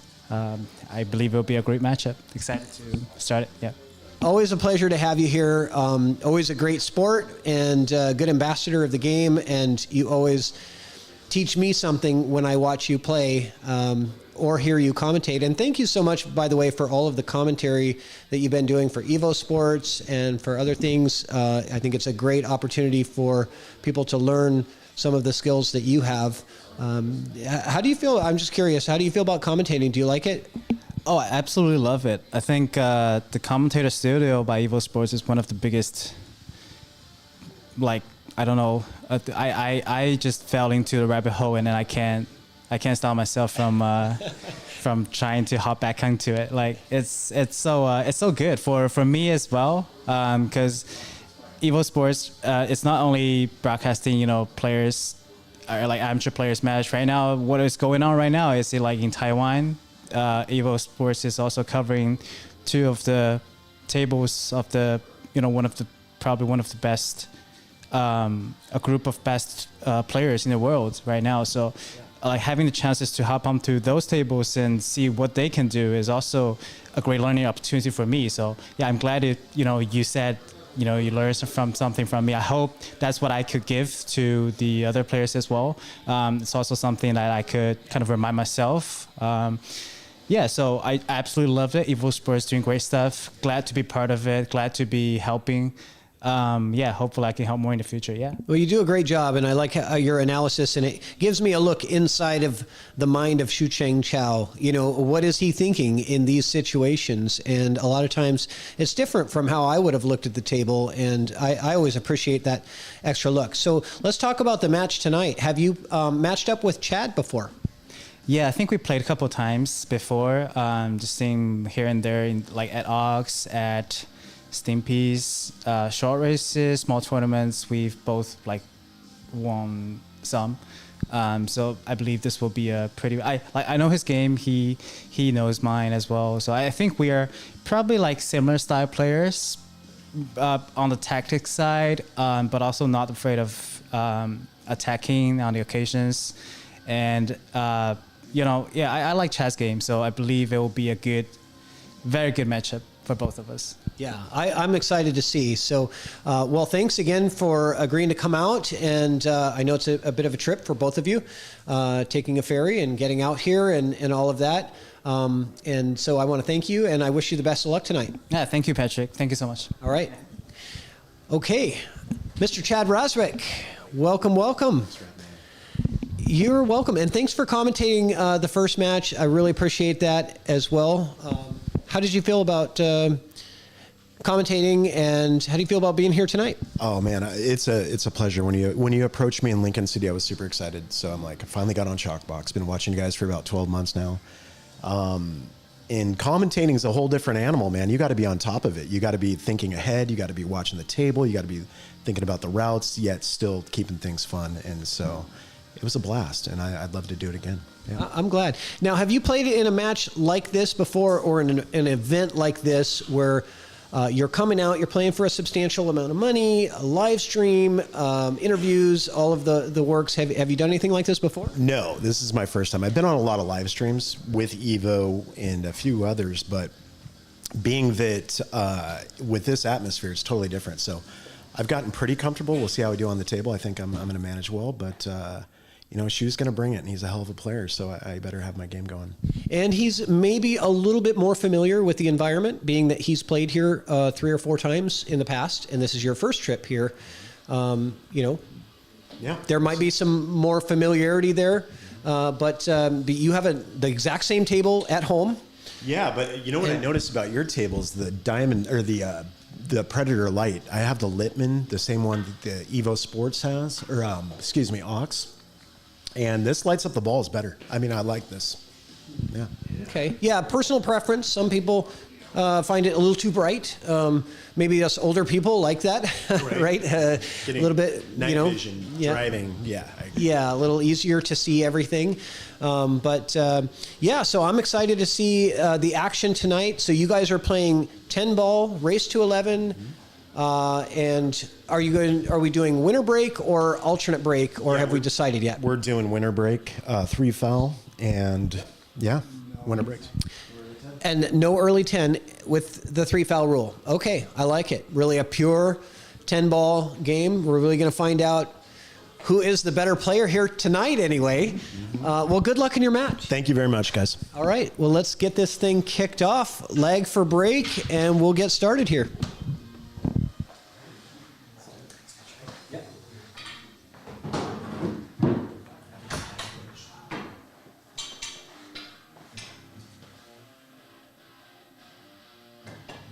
Okay, we're back in action.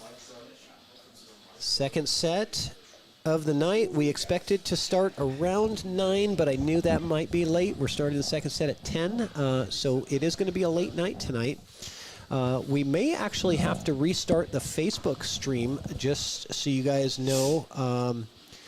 Let's see, what are we at? Because Facebook only allows for 8 hours of consecutive, and where are we at right now? We started a little before about 5:45.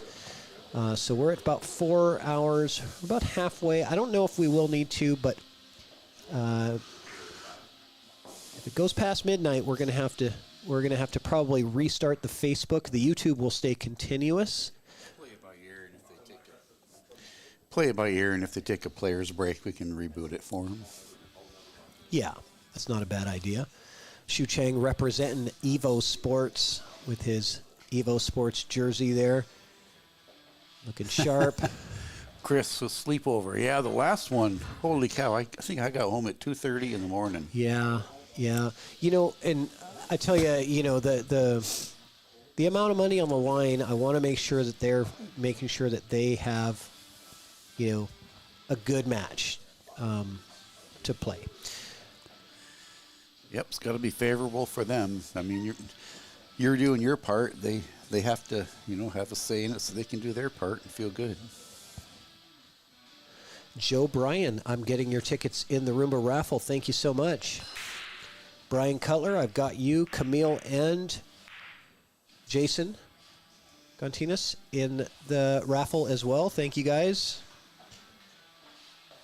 So I didn't hear some of the pregame. Are they playing alternate, winter break? What are they playing? They're playing winter break. 3 foul? 3 foul in effect. No early 10s. Okay. So a very pure game.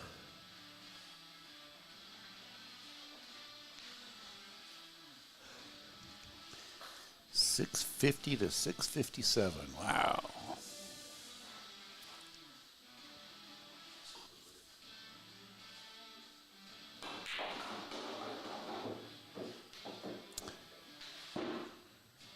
Yep, I say he rolls this deuce up and snugs that cue right up to the 4. Is definitely a nice opportunity for that. He doesn't get it. Not the way he wanted. He's got him on a hook though.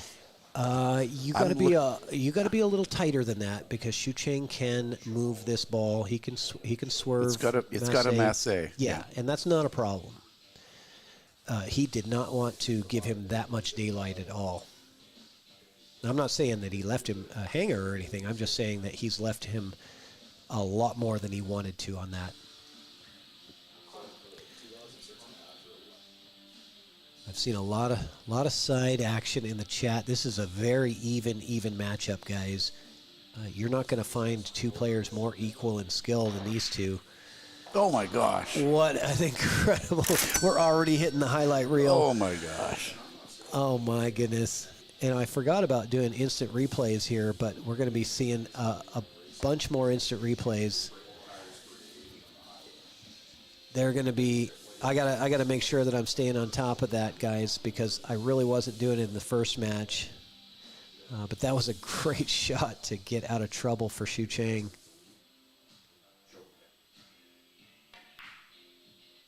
And then the beautiful safety right after that. Let's just take a look at that again from Shucheng. Big time cut on the 2. Such accuracy. It didn't even wobble the pocket. It just went right into the hole. And then his next shot, he says, no problem. You didn't. That's why I said when Chad did not get tight up to that 4, I said this is going to be a problem.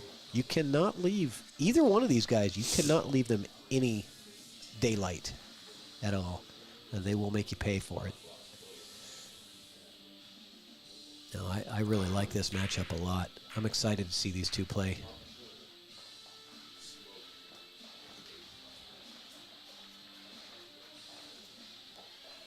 And get my housekeeping stuff done here while we're getting going here. Sorry. Yeah, what's he do with this 3-ball here? I don't think it goes by the 5. He called it in the corner.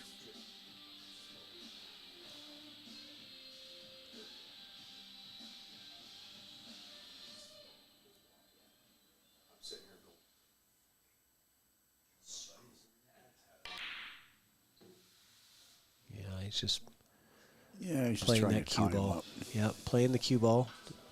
The 5 does not get in the path. You might have preferred to have that 3 come up a little further.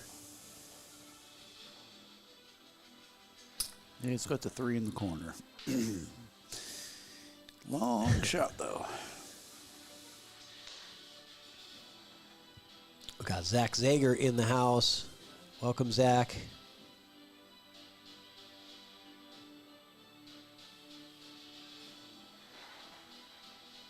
And Chad Razwick coming off a great Lincoln City Elite Singles runner-up.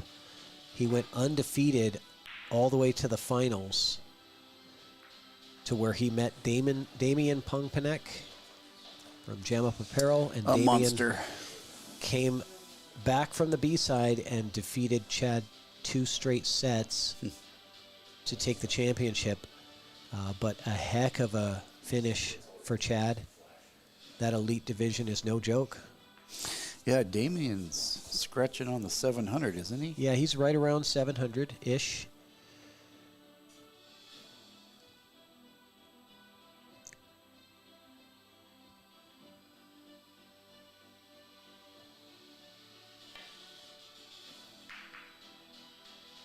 There's a nice little lockup. You see how simple that was. You know, not trying to do too much, just keeping it simple.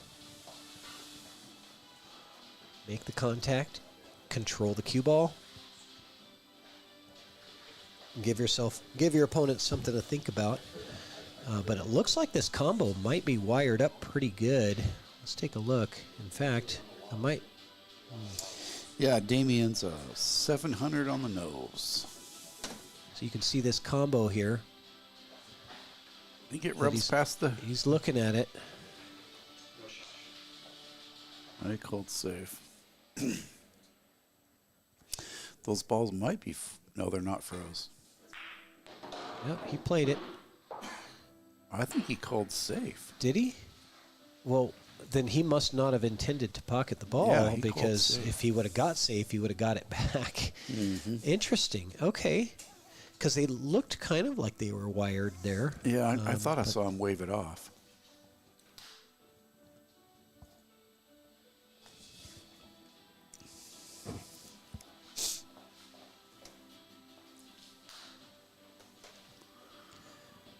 The 3 is probably the hardest shot of this whole rack. If he gets this 3, he's probably off to the races. Yeah, Chris, I agree. I think that Daniel doesn't play. He's not playing league right now. I think he's focusing more of his energies on tournaments. I don't think he's active in league at this point. That's a nice shot right there. This is two heavyweights dueling it out until somebody will err somewheres and somebody will get a clean shot. Yeah, and that's what you're looking for, is you're playing this position game until you can get that open look. And the first open look is at this level, a favorite to get out. These are the body punches in the world of boxing. Yeah, that's right. The body blows, yeah. Uh-oh. That's, speaking of body blow. Yep. That one's going to hurt. Getting from the 3 to the 5 is going to take some navigation. Does he want to go through the window? I think he puts it. I put the cue right between the 6 and the 7. And draw back. And goes to the rail and comes right down here. Okay. Or you can draw straight through. But I take the rail with some left hand right now. Yep, that's exactly what he's doing. Coming around the 7, coming to this area. Mm-hmm. He wants to have a little angle on the 5. Make it a little easier for the 6.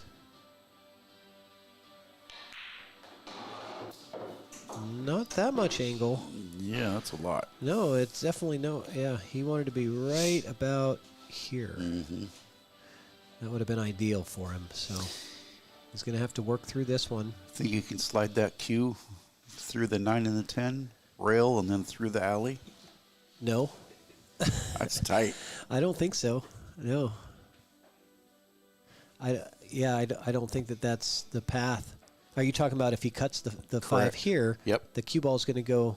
Yep, that's what I'm wondering. This way. I don't think it's going to go through that window between the 9 and 10. It's tiny. No, I not without.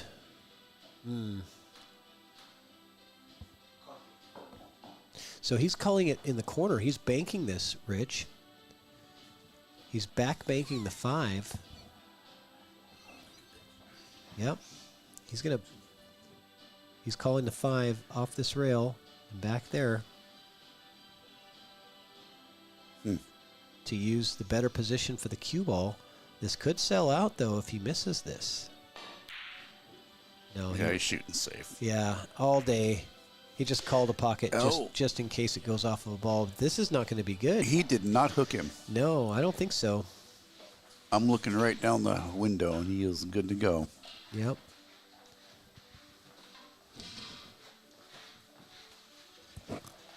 See if I can get the chat going over here. No, Chris, there has not been a one pocket match on this stream as of yet. Yes, there has. Has there? Yes. On ChalkBox? Yes. Which one did I miss? Mike D versus Ed Hobbs. Oh, you're right. Yep. Mike D won. It was a race to 4, I believe. Maybe it was a race to 5, but it went hill. Uh-oh. So we're seeing the early rack, the early match stuff that they will eventually get those things cleaned up. But boy, has he left a tester for Shucheng. Look at that transition. Yeah, 6 to that 7. is nowhere near anything anybody wants. If he can see the bottom of this cue ball, I have to think he's drawing, because going forward, it looks like the 9's going to get in the way.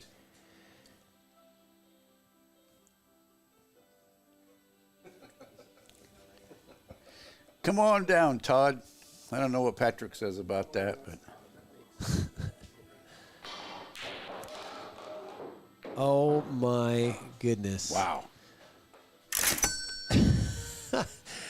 He put some stuff on that. I did not think that he was going to be able to get through that 9 and 10.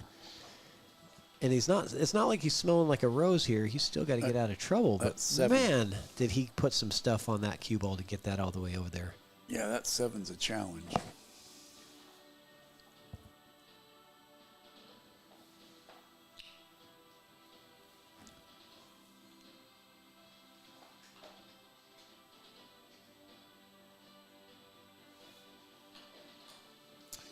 Then, this is so thin, he's got to almost go down and back for the 8 ball. There's no way he can hold this.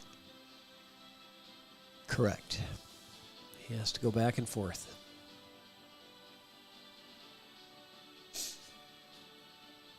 Shucheng with a very diligent pre-shot routine, and that barely makes it to the pocket. And he's going to have to bank on the 8. And this is one that you kind of have to go for. It could be a two-way now. If the 8 does sit in this area and the cue ball comes back to this area here, you know, you could end up with a safety if you miss. Like it's not an automatic sellout because the 9 and 10 could be blockers for you. I think you play this at two-way speed, we'll call it.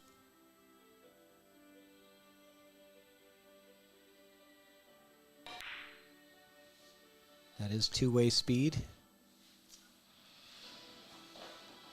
And he hasn't blocked him from seeing the ball, but... You can see it, but there's no shot. Well... No, I really don't think there is. He can't go real first, if that's what you're thinking. I'm looking right down the alley. Is that right? Yeah. There's not enough room. Okay. Gosh, it looks close. He cannot hit the rail. He's going to hit at least about a quarter of the 8 ball. Okay, that's good intel. Then that means it's safety time. Spin the cue ball. Bump it up underneath the 10. Yep. Very simple. You know, it's funny when you watch good players play. They more than often they tend to keep things very simple, where they know the outcome, even if it's not the best possible outcome. They know it, and that's the idea. Is it's predictable. This one leaked out on him. He's going to put this 10 8 right on the opposite side of the 10 and the cue at the other end of the table, I think. He should be able to just bank this 8 right back behind the 10 here, tuck it in there. You're right. We'll see how good his control is.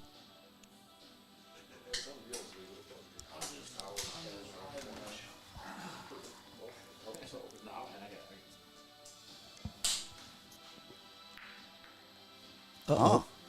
Yeah, it's not. Wow. Obviously not what he wanted. That 8 goes by, too. Oh, yeah. This is definitely, that was what we would call a critical error. You know, there's other errors that you get away with. That one's a critical one, which means you probably are not getting away with that one. Yeah, he just didn't take enough off that 8. Yeah. Extension time. Yeah, he's going to get his extension on the cue.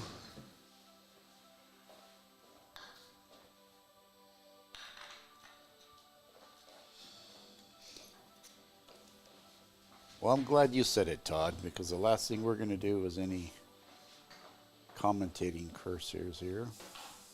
Oh, I'm sure we'll have a couple. It's part of the game. Players don't mind. So, big reach. Long bridge. And he's overcut it. So the reach got him. So we are seeing some unusual errors from both players. So does he play kitty corner 8 and 9 here? Or does he try and come around? This close to the rail, I don't think he tries to draw around it.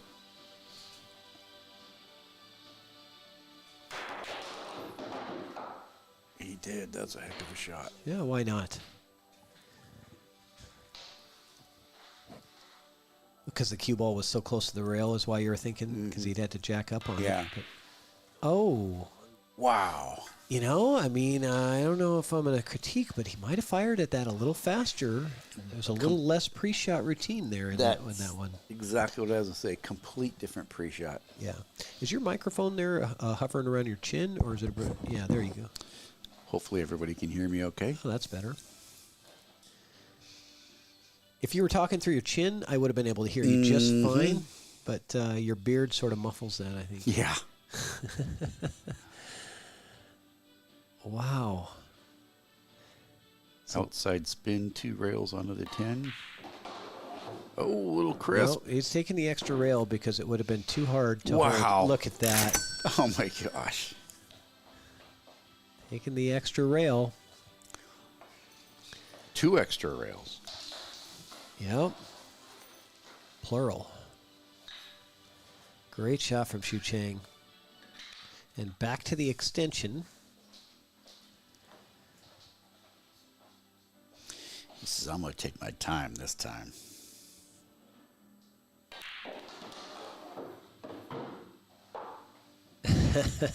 Cindy.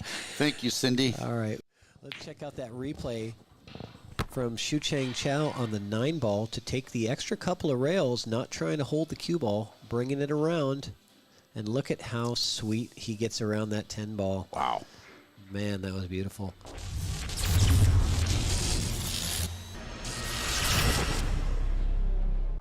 Introducing Evo Sports, the future of live streaming.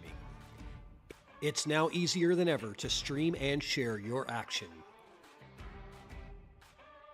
We use the best equipment for high-quality HD image. Invite a commentator from anywhere in the world. Evo Sports is the evolution in billiards entertainment. Live streaming. And we're back. Welcome to the stream, Kelso. Okay. 5 ball. Yeah. It was going. Yeah, he got the 3 in anyways. So that's the goal, is to get those 2 balls behind the head ball to the side pockets. Oh, just like a similar to an 8 ball break when you're breaking from the center. Oh, what did he make? Got the 4. Oh, was it the 4 that went in? No, the 4's in the table still. That's Oh, right there there. it is. Yeah. Well, I'll the go to 3's right in overhead. front. It's a 7. The 7's gone. All right. Yeah, I thought it was a 3 ball when I saw it, but that's similar color. Okay.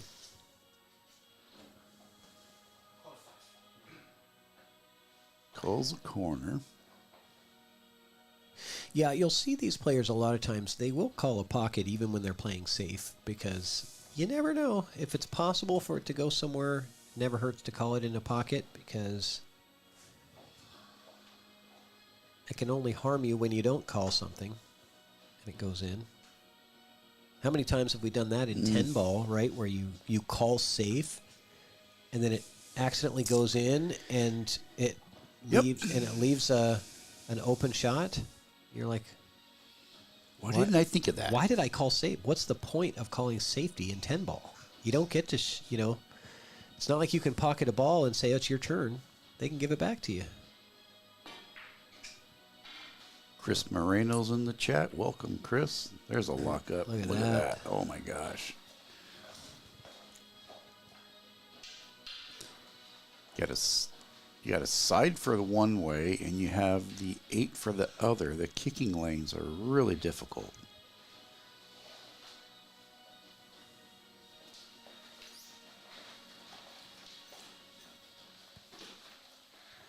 Call the wand in the corner. Spin it pretty good here. Shucheng has a very, very good safety game, as you can see. Use the entire length of the table to get to that cue ball right to that spot. Good kick from Chad. Oh, narrowly avoids the disaster of a scratch there. And we're going to get to see Shucheng have a look at this 1 ball. It does not pass. I'll show you. I don't think it does. I'll give you a kind of a better view of that 1. Yeah. What's he calling? 1-9? I'm not Or is he sure shooting yet. safe? I would assume a safety, but he might be calling something.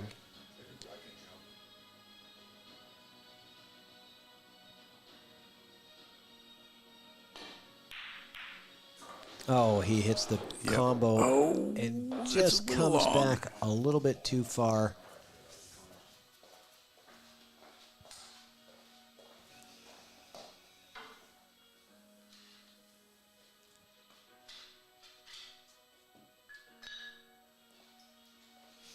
Bump to the rail and send the 1-up table. Kick it.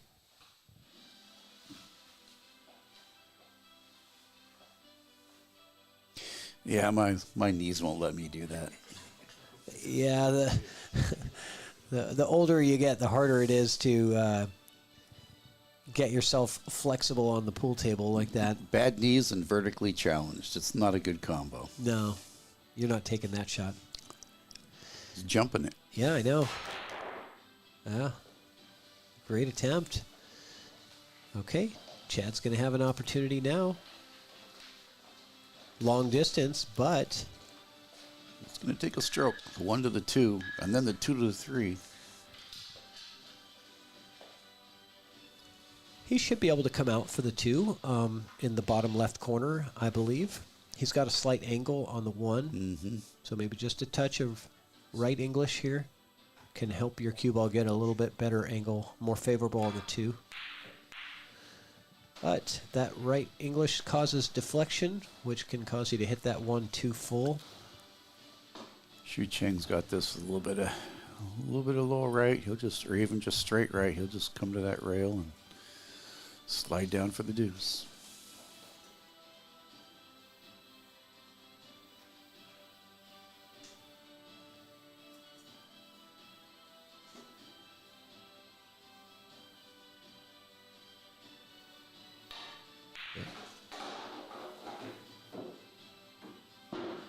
Well played.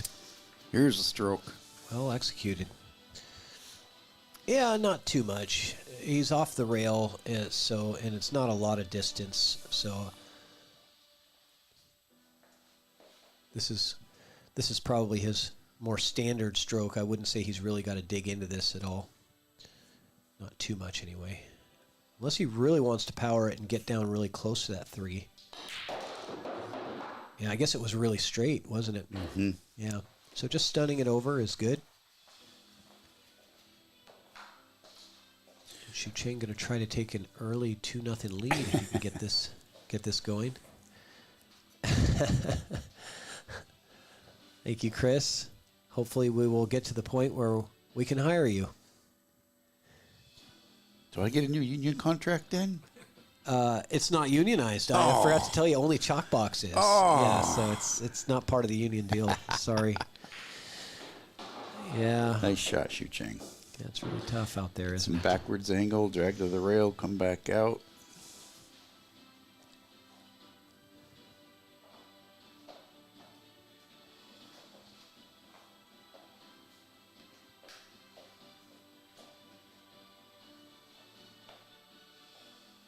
Doesn't even have to come that far out, really.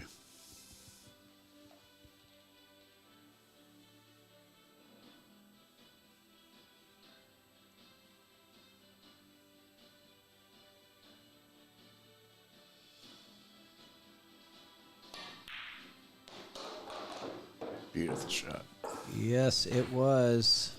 He's in prime position now to close out the rack. Yep, he'll give himself a little bit of angle and 6 foot to cue to the rail, slide back over. Well, the weather was beautiful today, Chris, but the skies are supposed to open starting tomorrow for about a week.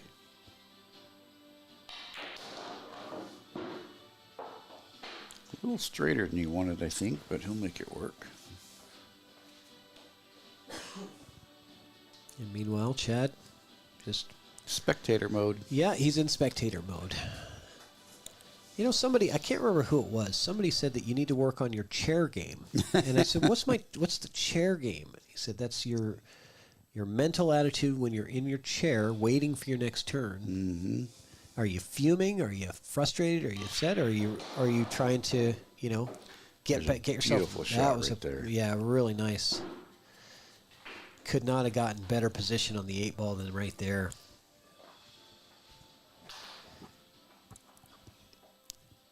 I tell you, once these players get warmed up,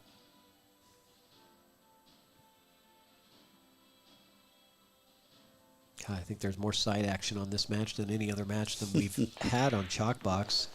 Imagine that. I said I don't think I could have found 2 more equally matched players. Yeah, I think it was like 72 or 74 here today, Chris.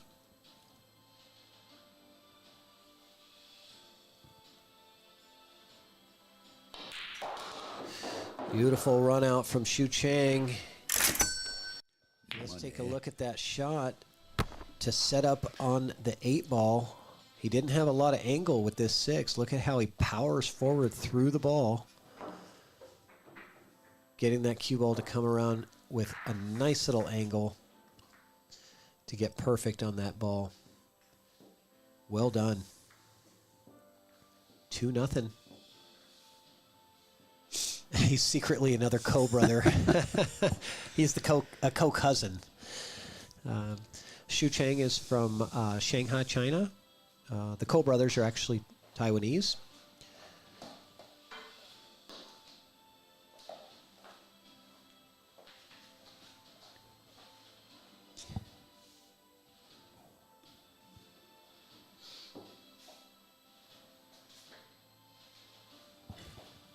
The question is, how old is Shucheng? I think he's late 20s, maybe almost 30, 29, 30-ish.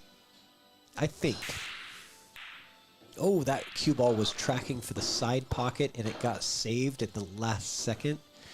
And the 3-ball goes in, and look at this setup on the 1. Chad might be getting a little bit more comfortable in his chair over there now. His chair game's getting better. But that's all you can do, right? I mean, you're just waiting for that opportunity, and you will get them. It's just a matter of when. And are you going to be prepared? You know, how prepared are you when you do get that opportunity when it comes out? Mm-hmm. You know, it's nothing you can do right now. You just wait and watch. But, that was a break and run, right, by Shucheng on that last rack. I don't believe Chad came to the table at all, was it? Did he? I don't think so. I think he did, but... Do you? Okay. I believe Shucheng is 32 years old. Oh, is he 32? Okay. He looks young.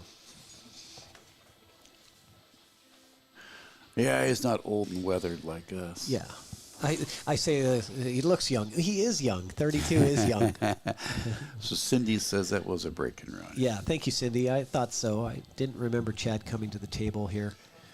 Yeah, it is young when you think my youngest son is 35. So. Oh, Rich says Chad missed the 1. Oh, did he? Okay. Oh, that's right. That's right. Yeah. Because there was no open shot at the beginning. Yep. Yeah, that's in right. the top left corner, I believe you missed the 1. Yep. Okay. Thank you, Rich. Always count on the chat to keep us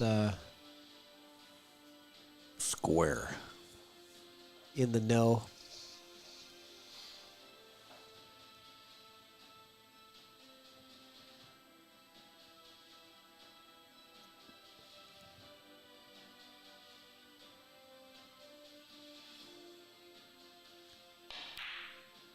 So we saw in the first rack several innings by both players.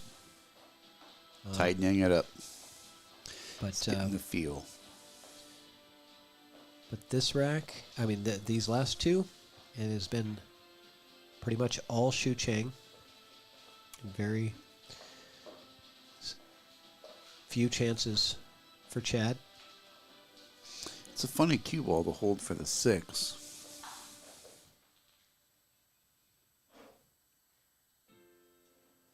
When I first met Shucheng, maybe 2 years ago,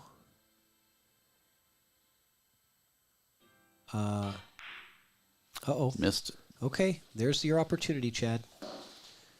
You do get them eventually. And let's see what he can do with this. Make the most of it. But I was going to say about Shucheng, when I first met him, he was around a 615 of 620 Fargo, I think, player. And I was watching him play, and I was like, he is really dedicated to the fundamentals and improving. And the next time I saw him, he was a 625, and then he was a 630, and then a 640, and he's just continued to climb over the past couple years that I've known him. And that just shows to the dedicated time that he spends practicing. But Chad is no stranger to that as well. He puts a lot of time in on his 9-foot diamond at home that he's got.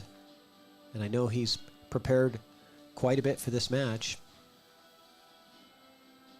He's familiar with the challenge that's ahead of him here with Shucheng. 50-yard line here, but I got faith in him. Yeah, he should be okay to pocket this in the bottom right. Mm-hmm. And try to hold the cue ball for the 7. Oh, drawing back around the 8 was more advanced than what I was looking at. Center pocket swish. Yeah, no, he might be a little straight on this 7. No, he's got an angle. No, That's he's good. okay. Okay. Spin to the rail, come out. Good angle here for his transition to the 9, too. Yeah, you'll see these guys get on the correct side of the ball quite often. And in rotation, that's really what it's about, is getting on the correct side of each shot so that it naturally transitions to your next ball. Gotta go around the 10, or does he pull back? Well, let's no, he's going to pull back. He'll pull back. Yeah, I like it. Drawing to the side rail, or maybe you don't even hit the side rail. Yeah, I don't if think it's, he goes if it's that far. straight. It would have. Drawn back to the side rail. That's... I know, Chad. I know. That's frustrating. See how quick he shot that once again? Yeah, and it was the 9 ball on, seemed like a kind of a very similar shot in rack 1 where he missed the 9. I think it was the 9 in a very similar way. Do you feel like he took less pre-shot routine on that than previous shots? Okay.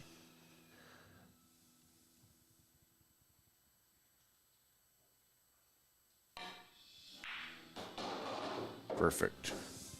Yeah, and those are ones you want back, but you don't get them back. There's no mulligans in this game.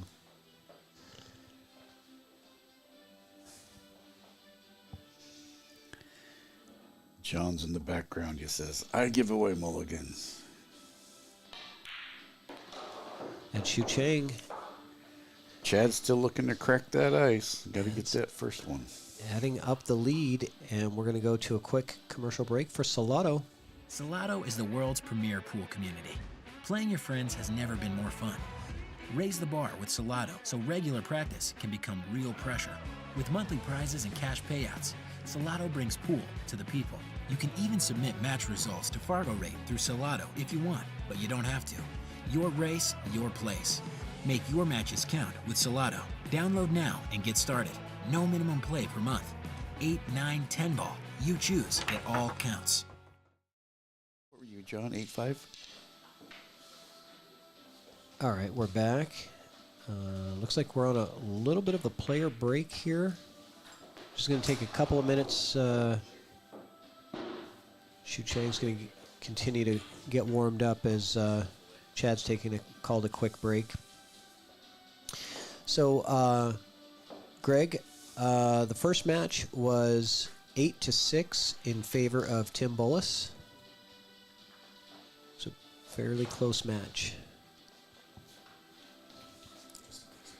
And while we're doing that, we will get another commercial.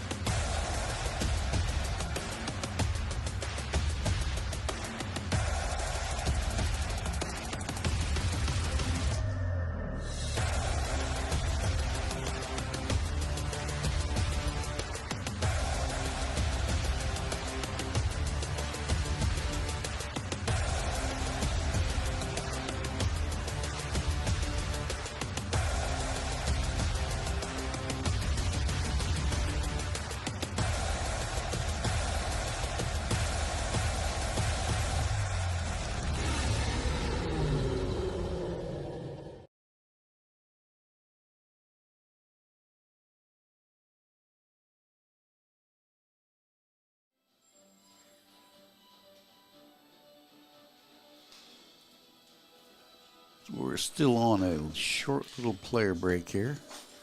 Bear with us.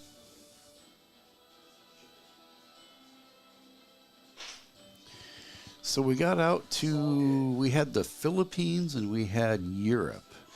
What's the farthest we're reaching out there now?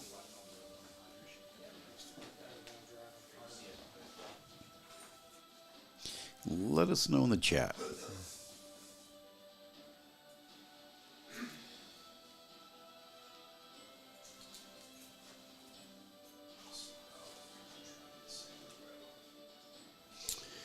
See, Mr. Raymond has our local little league, our Toto League set back up. Challenges are going. Jump on out there. I saw a few people already. I have Benadryl too if you need it. You're good. Yeah. Never had my throat close up, but found some allergies. All right, so I was wondering why they were taking an early break in this match, but Chad was having a little bit of an allergy issue. And so he just needed to clear up his throat. And yeah, we don't want to have to do any foot to chest operations, you know. Yeah, my wife's a nurse, but she's already went to bed, so she's off. She's not on call anymore. All right, see you, Rich. See you, Tim. Thanks. Good job. Thanks, John. All right, guys. Drive careful, guys. Yeah, I have to. Yeah, if you don't mind. I believe it was 8-6, Cindy. Yeah, it was. The first match finished 8-6. Yes, Chris McLaughlin. Congrats to Jonas Suto winning the Seattle Open. Wow. That was a heck of a finals match that we saw. But the match before was where he defeated John Mora. What was it, 11-2? I mean, it was. He just put, I think, a 5-pack in there on him. It was really impressive to watch. Yeah, Suto had a fantastic tournament.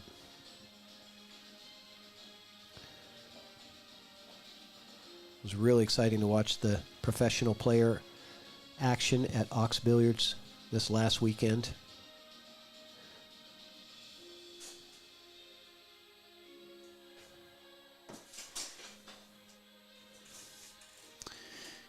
No big problems here, but tough shot on the one. Once he gets off to the races, overcuts it. Yeah. And what does Chad have here? Does he have the side? Maybe. Tough to tell. It's tough to tell with, well, maybe I could see here with this one. Try the overhead, maybe.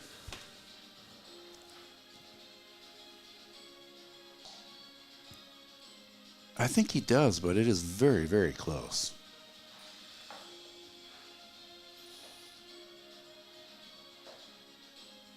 Looks like he's trying for it. Shooting safe. It's the right way to go. I will say one thing that Shucheng is very good at is the jump shot. I was going to say. Many things, but he's very good at the jump. He immediately brings his jump cue to the table without even blinking. This is a no-brainer that he's going to have to go over the edge of the 5, so it's not a big jump here.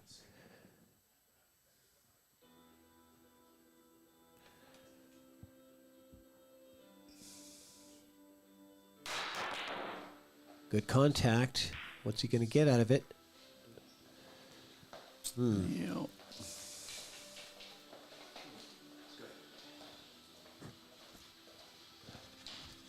All right, so Chad gets rewarded for the safety. A little bit of a reward. He's still got to work for this, though. I think either one of them, as soon as one of them gets a clean shot to where they can control their leave. Yeah, he might actually consider a safety here. If he cannot hold this cue ball, which I don't think he can. No. I don't think you want to try to, yeah. The safety is the smarter play. I like the way he played that. Shucheng's going to come back with his jump cue again, probably. Oh no, he's got a window. Yeah. And in fact, Karam. Yeah, it's on. He's calling the 2. This is on. to come off the 1 and pocket the 2. What you got to watch there is the 1 coming down table and the cue pretty much dying after it hits the deuce. Yeah, you don't want to hit this too hard, right?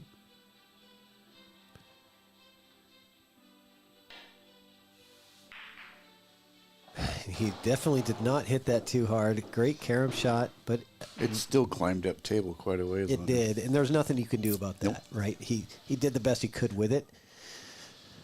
Maybe hitting it a touch harder would have been a little better, but a little harder. You might have had the one on the side or the corner, but it's tough. Hindsight, you know. Yeah, I don't even know if the side would have been available with the 4-ball sitting there, though. You know, so.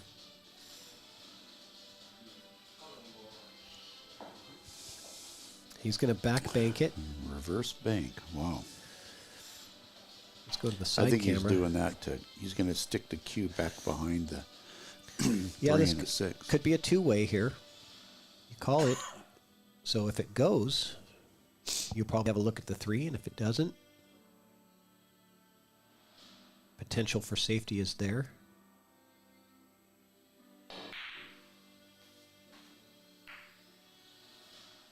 Does he get safe? He does. Oh, I don't know. Yeah, I think he does. I think Chad can see the edge of it, though. Yeah, I think you're right. And that means it's not really safe because you can clip it. Yeah, but here's the challenge: is getting the cue ball past the 5 and 10. You know, the 5 and 10 are huge blockers for the path of the cue ball for this safety, right? You got to come this way because you can't come here. You can't go here. You can't go here. You got to bring it all the way down to here. That's a tough angle to get to. He's going to try. He comes in between, and Just look at like this. That. Wow. I'll give him some love for that one because, the risk of the scratch was huge right there. Mm-hmm.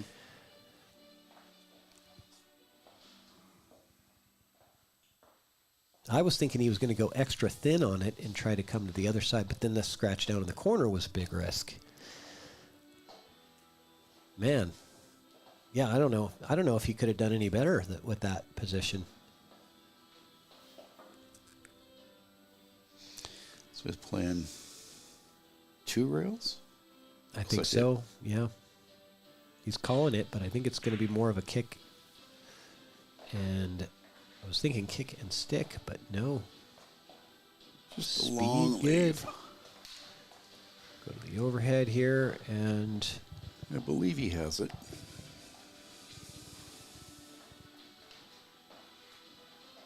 Maybe not. I think that he has enough to hit it, but I don't think he has enough to make it. He might swirl around, might just slight mass. I'm looking actually through the window. He definitely doesn't have enough to make it.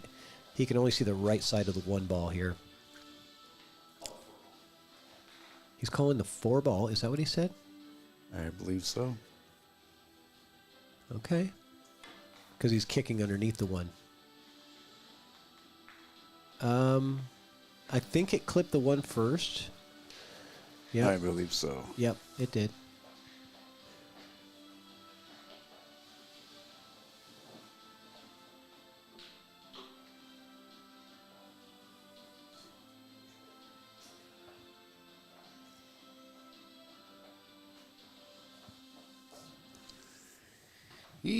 Triple G's probably home on his recliner tonight there, Todd. He graced us with his presence today, and he's home relaxing. Oh, was he at the top of the Olympics tournament? Yeah. Okay. One on the side, he's got to drive out. He's got to come to the rail and then back up for the 3.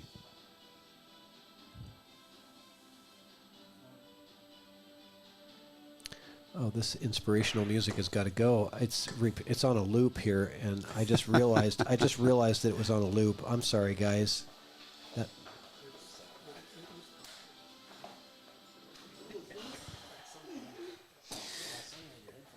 That's why I was starting to yawn. Yeah, that was my fault. I was like, why is this music just going on a loop here?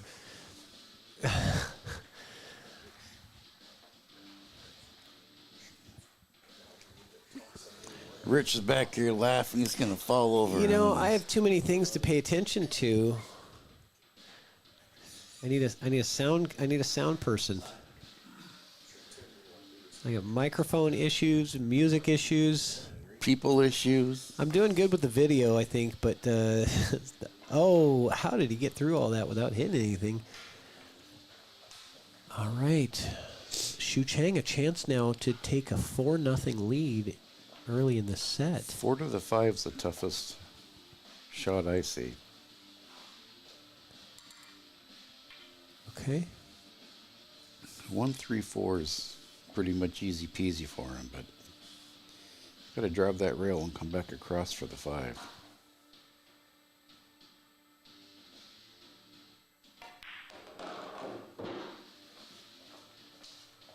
Oh, he got a little bit funny there.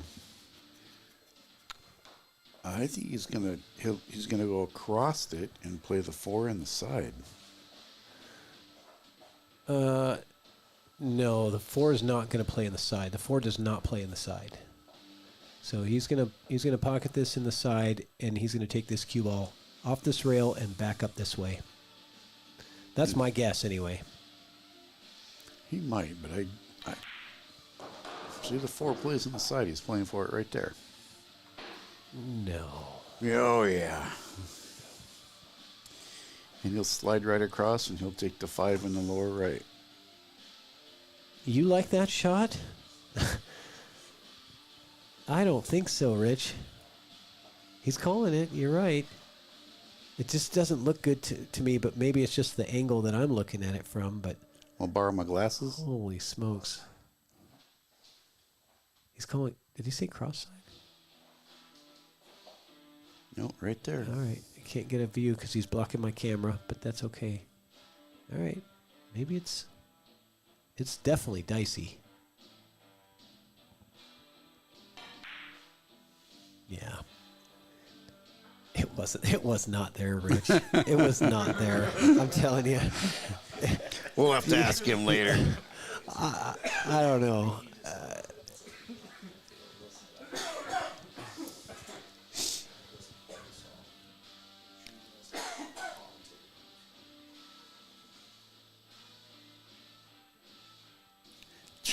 John's back here saying a commentator cursed him. I think it was there. We'll have to ask him later. Well, maybe it was there, but do you really want to take it from that angle and not have anything on the 5 afterwards, or play the safe? You know, I think he chose. Maybe it was there, and he just chose the safe because there was no way to get position on the 5 from that place, because he would have had to hit it so soft.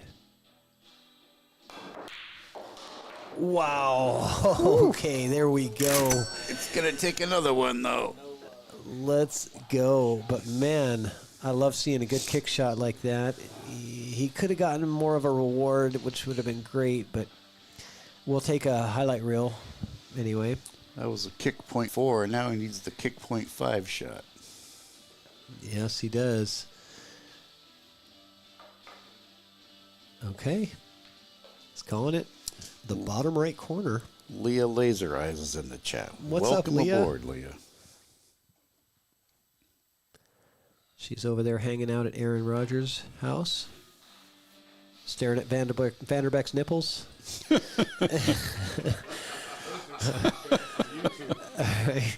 If you guys don't know what we're talking about, it was posted, the screenshot of his nip. Oh, that's good. That's good. Excellent. Excellent. Yes. But those who are watching this and don't know what we're talking about, there was a watch party going on at Aaron Rodgers' house in Olympia, and Mike Vanderbeck gets in front of the camera. We switch to the camera on the live stream, pulls up his shirt and starts rubbing his nipples. Made for good TV, I guess. You know. I don't know. I was really interested in seeing it, but certainly got the chat going. That must have been before I got here. Yeah, it was before you got here. Yeah, you missed out on that one. I'll show you that. I actually took a little screenshot of it. I'll show it to you. It's pretty good. Oops, sorry. Well, he got a little bit funny here. but he'll handle it, I'm sure.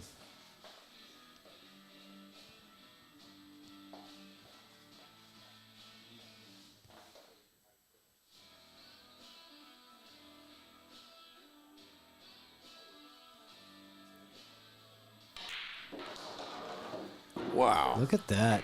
Taking the, using that stroke that he's got.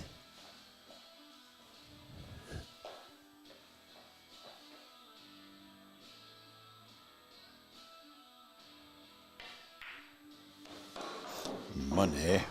4-0. Yes, sir. All right, guys. Have a good night. Saying goodbye to Tim and John. And of course, Rich James. Thanks for coming out, guys. I'll see you later. They're gonna get through while they're in between racks. And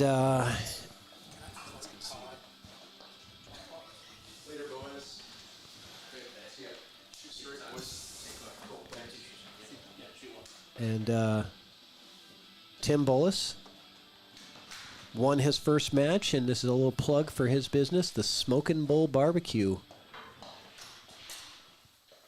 Check him out if you love good barbecue. It's pretty awesome. Good stuff.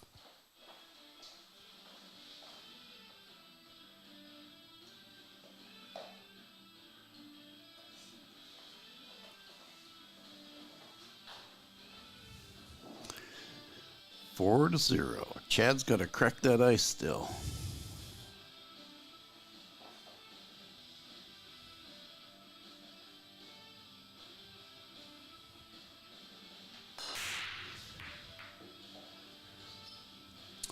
Five ball. Nope. Dry break.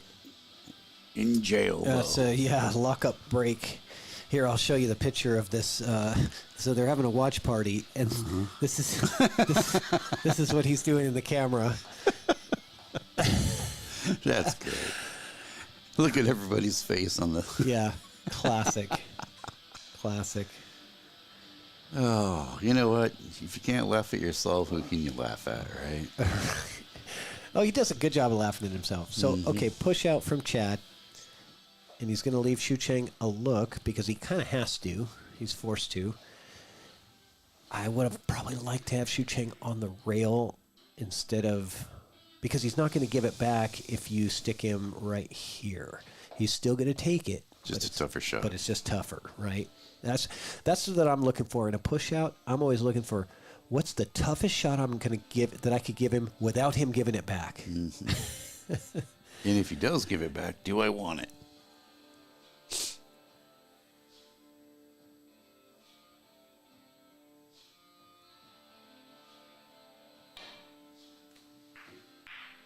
Just paper thinned it. Mm-hmm. Well, the 7 is the only difficulty I see on this table right now. If you can move that. Yeah, the 7 is definitely the issue. But once the 5 is removed, I still don't think you can clean hit that 7. I can't tell. Well, let me see if I can help you out. Not sure if this helps or not. That's a look of the... Let's go back to this. Let's take another look at the... Let's take another look at that.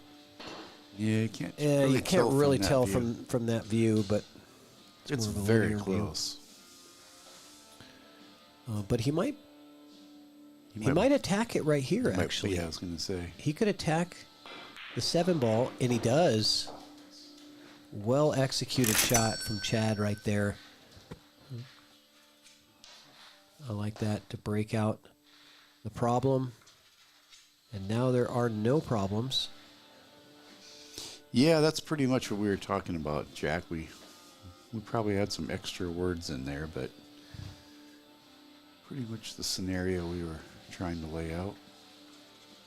So you're actually playing that you want to get it back. I think of push-outs maybe a little differently.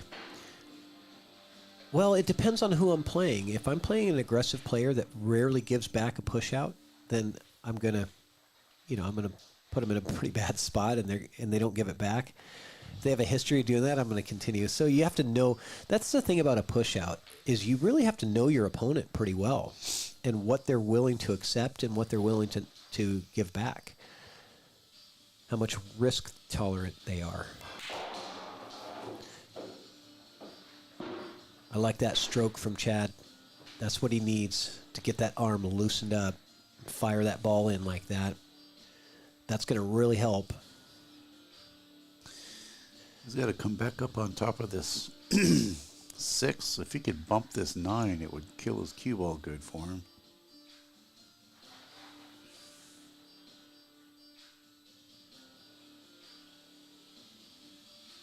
I'd even go 2 rails. That's what I was thinking right there. Bump. Yep.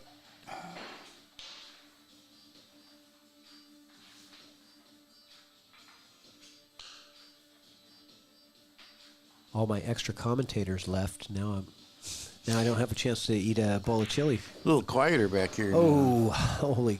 That 6 almost came back up. Yep, rubbed its feet, but he says, "Okay, I'll go down."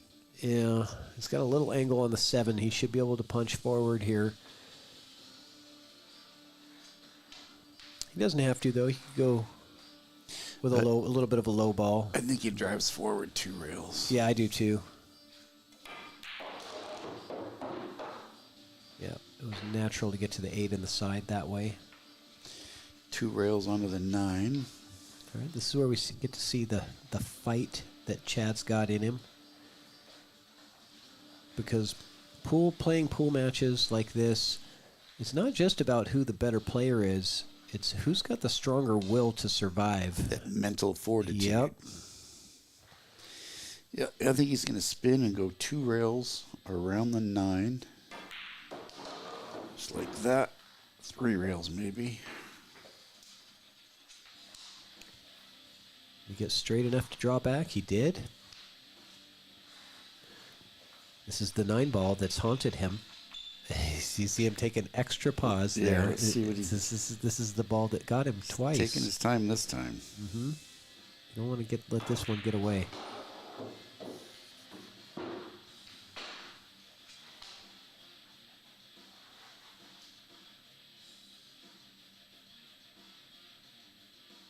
Yeah, we went from classical music to heavy metal in the room there. There you go.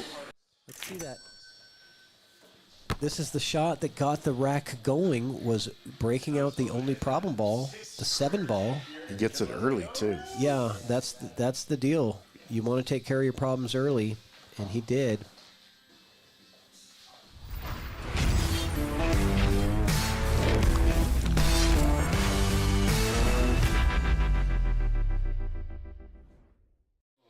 And a reminder, the Don Weir Memorial Tournament is coming up in August 1st through 3rd. We're going to have a lot of pro players coming in. $15,000 added to the prize pool, $250 entry fee. It is an invitational only tournament, but it's going to be a great time. Believe you're going to be able to buy tickets to go in person at Golden Fleece in Everett, Washington. How many player entries was that? I was They're going to have a flyer. 96 player field, so it's increasing. The last few tournaments have been 64 player bracket. This is going to be a 96 player bracket, and they're extending it to 3 days. Last year they just did an exhibition match on Friday night, and the draw, and there was a bunch of action matches and stuff. That all the pros were in town, so there's just tons of action going on. Chohan was, scratching for some one pocket action, and it was a lot of fun. And then Shane and Corey Duell played a exhibition 8-ball take what you make match. It was a lot of fun. That was the Friday last year, but this time they're going to start playing 10 a.m. Friday morning because they got to get through 96 players, 16 tables. Yeah, take what you make. That changes it a little bit. Yeah, that was their exhibition match. This is a 9-ball tournament, though.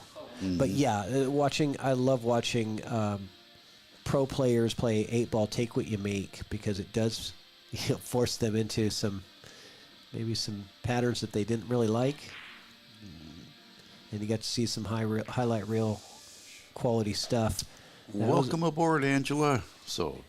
Hey, Angela Marino, how are you doing? Who won the first match? It was Tim Bullus, won 8-6.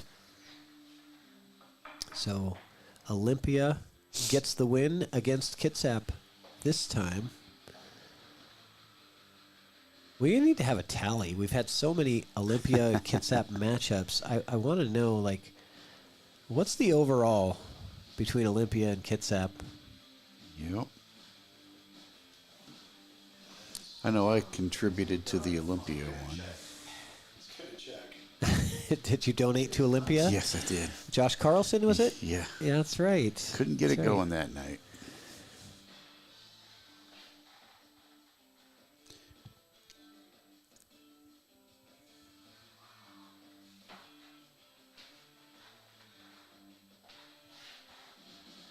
Yeah, well, you cleaned up last month in ChalkBox. You won the Roomba raffle. You came in. You played Rob Shipman. Yep. You got yourself a couple $100 for your match, and snuck out the drill partner. And then you did the drill partner, and you beat the drill partner for another $50. that was a pretty good. Even a blind squirrel gets a nut sometimes. You really ran the table on that one.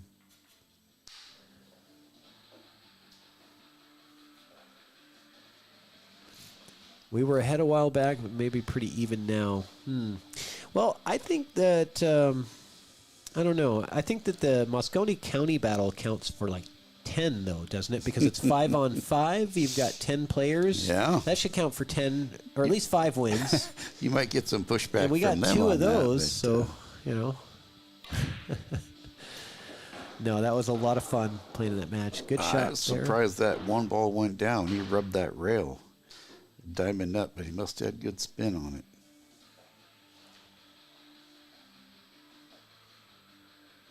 Table sits good. 2 brings him out for the 3. There's really no tough transitions here.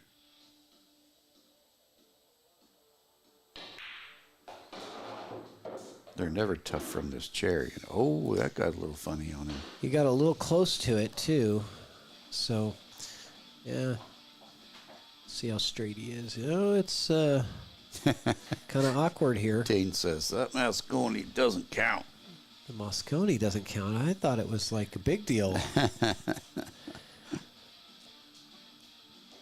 I felt pretty good about our little comeback at the end. Mm-hmm. We got off to a hot start, and then we find ourselves with Olympia on the hill, and we need to win their next 2 matches. I heard Tim put everybody to sleep with that barbecue. Yeah, it was tough. Yeah, shoot, the pool after the lunch break, that was tough, man. I had to play right after lunch was over. That was not easy. And I told myself, I'm just going to have a little bit. You know, I'm not going to eat too much. You did have a little bit too much. Yeah, it was so good. So Shucheng did not like the angle on the 3. Looked like the cue ball was tracking to the side pocket. He plays the safety. Does give an edge, I believe, to Chad. Yeah, he can just clip it. Yeah, I don't know if he wants to clip real thin. If he can, because if he does, he needs to pass the 5 with the cue ball. If he can't pass by the 5 cleanly, he needs to kick at this first. I think he can just rub the edge of it. Like he might kick with spin. No, he's going rail first. Yeah, he's going to kick with spin because it's a much more likely outcome to get safe. Nope. It did not get there. Not going to like that. Yeah, I feel like he needed to hit that a bit harder to get what he wanted out of it. Oh boy, that could be costly for Chad there.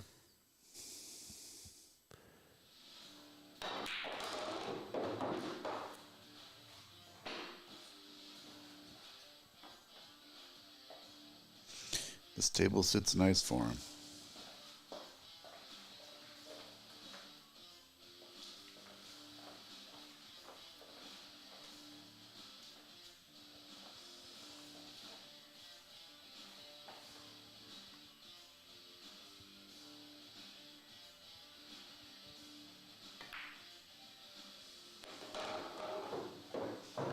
Perfect angle, get on the other side of the 6. Plays the 6 on the other side. Rolls forward, probably puts the 7 in the corner. 7 in the lower corner, 8 in the upper corner.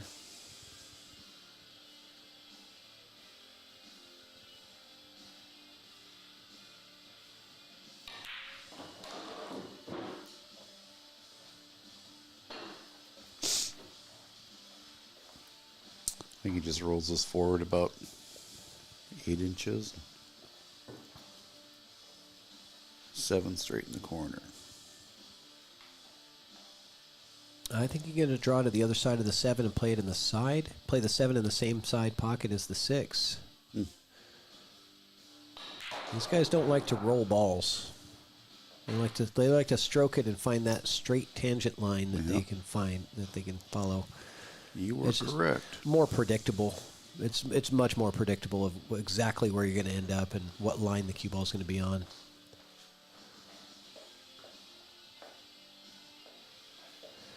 Yeah, Christian, I try to play around a little bit with the PTZ cams. It's hard when you're commentating and trying to find the camera angle. Trying to do everything. Like a one-man band, you know, you're playing the drums, you got the guitar, you're... Patrick pushes all the buttons. I just sit back and yak. It is nice when I have a couple of commentators that are doing it and I can just focus on the camera work. I can do a little better job.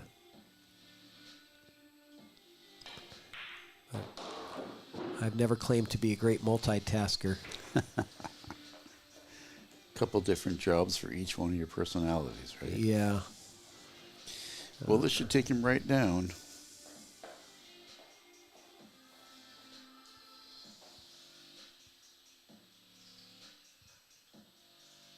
Yes, it should. I expect him to get fairly perfect on this 10 ball. Using the extra rail. Needs a bounce. Yeah. Look at that. Just like you said, nearly perfect. Yep.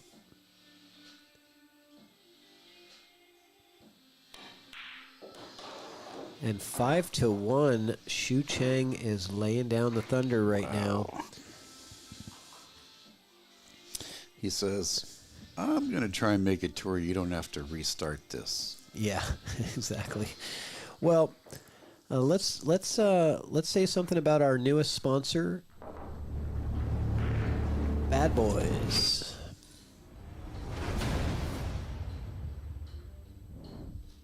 The BadBoys Billiard Productions, badboysbp.com. Get that merchandise. They've got some great stuff on their website. Great designs, good hoodies, good t-shirts, and they're also now an authorized diamond retailer, dealer for certain states, I believe. Oklahoma and Arkansas is what I heard. I think we do have Don Jones and Rick Jones watching the stream. They were in the chat earlier. I'm not sure if they still are. It's a bit late for them over there in the Eastern time zone. Dane mounts. Wore those in the 80s. Yep. Those were the days. Remember the San Francisco riding gear, the black and white striped pants? Those were the popular ones, too, back then. And I think he's talking about the parachute pants. No, I think he's talking about BadBoys. The BadBoys merch. No, I think what Dane's talking about. Dane's talking about wearing those back in the 80s. Shucheng's pants? Mm-hmm. Oh. Oh, like MC Hammer kind of thing? Okay. Oh, he's not going to like this one. Nope. He's going to get his jump cue. And this is a full ball jump. He's got to get clear over it. Let me get to the other camera so maybe we can see a little better.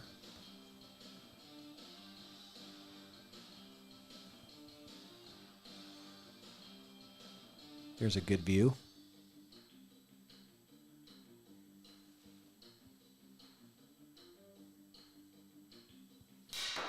Oh, he's miscued it. Mm-hmm. Is he going to get the hit? No rail. No rail, and that is exactly what Chad needed. That is exactly what he wanted. BadBoysMerch.com is the website, guys. Southern Oklahoma and Arkansas is the area that they will sell the diamond tables in. Cool. Thank you, Kobe. Glad you guys are tuning in. I know it's a bit late.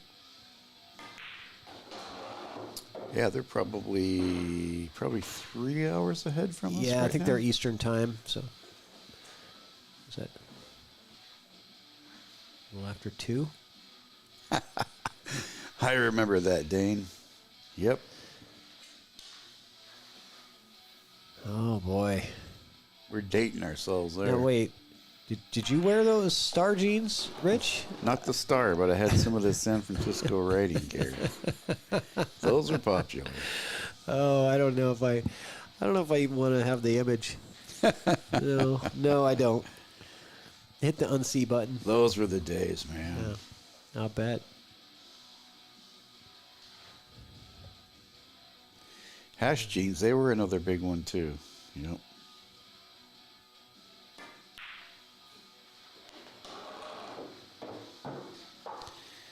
Chad's trying to get a groove going here. So Kobe says they're 2 hours ahead, so they're looking at 1:15.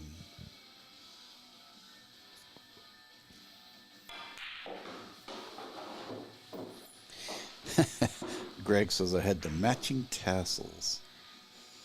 Yep. That's back when you were in diapers, Greg.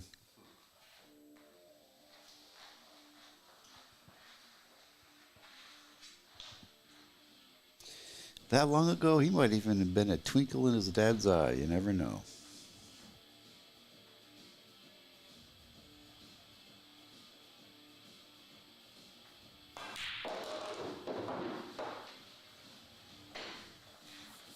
Yeah, I think Chad's starting to feel good about himself. So Rick's in Eastern time zone. Oh, yeah. Kobe wasn't. Yeah. Must be what, Central then? Yeah, they're sort of right on the border there with Central and Eastern time.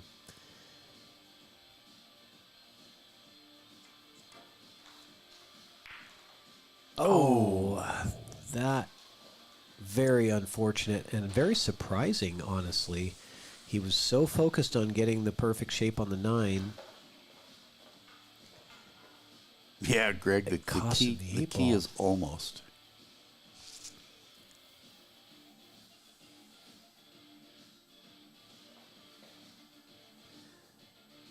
And just going to hit this a little extra thin, catching the side rail before the end rail.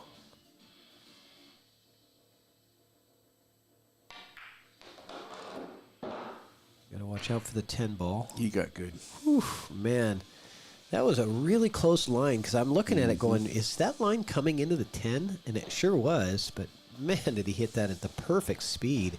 Any softer and he's behind the 10, any harder and he doesn't have a good 9 ball to shoot. I mean, pull it back a couple inches and he's got the 10 in the corner. Precision.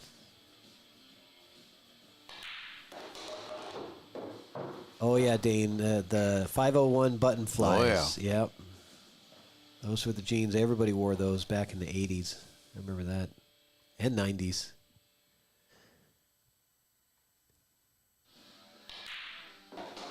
I can remember steelhead fishing with 501s on when your hands were so cold that you couldn't button your pants back up. Picking the ice out between the eyelets of your rod when you were fishing, it was so cold, and your hands were so numb you couldn't do it.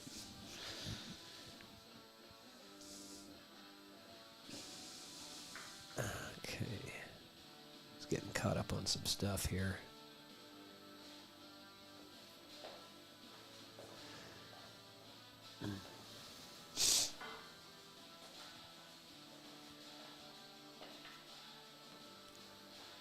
What is it, 6-1 now?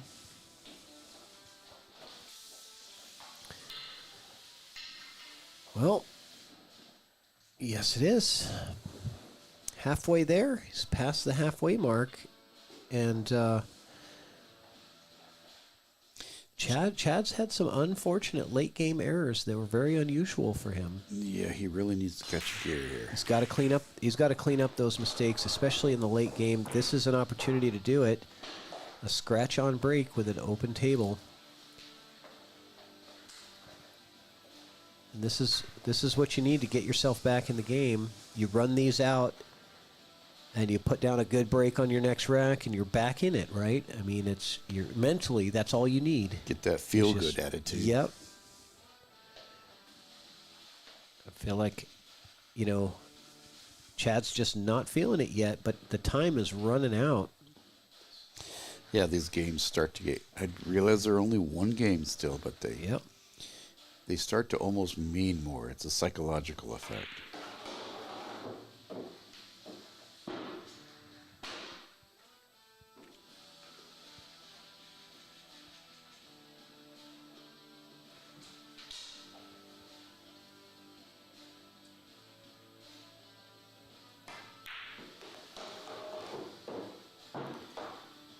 Shot there, but he's got himself tree-topped with a tough transition back over to the 4.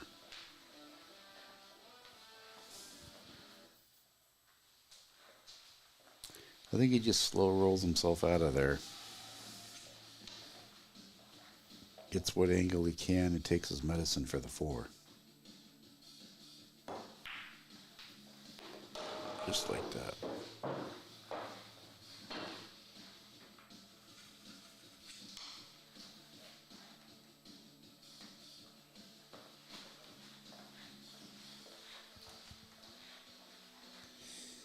Is that the right angle on the 4? Yeah, he'll go to the rail. I trying to see how much he's looking to come out. Does he want to take his medicine and pretty much just put the cue even with the 9, or does he want to try and come all the way back across? I think he just bumps to the right long rail and comes back out even with the 9.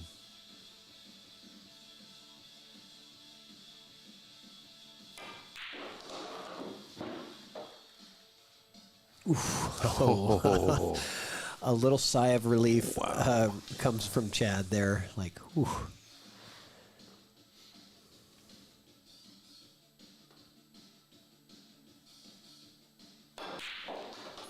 I like it. Come on, he wants that ball off the rail. Get him a little angle. Yeah, he's going to be right on it. He's going to be close to the rail. Not on it. He does have a little angle to get himself off the rail, but he's going to be within a few inches of it, and that's all you can do. You don't try to cheat. Don't try to cheat this pocket and get yourself take your medicine further. Yeah, because you try to cheat it, and that's when things get rattled. He did cheat it a little bit. I think hit to the outside of that pocket. Still ends up on the rail.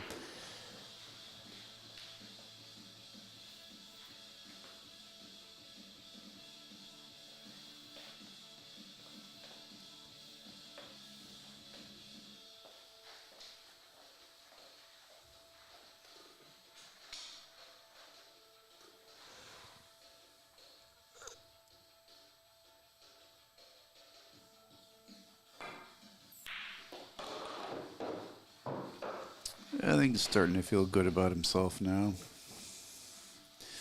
But he's got quite the hill to climb.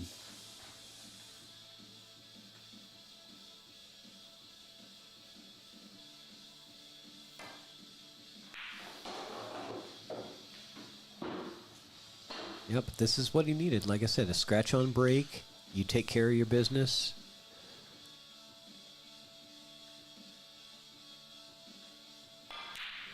And that's There's the that- 9 ball Ugh. again. So this is the third. He gets away with it, though. Oh, my gosh, he certainly did. That's the third unforced error on a 9 ball, and that's just the critical point in the rack where you just cannot miss. I was going to say something, but I didn't want to curse him, and I'm like, oh. I know. It's like there's that 9 ball. But again, I feel like he did take that a little quicker than some of the rest of them, but maybe not. Maybe it's just my imagination. Easy to say after the fact. You know, we always say it's much easier over here. So Shucheng calling the bank shot. He's kicking it, right? Or is he banking No, he's it? banking He's it. banking it. Yeah, he's got half a ball here, so he can. Might see it's going to hit this a little pocket speed because he wants that spin to grab, I think.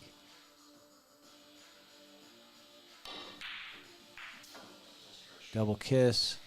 Shucheng does not get away with that.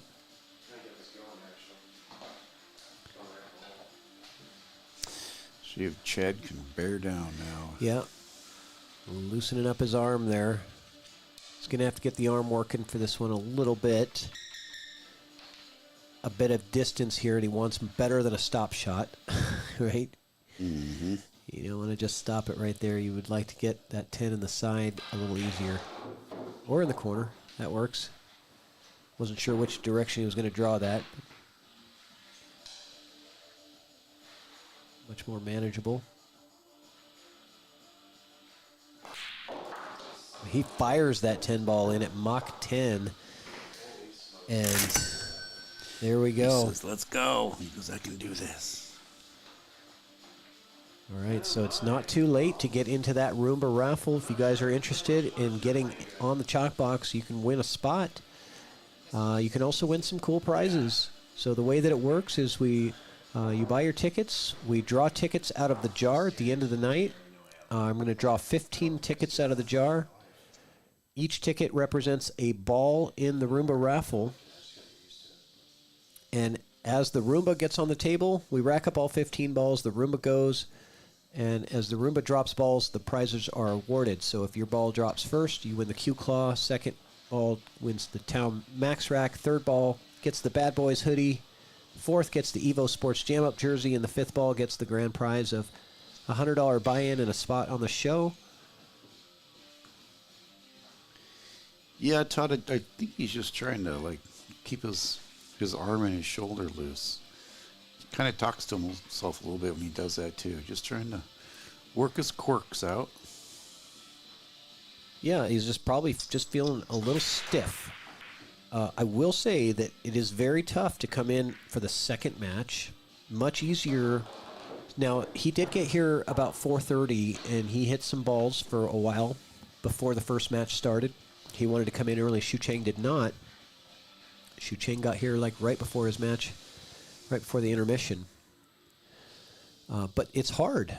Playing in the second match is hard because you're just thrown right to the pit. You got to go. Not a lot of warm-up time. Right from the Moonlighting Billiards drill, right to the fire. Yep, pretty much. He had a good drill partner run going there. I thought... Oh, he clipped the 5 first. Yes, so he did. Another unforced error. And very unusual. He's just not he's not as accurate as he'd like with his cueing right now. So Shucheng's going to try to figure out what to do with the 2 ball. Where? Yeah, the deuce to the 4 is the tough part. Yeah, so I think he wants to be underneath the 2. Looks like he's drawing this to be underneath the 2, play the 2 in the side so that he can keep under the 4 ball. Nope, he's swinging it over. Okay. This one looks like he's going to collide with the 7 and 10. Maybe that's intentional. I don't think so. I think it's just a... Yeah, I don't think so either. I don't think he would like to, but I think he has to now. Yeah, go ahead. You think it's going to clip him? I guess it just barely will. Yeah, I think so. He's got to control this where the 7's going to go. Nope, you can draw around it. Okay. Yeah, that's better if you don't have to move it.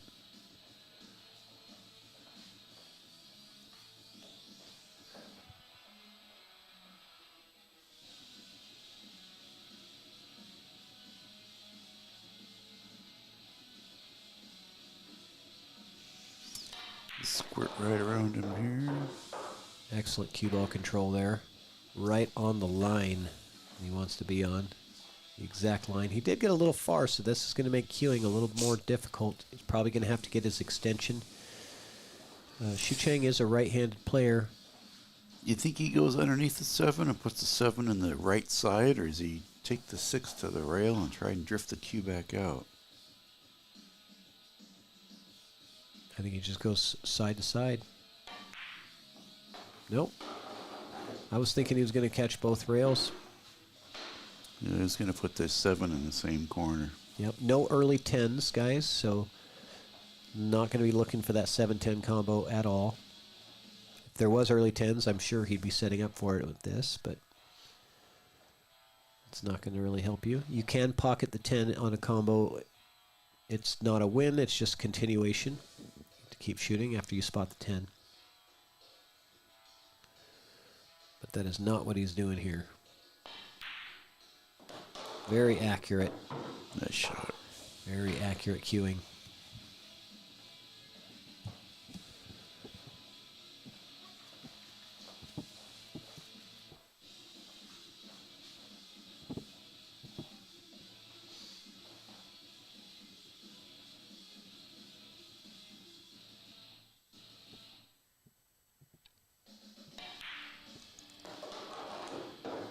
So I talked to Shucheng a bit. I talked to him quite a bit. We were staying together.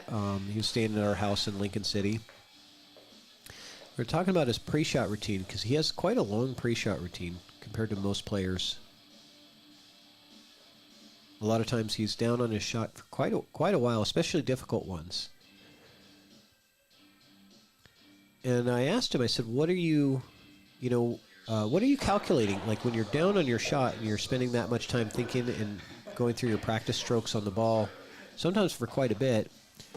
And he says he just kind of has like Zen moment. Red light, yellow light, green light is kind of how he sees it. You know, it's like as he's cueing on it, it's not right. It's red. Okay, now it's yellow, and he waits until it's green, and then he goes. You know, and it's just the way that he visualizes. Until he can fully visualize it, he doesn't fire. So you rarely see him take a stroke before he's ready. That's where my misses come from. I don't get the red, yellow. I kind of get the orange, and then and then the yellow, green gets me the blues, and that just comes from really not trusting your, So you feel like you might be ready, and you say, "Okay, I think I'm ready." Or, "I think I got it." Instead of waiting until you know for sure. Well, his stroke is just so true. Also, it's just perfect. It's very good. And good enough to... Oh, my goodness. And he concedes the rack, and it's going to be 6-3. I hit the down button to make sure the volume was down, and guess what I hit? Because if I'm hitting 5 balls on the 1... All right. Is this good? Or are you sure? Okay. I'm going to play a quick Salotto commercial. Salotto is the world's premier pool community. Playing your friends has never been more fun. Raise the bar with Salotto so regular practice can become real pressure. With monthly prizes and cash payouts, Salotto brings pool to the people. You can even submit match results to Fargo Rate through Salotto if you want, but you don't have to. Your race, your place. Make your matches count with Salotto. Download now and get started. No minimum play per month.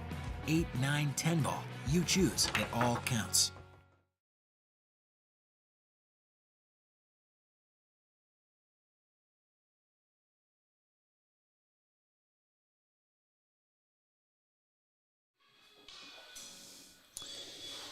Yes, we do, Greg.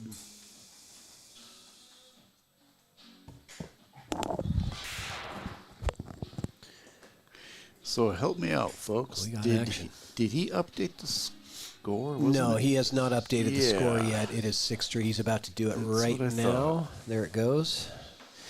Yeah, with the Evo Sports system, the players do their own scoring. When the system is installed in a pool hall or a venue, there is no live streamer. The live streamer is in a little computer device called the Evo Box. And players can just literally just go up to the tablet, start their match, keep score, start the stream, end the stream.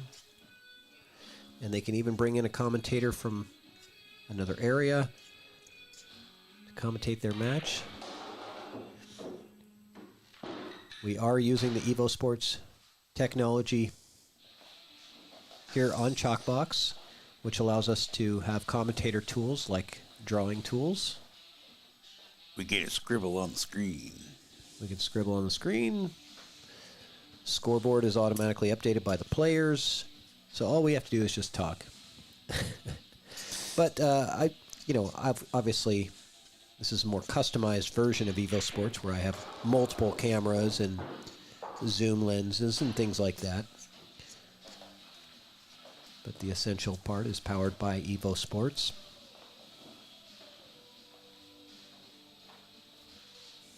Three to the four is a little bit difficult. After that, they all have homes. The queuing is kind of difficult here too. Mm-hmm.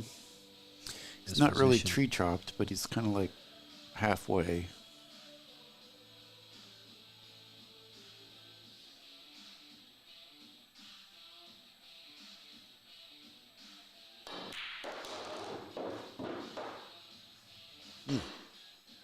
Okay, he's got himself out of there, but now he's close to the rail, not out of the woods yet. Although this angle on the 4 does get him over to the 5 for that 5 in the top right corner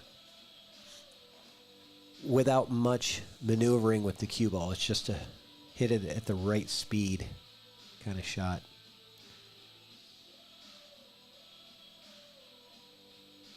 But Shucheng is definitely feeling good. Other than that missed 10 ball on the last rack, he's looking really good.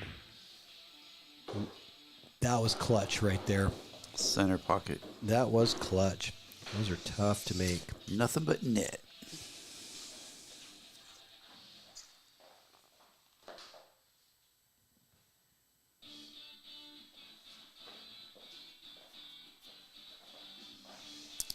Yeah, he just needs to get back down underneath this 6 and he'll be off to the races.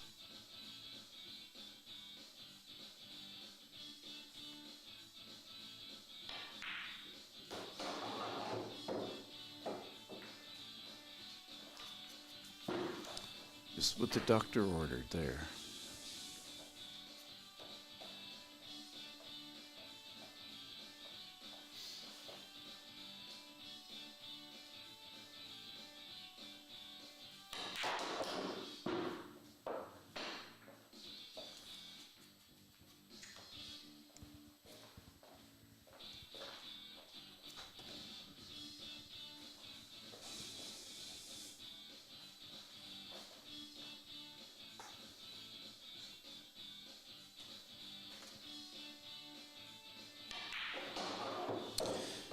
He plays a sneak this 9 in the side, or does he go for the corner?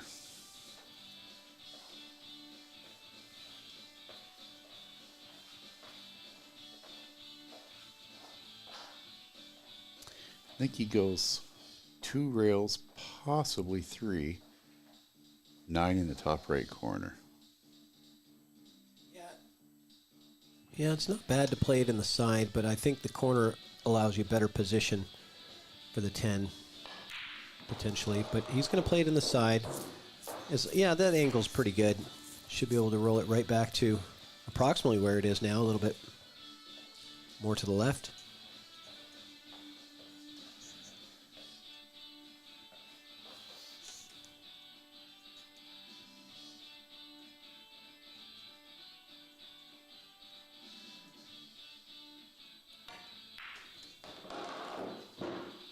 Perfect.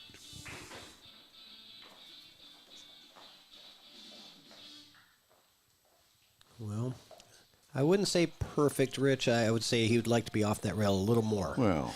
But yeah, not bad. Very good. Shucheng up 7-3. 3. They start to tighten now. Yeah, I tell you, if it wasn't for that missed 10 ball, he'd be at 8-2. You know, this is really huge, but still, Shucheng he's playing rock solid. Other than the missed 10 ball, we haven't really seen many mistakes from Shucheng. How's it going there, Trevor? Welcome aboard. Hey, what's up, Trevor?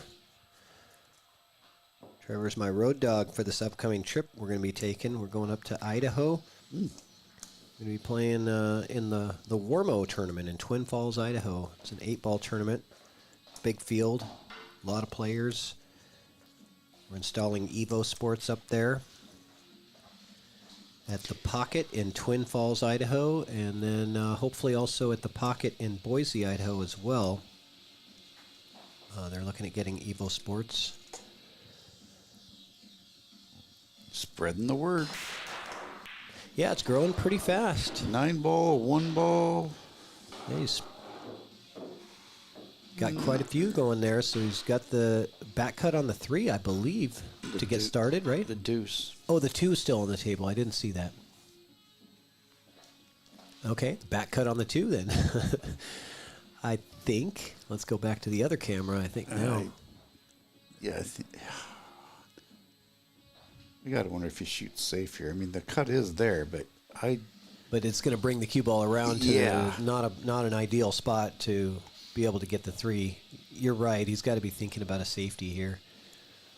Can he cut this and hit it soft enough, or with some kill on the cue ball to where it holds for the 3? I don't know. It's so thin. Yeah, I agree.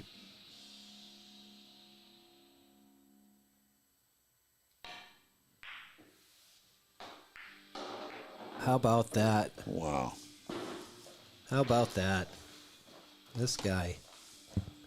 Is there a shot he doesn't like on the table? I'm not sure. Only the very few that he's missed. They have been few and far between.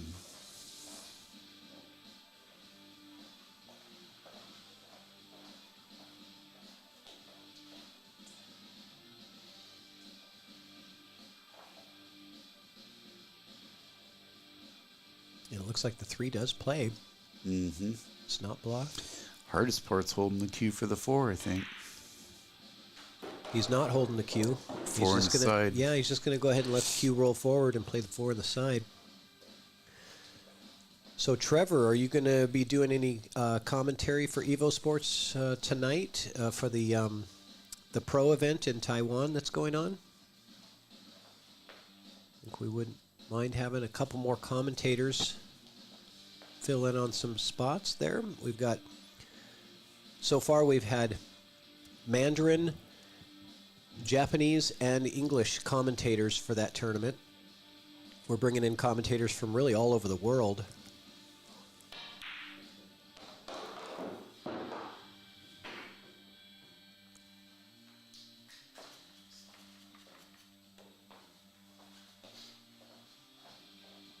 Cindy says Warmo is her favorite event, rates above Lincoln City. Cool. I've heard lots of great things about it.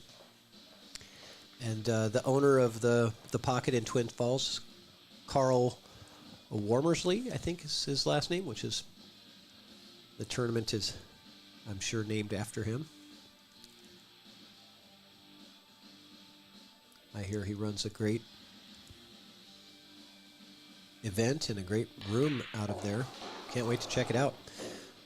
Shucheng is just, he is just laser focused on these shots. His position play, just hitting the balls dead center to the pockets. He got really good angle there. That's what he needs to get back down to the 7. Wormsbaker, thank you, Cindy.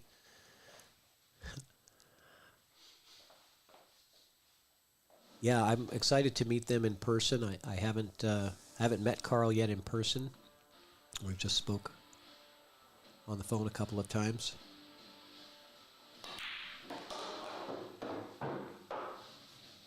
Beautiful. Yeah. God, it almost looks like Shucheng has played here before. Got that inkling? You know, he's had a couple of losses on ChalkBox too. He hasn't just... he played a really good match with Mike Deichmann about a year and a half ago. And Mike said something that... Oh, that pocket almost got him again. Rubbed its feet good. Yeah, that was the same pocket too as before. He played Mike Deichmann, and Mike beat him. I think it was like 13-9. It was close, 13-10. close match, but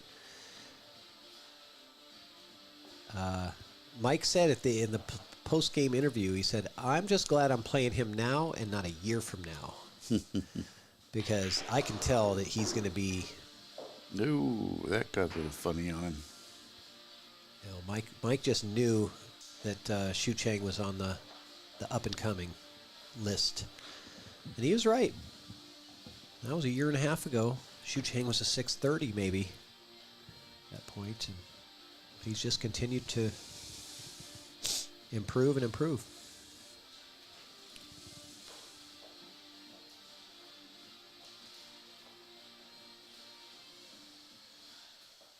Side or bank? I guess they're both side, left or right. I think he's cutting it. I think he's cutting it to the side. I think you're correct.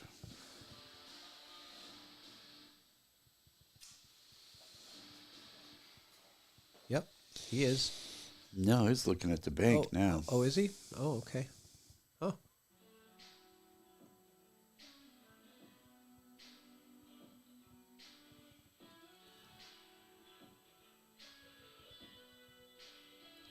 I think he's looking at if he banks it, he can pull this cue back down to the bottom rail here, and if he misses, not be quite the sellout.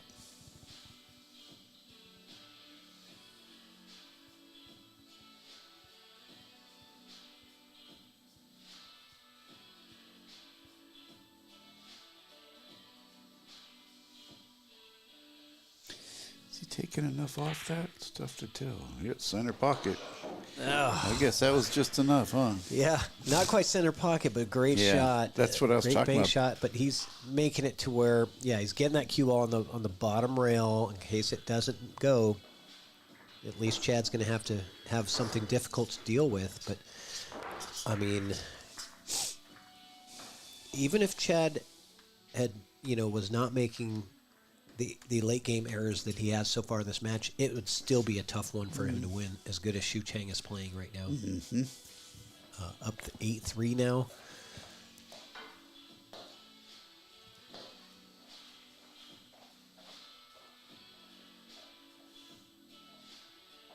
And Chad's checking his messages on his phone. He's maybe getting some words of encouragement from friends. Hang in there. I see some latecomers to the chat. Don't forget to still got the Roomba raffle, folks. Still got tickets going out.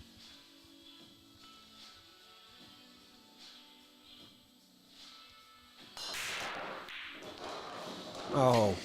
Kicked in the side. Yep, sure did.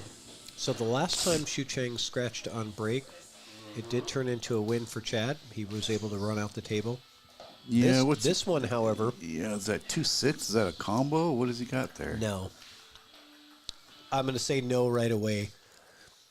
No, it's a safety. Unless he wants to break it out. I think it's either a breakout or you're going to play to a safe. Which you could do very easily. If you put the cue ball right here, it's a very easy thin the two ball, and you have a really good lockup safe built in. But it looks like he's going to attack. And nothing wrong with that except for the fact that it's really hard to get shape on the two afterwards. He does have the back bank on the two, back to the side. If he likes it, it's just hard from there to hold for the three at that point. So let's see what he's got. An interesting safety idea might be to go 3 rails with the cue ball behind the 9-5. But he's calling it back in the side. I think. So let me draw up what I was thinking. Like, I don't know if this is really the best idea. Oh, that's a good one, Nicola. I don't know if this is the best idea, but I do think that this is, a potential line you could be looking at. And I'm not sure if the 3 would be in the way for that. To play a safe there like that. I like this safety better, though. Because I think my safety would have sold out if you didn't get there. You ran short, though. Yeah, he got a little short on that. He really tried to coax that cue ball to go a little further and help him out.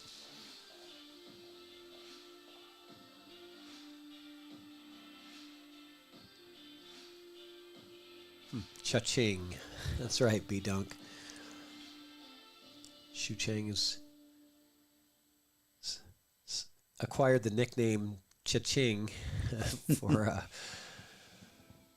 Understandably so. Yep. That nickname came from an Ed Hobbs Calcutta that Ed was doing, right? And he makes them entertaining. He does. He's got something to say about every player, and he says, "Man, this guy's name even sounds like money." Cha-ching. Stick. Trying to get people to bid him up,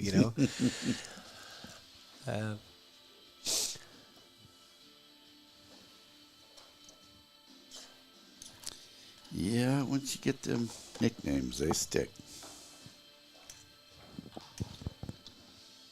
Kind of like the toothpick? Kind of like the toothpick, yeah.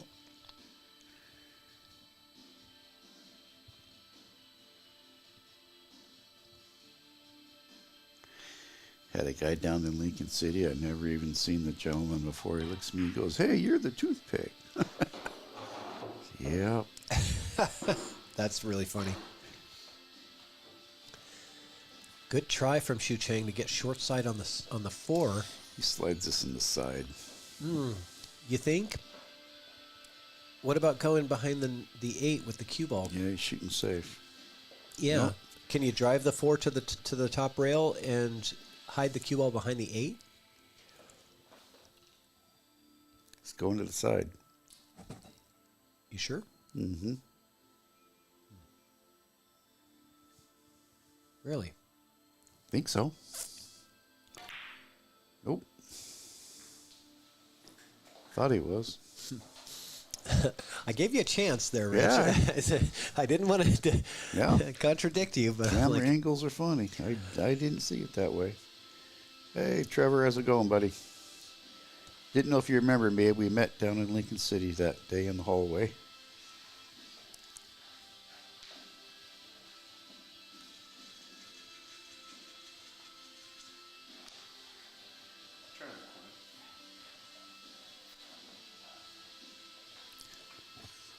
Trying the corner, so he's trying the one railer.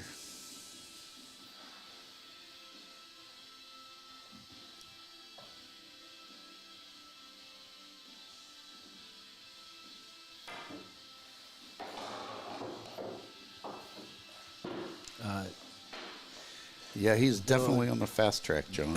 John, you are not correct. Shucheng was not a 490-ish Fargo a year and a half ago.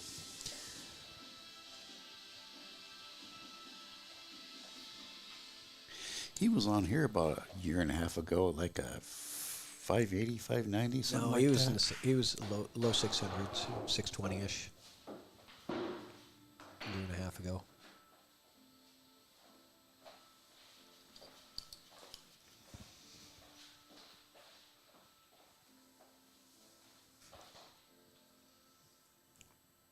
Pull straight back for the 6.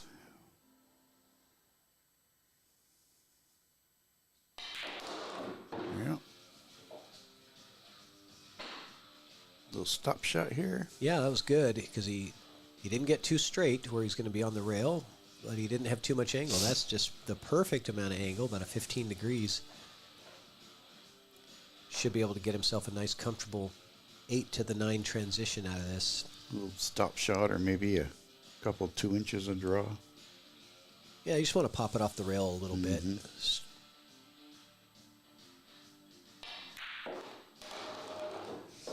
Just what the doctor ordered. Yep.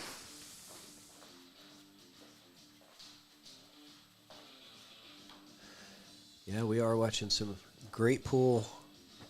We're watching the Shucheng Chao show right now. We got bird's eye view seats too. Yep. VIP box. Yeah. Box seats. We just don't have any beer vendors or anybody selling us hot dogs or anything. We have Bill the Beer Man. Remember that from the Kingdom days? No. You don't? I went to the Kingdom, but I don't remember Bill the Beer Man. Yeah. No. Somebody out there does. Come on. Chat me up, guys. Who remembers Bill the Beer Man? I remember the tuba guy at the Mariners games. And, gosh, who was the... so sweet. Look at that stroke. Okay, he's Wayne. on the rail again. Who was the big, heavy-set Seahawk fan? Wayne something. Oh, the super fan guy? Yeah, what was his name? Yeah, I don't know. Didn't he win the lottery or something, and that's how he got all these season tickets to everything? Carl remembers him. Okay.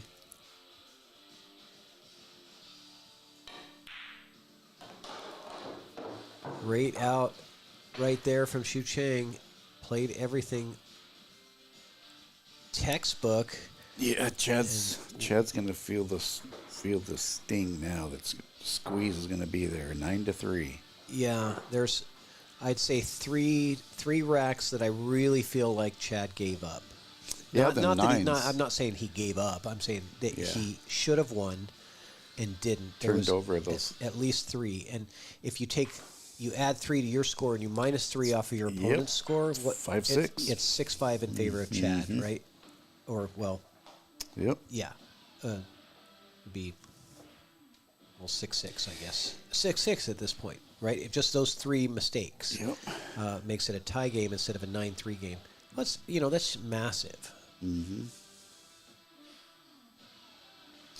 So Carl remembers those days. Mike the Peanut Man. So what was the big announcer guy? Big gentleman, always wore a suit. Wayne something. Help me out, Carl. Dry break from Shucheng. And what do we have here? Let's take a look. He's got a 1 ball. Yeah, he's got a 1 to either of the corners, but Tough nut to scratch. Yeah, that's a really tough one.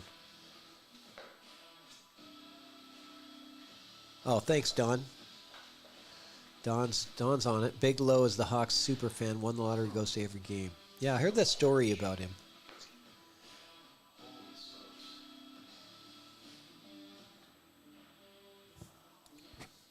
That is true, Trevor. We all make mistakes, even the pros. I'm not sitting here. Yeah, I've made a few. Yeah, you made a few calls. You made a few mistakes. Yeah, you thought he was going to the side pocket on that. I said, "Are you sure?" You made bad calls. Safe. Yep. Those count. Yeah. Those are mistakes. Which way do you think he goes here?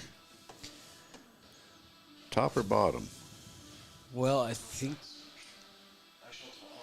they're both. Which pocket though? Is that that's a question. I think he's going to go to the top pocket as you see. Dangerously close to a scratch. Okay, he's playing safe, and he's got this one real almost lock up if he gets to the back of the 8. But look at how many balls are in the way. There's that 4 ball's huge. Yeah, man. What are we looking at here? He can't get in between those. So, could you jump over the 9 and go rail first and clip the 1? Can I or can he? Well, I know he jumps very well. That's 2 different things, Rich. Yeah, you were correct. I can't. I wouldn't. This is one where I might consider tying a ball up. I might consider tying up the 9 and 5, maybe.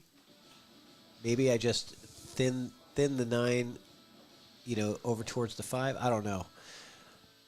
Or thin the 8. Put the 8 put into the the mix. 8. Yeah, put the 8 over here. Just make it tough, right? Because I don't think I'm getting a good hit out of this. I'm conceding that I'm giving ball in hand away, and I might as well.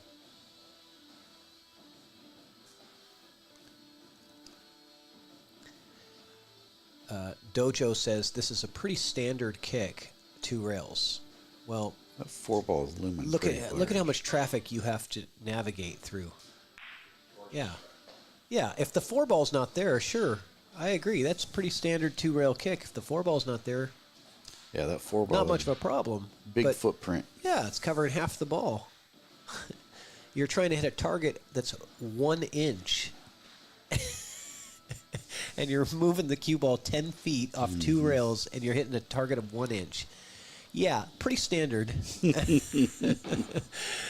No, I get it. I understand why Shucheng wanted to at least make the attempt there, because he didn't want to get into a 3-foul situation. Chad's a good enough player to, if you tie something up, he's going to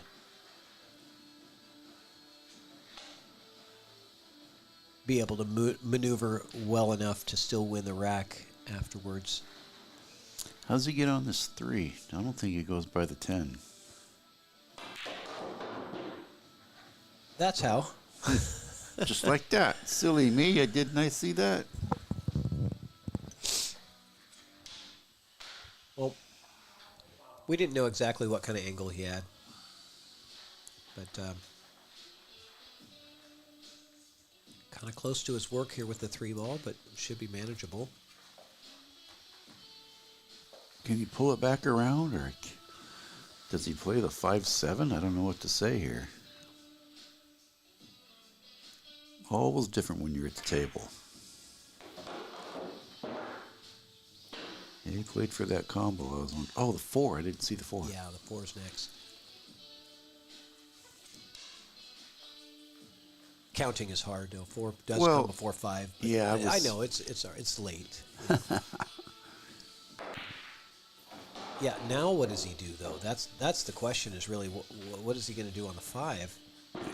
It's got to be a safety. Tie it up or shoot this combo. I don't like the combo. I don't like the combo. The carom is an easier shot, but it doesn't give you shape on the 5 afterwards.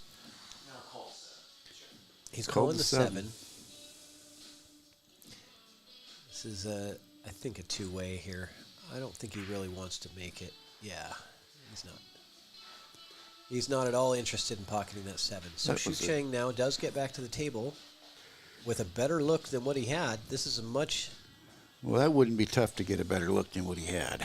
Right. Well, I don't know. Todd said the last one was pretty standard 2-rail. The problem with this, even if he makes this, he's got to get enough speed on it to clear the cue ball to get onto the 6. You know, he could go 2 rails into it.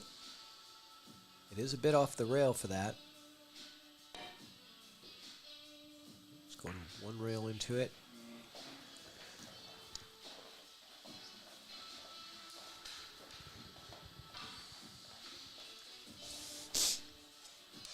I think he should be able to... I believe he can just draw right out of here. He might be able to stun between that 7 and the 8 and slide up. Can't tell from here. Yeah, he should be able to. Just like that. Oh. He's got to nudge the 9. He does not get enough nudge on that 9 ball. Or does he? He said that's brutal, so no. He's got to... I think he has it. Does he? Yeah. Okay. I think that was a little camera angle trickery. Okay. I thought I heard him say that's brutal. Yeah, he did, but... You stop it here and put the 8 in the side? You try and punch all the way around. Yeah, from that distance, I don't trust myself to be that accurate. He might choose to go, if he goes around, he might choose to go rail first. Just coming into this rail. I think he's going to stun it right there and put the 8 in the side. Yeah, I would too, I think. So he's going to slow roll it. No. I did not expect the slow roll. Oh. Because of the fact that now it kind of gets you into that spot where, I mean... Yeah, now he's going for the corner. That's about as long a shot as you can do. Yeah, nobody likes this shot. Money. Dead center. Look at that. With shape. Chad Razwick saying, I'm not done yet, guys. Don't count me out. I'm going to come back and I'm going to win this thing.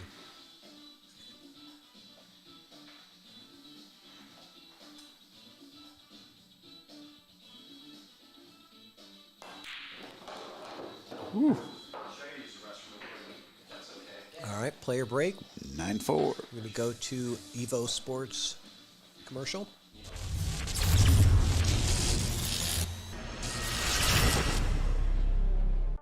Introducing Evo Sports, the future of live streaming. It's now easier than ever to stream and share your action. We use the best equipment for high quality HD image. Invite a commentator from anywhere in the world. Evo Sports is the evolution in billiards entertainment. Live streaming has never been easier. Simply enter your name, add your race length, and start your stream. Join us on YouTube at Evo Sports Streaming or at evosports.live.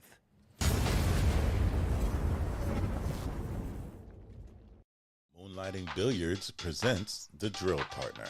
Whether you're new to pool and practicing the basics, or a more experienced player performing drills to improve your shot making and positional play, the Drill Partner is perfect for you. Use the Drill Partner to set up drills anywhere on the table. The Drill Partner allows you to set up for drills with balls in a straight line, in an angle, vertically, horizontally, with varied spacing between balls. The Drill Partner is one partner that will never let you down. If improving your game is important to you, then get the revolutionary new product that guarantees a lightning fast and accurate drill setup every time. The Moonlighting Billiards Drill Partner. Roll him in and begin. Want to feel the pressure of competition in your everyday pool games against your buddies? Want to send your own matches to Fargo Rate? Download Salotto now. Your race, your place. It's time to make your matches count. Salotto, the Pool Players app, now featuring monthly cash and prizes.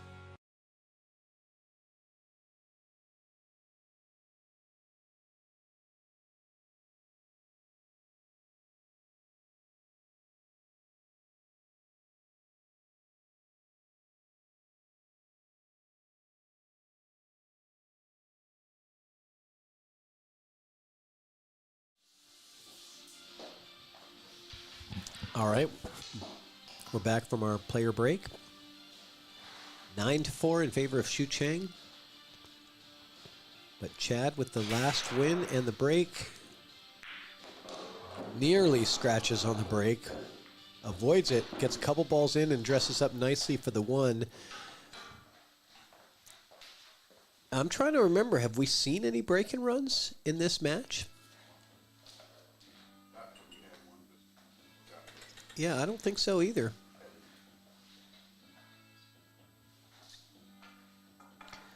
Well, this is definitely the most likely rack that we've seen that could be ran out from the start, because not a whole lot in trouble. He does have to avoid this 8-ball, though. This is the bit of the issue here, is getting from the 1 to the 2, because the 8 is hampering the position line. I think he can draw right out of that. Yeah, I think he's going to have to. It's not what you like to do here, especially when you're in an awkward queuing position like this. Outside draw, low left. Now, if he is not wanting to shoot this left-handed, which he's not, he's got to lean. A left-handed player would be able to lean over the side of the table much easier. See, that's taking your medicine there. Mm-hmm. Just getting to where it's good enough on the 2. He left himself a viable shot. Yeah, exactly. And the position from 2 to the 3 from this angle is good. So Trevor says Shucheng got one. Did he get a break and run? Okay. I didn't realize. Can't remember. Yeah. Oh, that's right. Now I do remember it. Yeah, okay. You're right. Oh, that's going to hang up. We even talked about it. That was a break and run. Yep, that's right. Yeah, you expect more, I think, of these two players. I would have expected more, but it all depends on the opportunities that you get off the break. I mean, break and runs don't necessarily determine how well you're playing. It's just how well you're playing combined with how many opportunities you had post-break. Well, a miss can be so fatal, too. So if they have any chances of a miss, they just play safe. So that takes away from the run chances. That's true, yeah.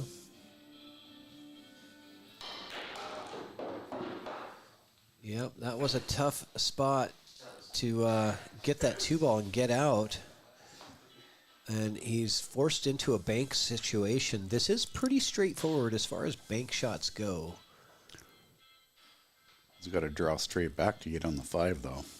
Yeah, but he doesn't have to get far. He doesn't, as long as you're not blocked by the 9, you're fine on the 5. Or blocked by the 7. Those are the 2 balls you have to avoid getting behind. Oh, I think he draws straight out of it.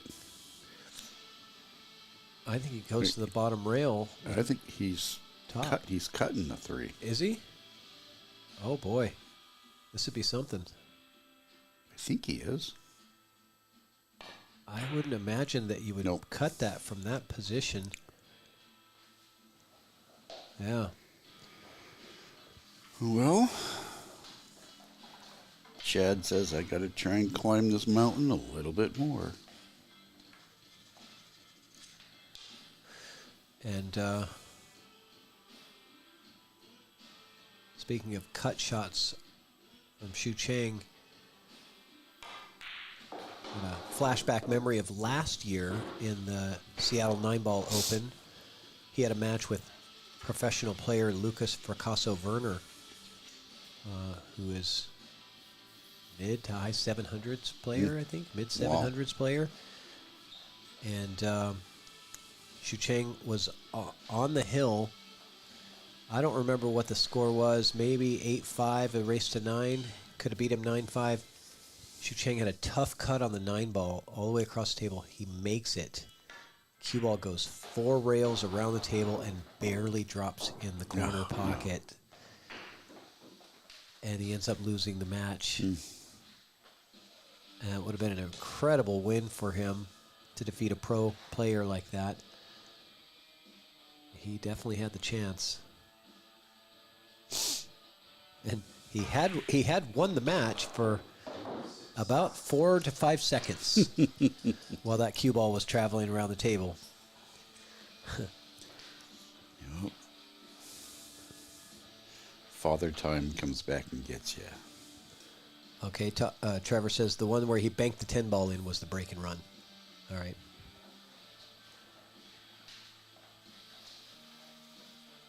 I'm good. I'm glad I'm not a stats keeper because I'd be doing a terrible job of that. I have noticed though that it's easier for me at least to keep track of this stuff when I'm sitting at home versus sitting here. Yeah. Yeah, there's more to do here. Yeah. Yeah.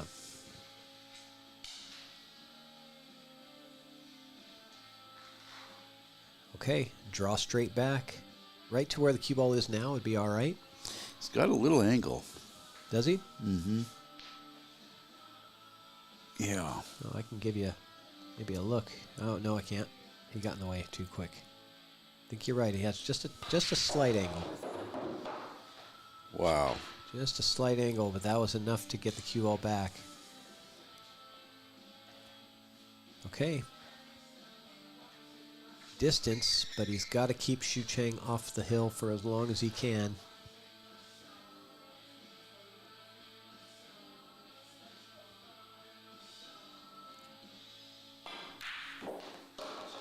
There you go. There it goes.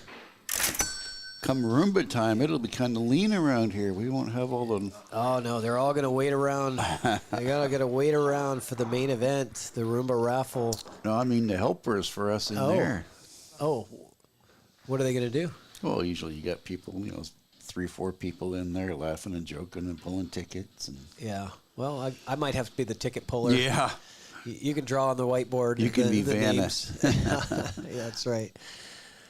So, not too late, guys. If you want to get into that Roomba raffle, get your tickets in now. There is still time. If you're lucky enough and the Roomba drops your ball as the 5th ball in the Roomba raffle, you win the spot on the show and a $100 buy-in paid.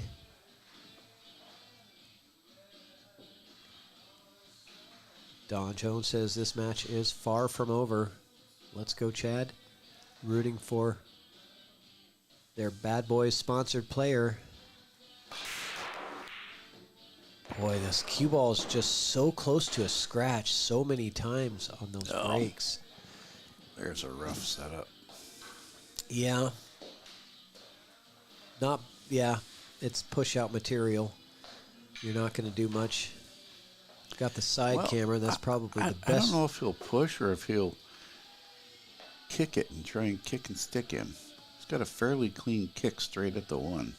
Yeah, it's hard to tell from this view. Yeah, the overhead. Let's go to this one here. See what I'm talking about? Yeah.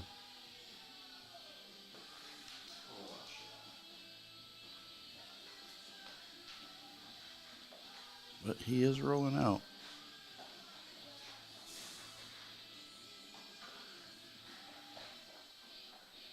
Yeah, I think you have to. He's going to try to push that cue ball to probably right in this area here. See if he can hit my circle. You like that, Rich? Mm-hmm. He was pretty close. That's where I was looking for. I would have rather had Shucheng on the rail.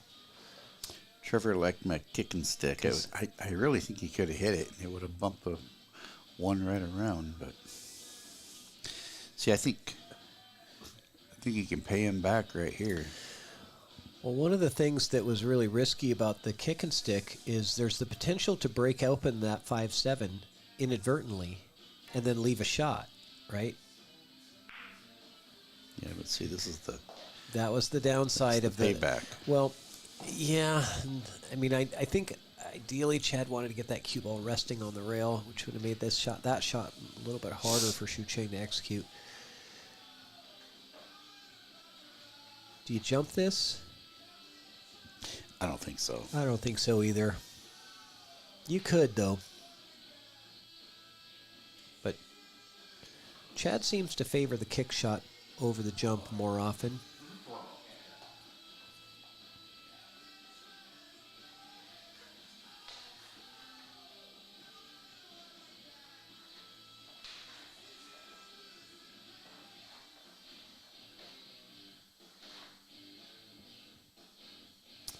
Called a side, didn't he? Yes, he did. And it's going towards the corner, but safety. Safety good. He gives the wave like that was not my intention. But I think it was partially an intention there. Man, that's almost jail. That smoke screen of balls in front. Yeah, I'm wondering, can Shucheng hit this rail right here? 2 rails that way? He might even be able to go 1 rail into the 1. I don't know if he can get by the 6. Yeah, though. he's calling it. Look at this. What did he call? He's calling this shot right here. Mm-hmm. That's the shot.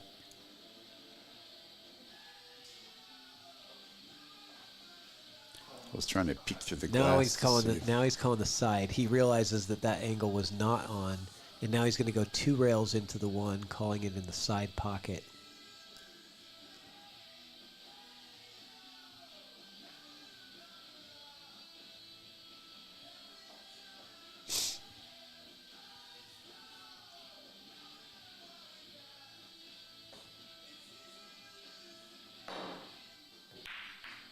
Gets the hit. Comes up pretty clean safe, too.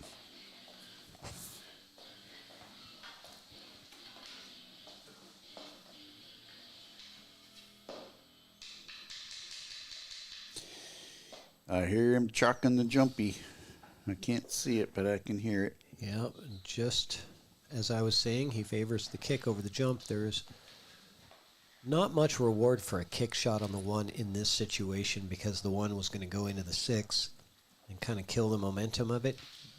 You're going to have a hard time getting separation on that kick shot, so it does play to the corner with a jump, and he only has to go over half a ball.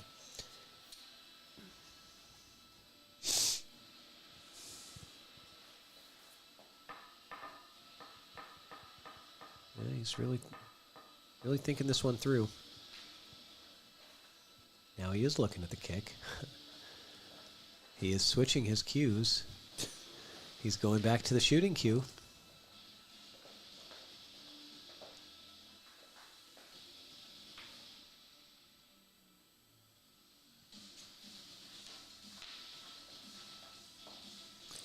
You gonna kick 1 rail into it?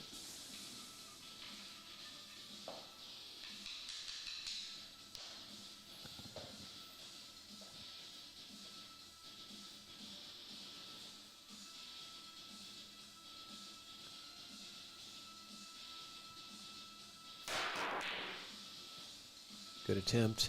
A for Tim effort. Ball's going to go in. Continuation. Well, it's a It's option. a spot. It's not. Well, it's not a continuation because Yeah. he didn't call it. But Yeah. It's just a spot. But look at those 3 balls down there. The 5, 6, and 7. What a mess. Chad kind of looks in through the window and just gives a shrug, like, well, I gave it my best shot. You know, what can you do? Yeah, look at those balls down there. Is it interesting the way that they're lined up in a row there by the 3. We'll take a look at those balls after his shot here.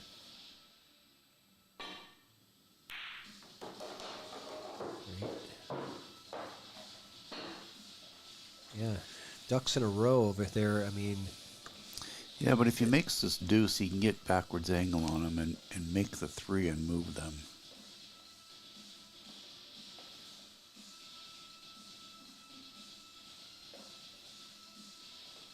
yeah. And let's see. But the 4 ball is the problem. If you're going to use the 3 to break out the 5, 6, 7, you know, you're going to have to, nudge the 4 and bring the cue ball out. There's just a lot going on there. But it can be done. Not from this angle. Well, he could draw straight back into the 7, use it for a stop.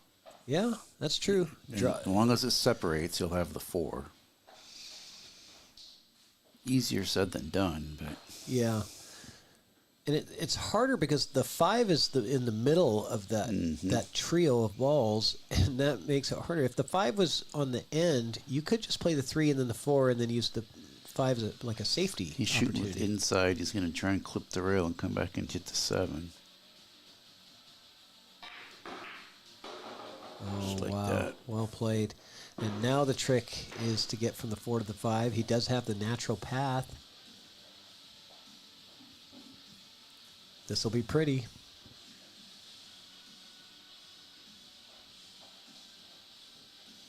The 6 ball does not protect him from scratching all the way necessarily.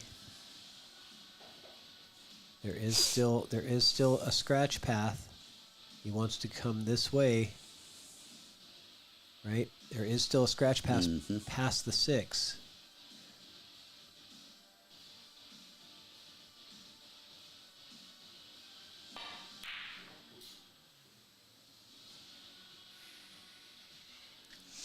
Look. Misses have been few and far between for Shucheng. There have. He's had a lot to think about with that shot. You know, there was just a lot going on. Scratching, getting behind the 6.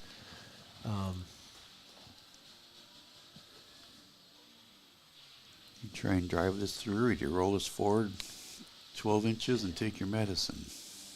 He might actually take his medicine on this one because the angle has him going away a little bit where he wants to be. No medicine taken.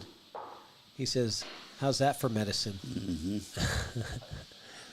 This medicine tastes like sugar.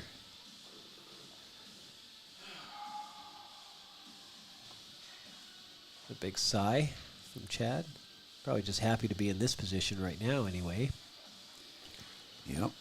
I'll tell you, I like the fight that Chad's showing.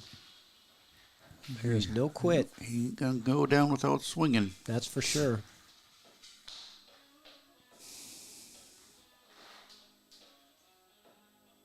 Yeah, that was a great shot, Don. You're absolutely right. Tough to execute those. Oh, and a nudge on the 6 to get it perfect. That was a love bump. Oh, man. He played that perfect. He played it, but there's some love involved there. It can get funny real easy. Well, he had to come into that 6. He knew he was coming into it. He just had to hit it at the right speed. Yeah, two in a row good shots by Chad right there. That shot on the 4 to get to the 5. That was high end.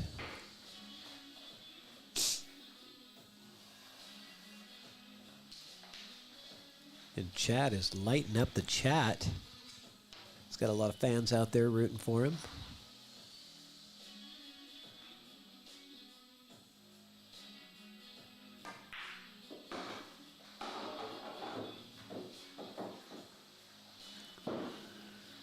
There you go. Perfect. Roll forward, come back out. Yeah, don't go anywhere, guys. This is not over yet. But you know what? I'm going to have to restart the Facebook stream because we're coming up to that 8-hour mark for our Facebook stream in just like 20 minutes. So if you're on Facebook, it's going to go off after this rack and then come back on. YouTube will stay on because they don't have a time limit. So I'm going to do that right now so we don't get cut off unexpectedly.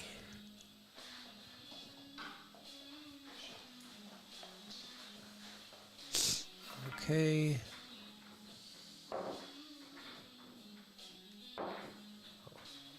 Cancel. How do I do that?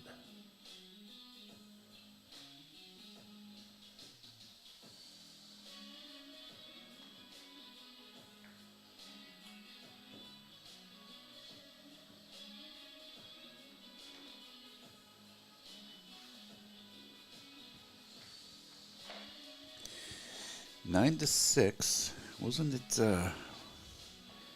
9-3? I believe it was. Chad's swing till the end here. Yeah, I believe Chad has won the last 3 straight racks. And we're back up on Facebook. So viewers, if you're watching, share it again. Come on back in. Most of our viewers were on YouTube.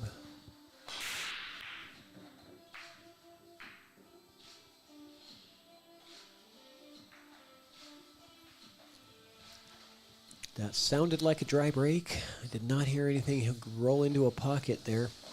Does Shucheng have a look at the 1 to pocket it? Maybe. It's pretty close. It's pretty close.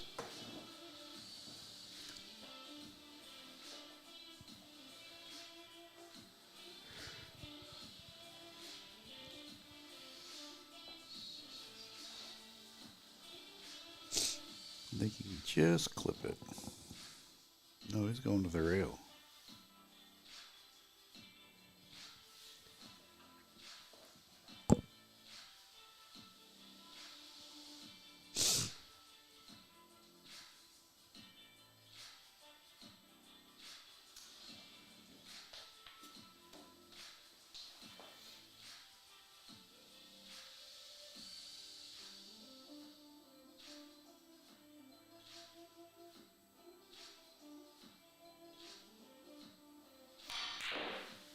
Yeah, it's tough. Oof. He had to try to cheat it just a little bit because he didn't have much room past that 8. That was a good outcome for Shucheng. You can see right down their line there. I think it might go. You can see better than I can, but Chad is even having a hard time. He's right at the table. He's trying to see. Can't see past his body.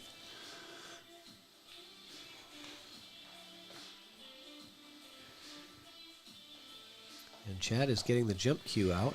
No, he doesn't have it. He's maybe a fifth of a ball. It's an interesting position to jump in because the 7 is so far away.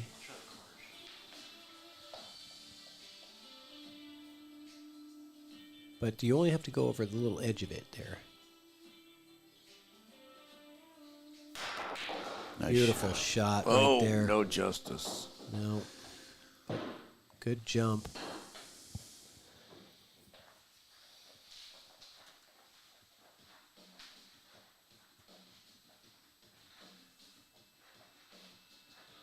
Yeah, he jumped into his own safety.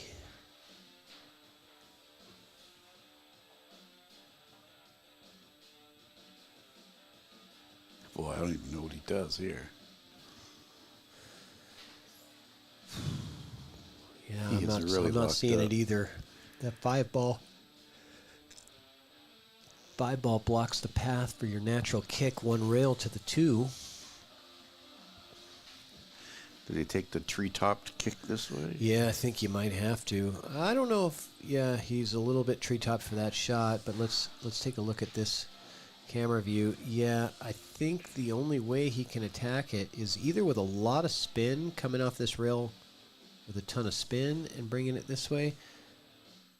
But he's going to have to hit before that diamond right there and miss the 5, which is really tough to do. Or, like you said, this one, not at all. That's a tough one. They're both really tough, but this one is really tough because of the queuing part. I mean, you wouldn't be totally tree-topped on it if it was to do that.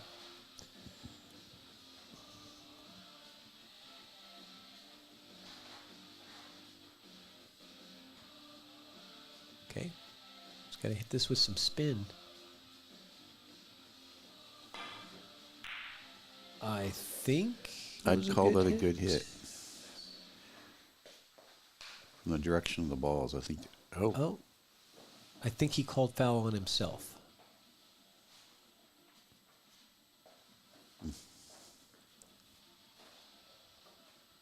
I couldn't tell. I'd have to watch it in slow motion.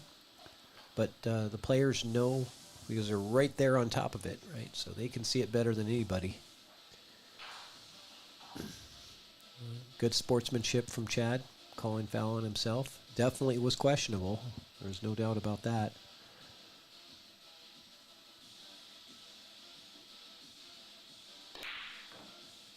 Oh.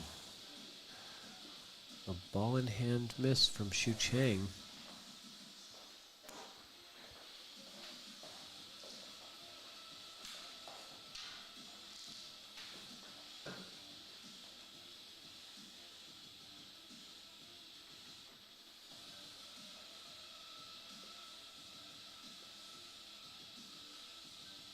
Did he get away with it? No, I think he has the deuce. Yeah, he does.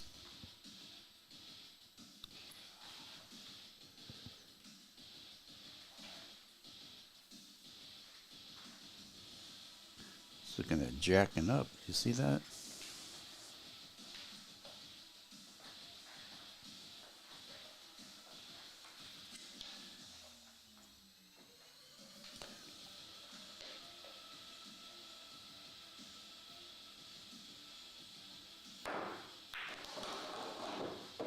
Wow, hits it with a ton of inside to spin it around the 3. That was a beautiful shot right there. High level stuff. Because that's a shot where you don't want that spin to catch too early. You draw hard on this 3, back it up and back out, or do you go forward? I can't tell his angle. That's what I was looking at right there. Yeah. Well, it really went. Yeah, it really rocketed off that rail. It had the side spin on it. It's okay. He slides this 4 in, comes down. He's got the 5 on the other side. Sure, it's much better than being on the other side of the 4. He's like, anywhere on that side of the 4, I'm fine. Right?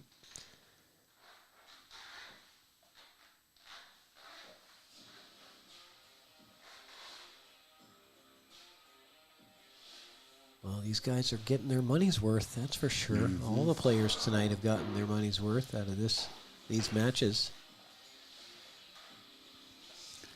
I believe the 8 passes the 10, Todd.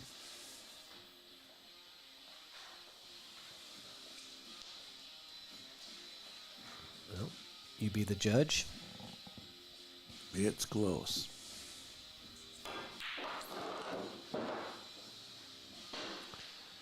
Yeah, I think you're right, Don. I think Chad is looking more settled in. Maybe just having a couple of wins under his belt is helping him find that more routine rhythm. I wouldn't call Chad a slow player by any means, but I certainly think that he was playing earlier a bit quicker than his normal pace. And we might be seeing more the normal rhythm of Chad now. Just get some wins under his belt.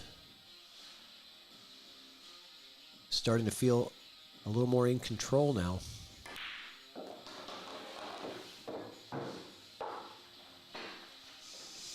I guess we'll see now if this 8 goes. See if he tries to get on the short side or. Nope, it goes. I think it goes. Yeah, this is where he's looking at putting the cue ball. He wants the cue ball right in this circle.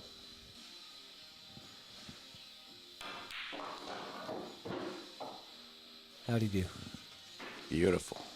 A little bit. He's off the edge a little bit there, but you know, we'll give him a pass for that one. Yes. Good control. Yeah, I like what I'm seeing from Chad right now. Did get on the wrong side of the 9, and he shakes his head. He knows it. And now he has to move more than he wants to. Top inside. He'll hit it and come back. Let's go to the other camera. The reverse angle of that. Well, I think he's coming around the 10. Yep, that's the way to do it. You're going to take a little longer 10 ball, but this is very manageable. Good speed. Keeping the cue ball off the rail is the most important thing. And down to 10 ball goes, and we've got a 9-7 ball game, guys. Aye. This is not over by any stretch of the imagination. He has come back from 9-3 down to make it 9-7, winning 4 straight racks. And we're going to turn this into an exciting match. How big does that ball in hand deuce missed by Shucheng look right now? I was also thinking back to the 10 ball that he hung. That was very unusual, or Shucheng hung. But, you know, Human. In a match where both players are going to go through that, it just happened to be, you know, Chad's errors were mostly in the beginning of the match. Yes, sir, Nicholas. 10 ball, 9-foot diamond. Correct. 9-foot table, 4.5-inch pro cut pockets.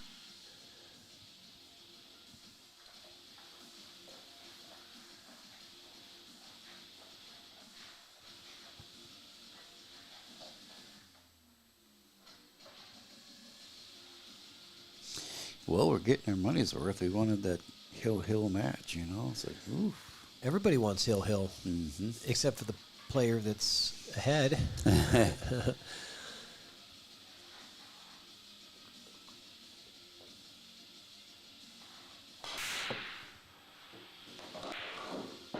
Okay. Heard something. Very successful break. Does he have a look at the 1? The deuce went He's down. looking. So what's gone? The deuce and the 5? Yikes. He might have this 1 ball. He looked at it. He got down and looked, and he's getting a shooting cue out, so it definitely... Nope. I don't see how. It doesn't. It doesn't. I thought there might be a window between the 5 and 9, but there's not. He's looking at the kicking angle now. You have to go for this, being that it's a hanger. You cannot play push out here, especially against a player like Shucheng. He'll find a way to make that shot wherever you leave him.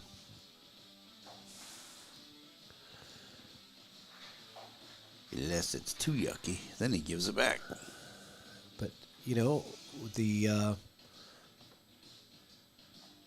so, I mean...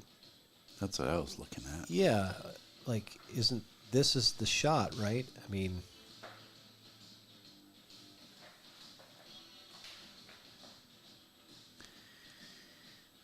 Yeah, I don't know.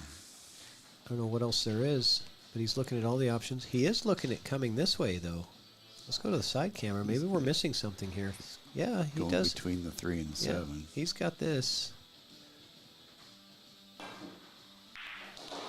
It's the 9 first. Ball in hand.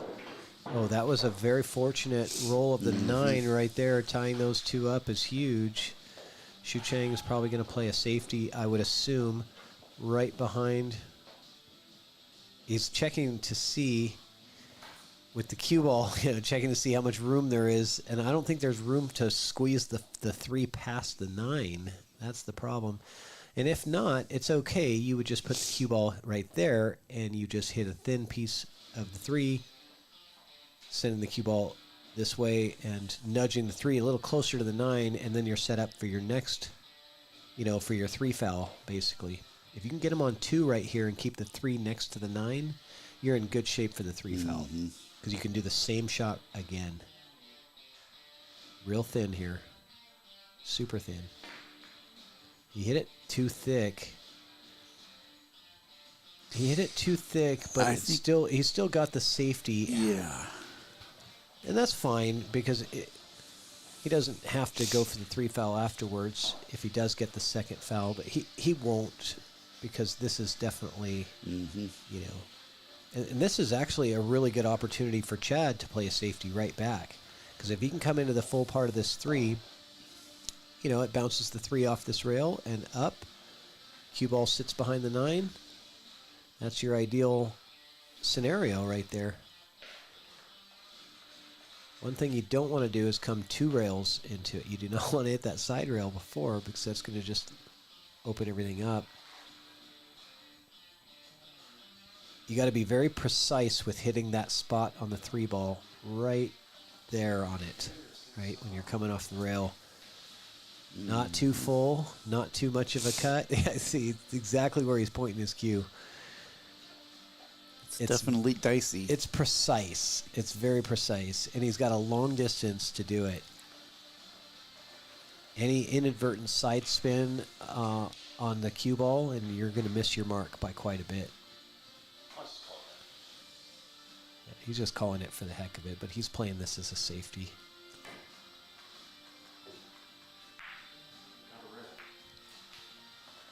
Did that? Did it? He said got a rail, so... Couldn't tell if it hit the rail before or after. Yeah, I couldn't tell either. I'm not sure. You can always get a replay if you want to shoot. Chad offered him to see a replay, but Shucheng declined and said no, that's okay. I don't know that ball in hand would be that much better for him anyway, you know, because it landed in a good spot. Probably right? where he would have put it. Yeah, pretty close.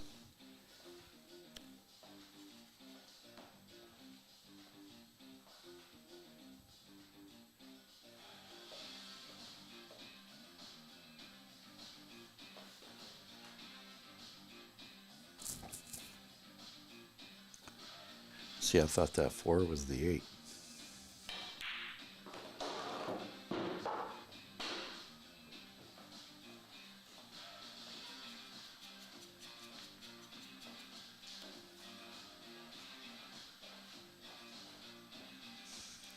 Tough to hold this. It's going to want to slide over on him.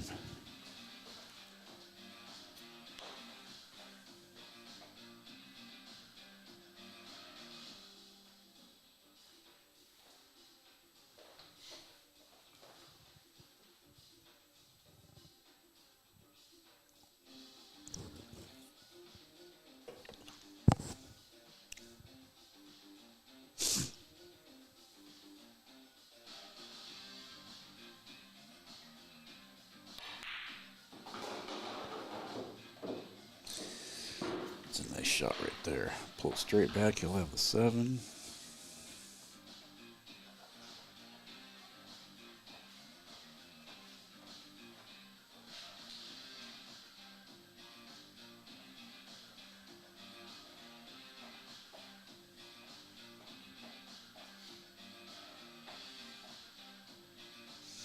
Shucheng knows that he's got to put a stop to this slide. Momentum is huge.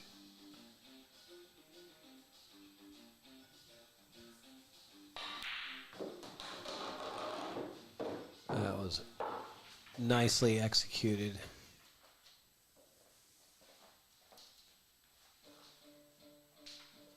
He's really staying in good control of his cue right now. You go forward with inside?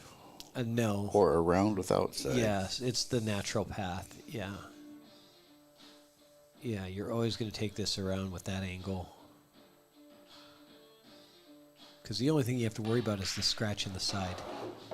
But he took it much wider. That was just the natural path. You almost didn't have to really do much at all. Cue ball naturally wants to go that way. You just help it with a little bit of English. Swing it around a little more.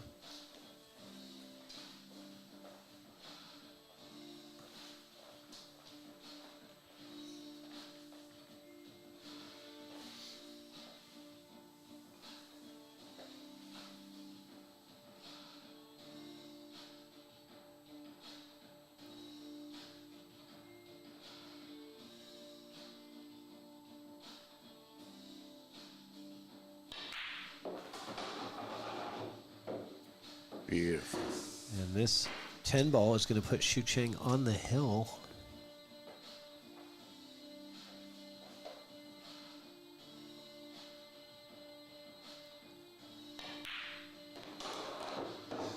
There we go. Yep.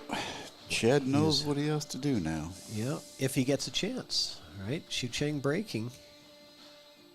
He's got the chance to close it out without Chad even getting another shot. Let's do one more shout out while we're doing this for Bad Boys.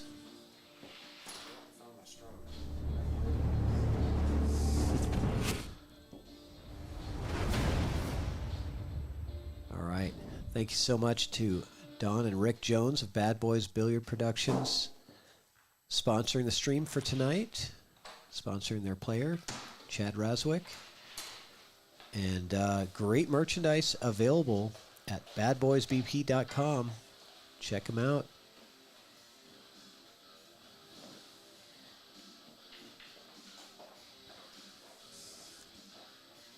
Yeah, you're right, Don.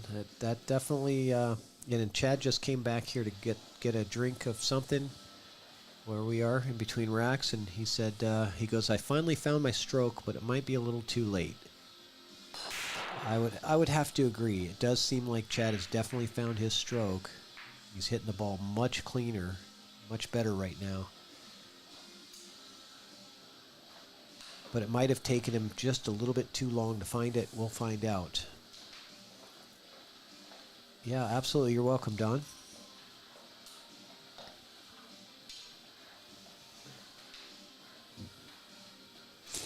Not sitting too lovely here.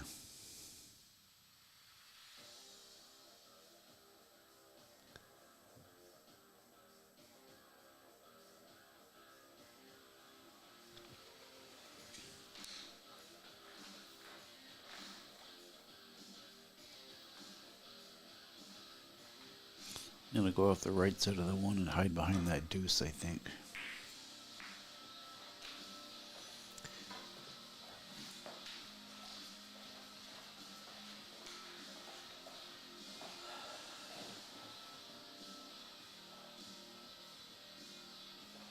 I was kind of thinking the same thing you were. I didn't. He hit a little bit full. Yeah, he hit directly full into it.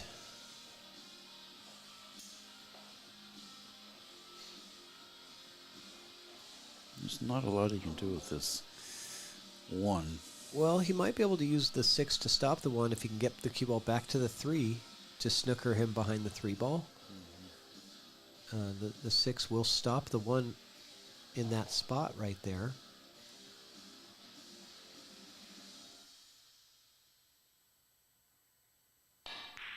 That is, oh, that's much better. I think. That's a tough one. No, looking at Shucheng's face, it might have leaked out. Chad's giving him compliments. He says, you play some excellent safeties. I need to take some safety lessons from you. Because I didn't even, none of us even saw that. Chad wasn't even looking at that safety, the kick at it. To kick and stick and hold the cue ball, that's not what I was looking at all. I didn't even contemplate that. So yeah, very creative. Sometimes kicking at the ball is the right thing, even when you don't have to be able to hold it for the safety.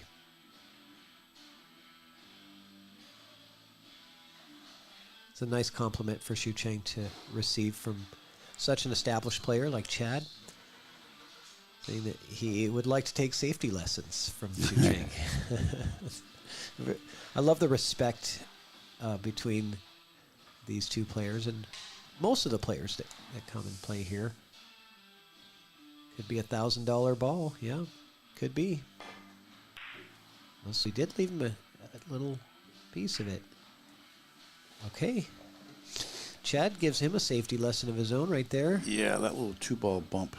That helped. Well, I was Chad thinking quite that a he bit. might actually come behind the 2 there. But yeah, the bump and getting it out did help a little bit.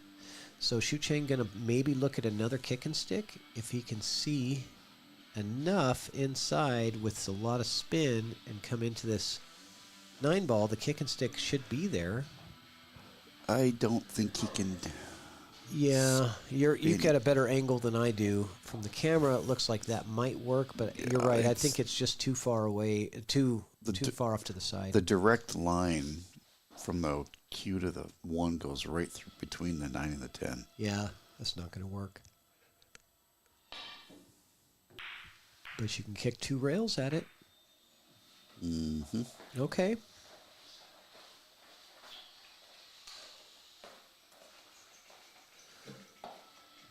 So,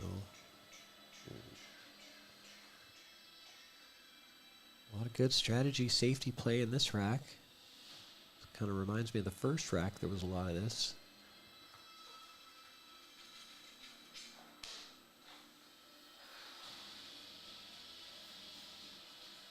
Waves it off, calls safe.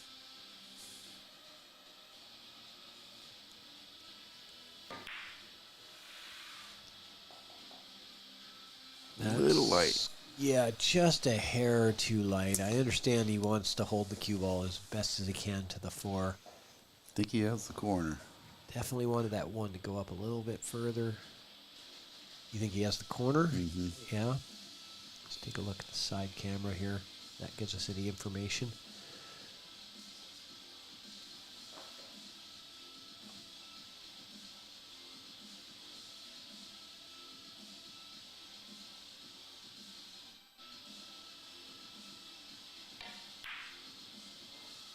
Safety. Oh, beautiful. What a shot.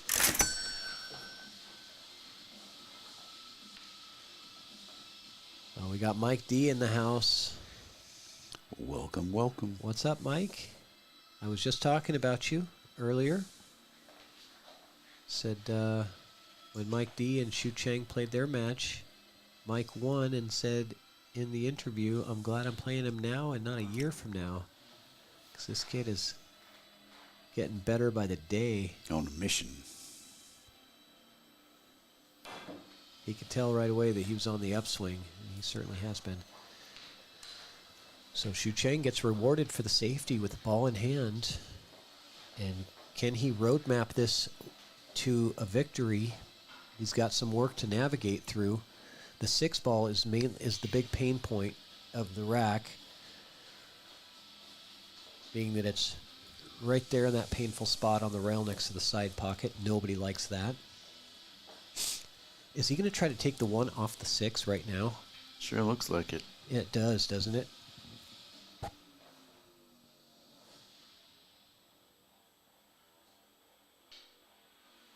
I don't like it from that position. It just, I am not comfortable with that carom shot. You have to hit this 6 pretty thin. Yeah, he's not doing that. I wouldn't have imagined that he would from that angle. Just was too risky to miss.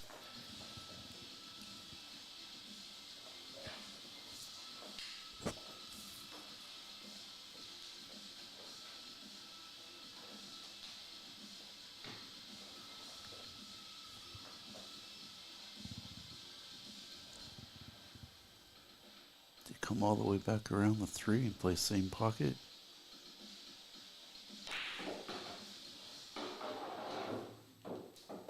Yep. Yeah, but now he's got to navigate more traffic. He's got to draw across.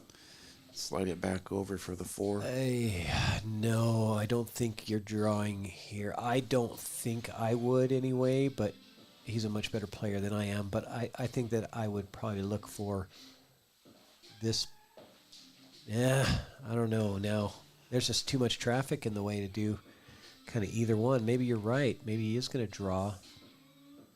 There's just so much stuff to avoid here.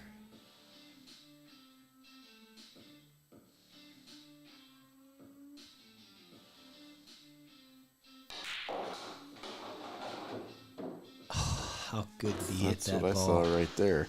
Not saying I could have done it, but that's what I saw.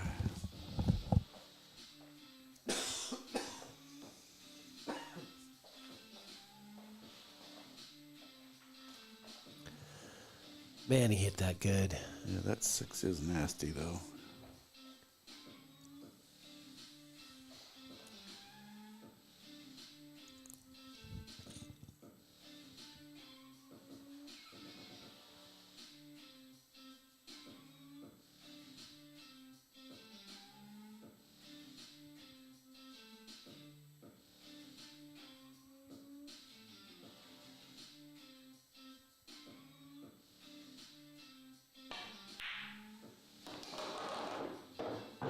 Okay, he's hit that one really good. What do you get for the 6? What are you doing on the 6? He is on the incorrect side to get to the better side of the 6. 2 rails and the 6 in the bottom right corner.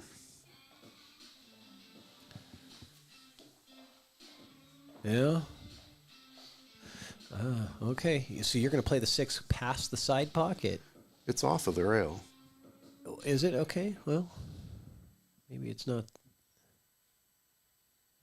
I think if you're gonna use that much distance, you might as well try to get past it. That's You were exactly right. what I was saying right there. Yeah, you were right.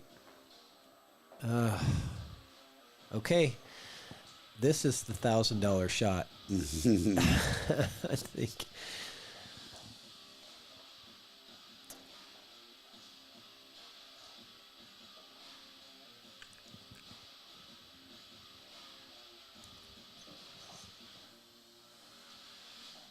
It's really close to him bailing out on the offensive plan and looking for a safe.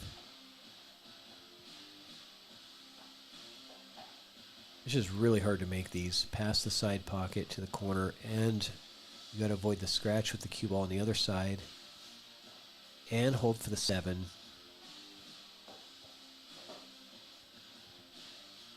Yeah, I don't like any part of this. I mean, yeah, you're saying the 6 is off the rail. It doesn't look off the rail to me. It looks like it's sitting on the rail, but I think it's off just a touch. That doesn't help me very much. Get you past the side pocket. You think it gets you past? Maybe.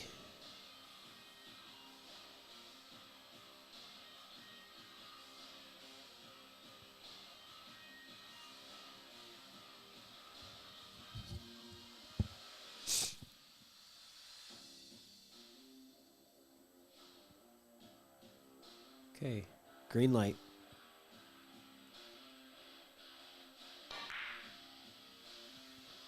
Maybe it was still yellow. Yeah, but he pretty much the gets away with safety it. out of it. He did get away with it.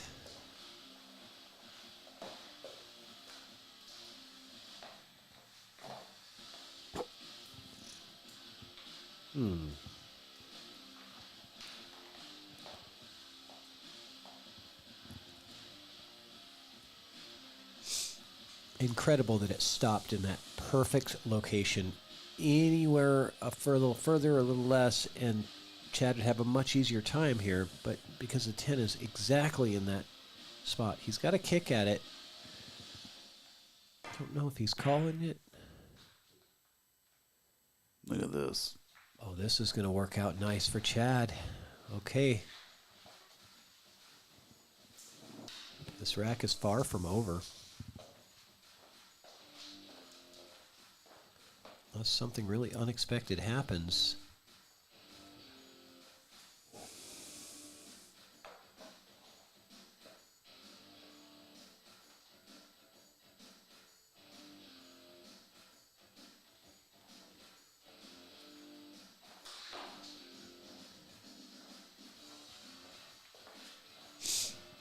I don't know if this camera is going to show very much here.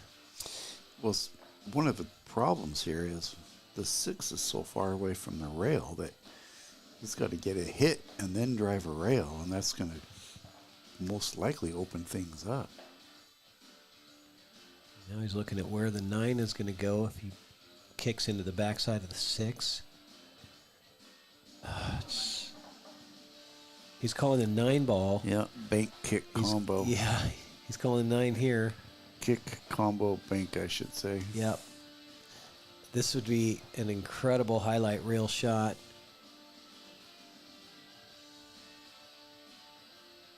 Shucheng Chao with the kick combo bank. Uh-oh. And he's got himself distance. He's got Chad in a distant spot. But Chad, like he said,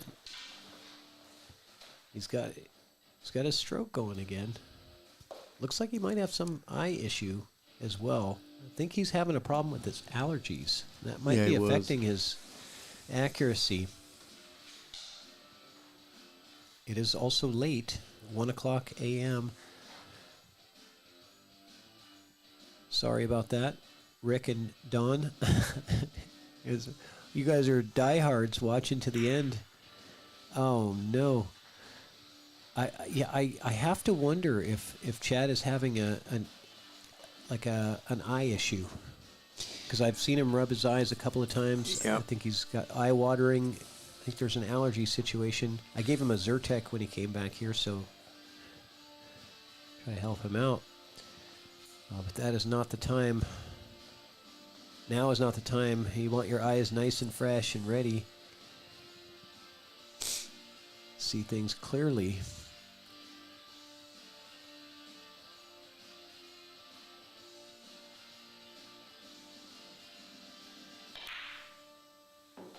Money.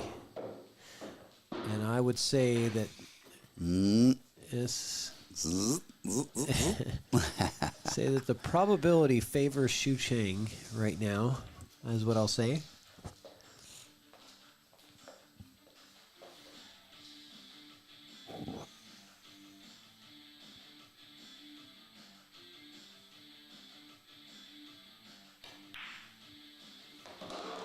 All right, just 3 balls to go to win the match. Pocket $1,000. Spin it back, a little bit of low left.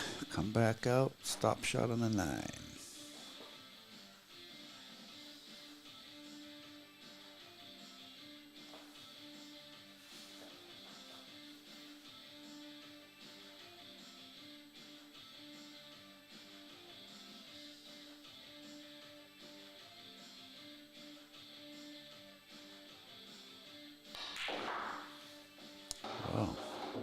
Yeah, he didn't. Yeah, he's fed. This is it. This is better.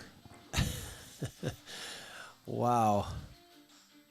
Great stroke there. Gets pretty much perfect on the 9 ball.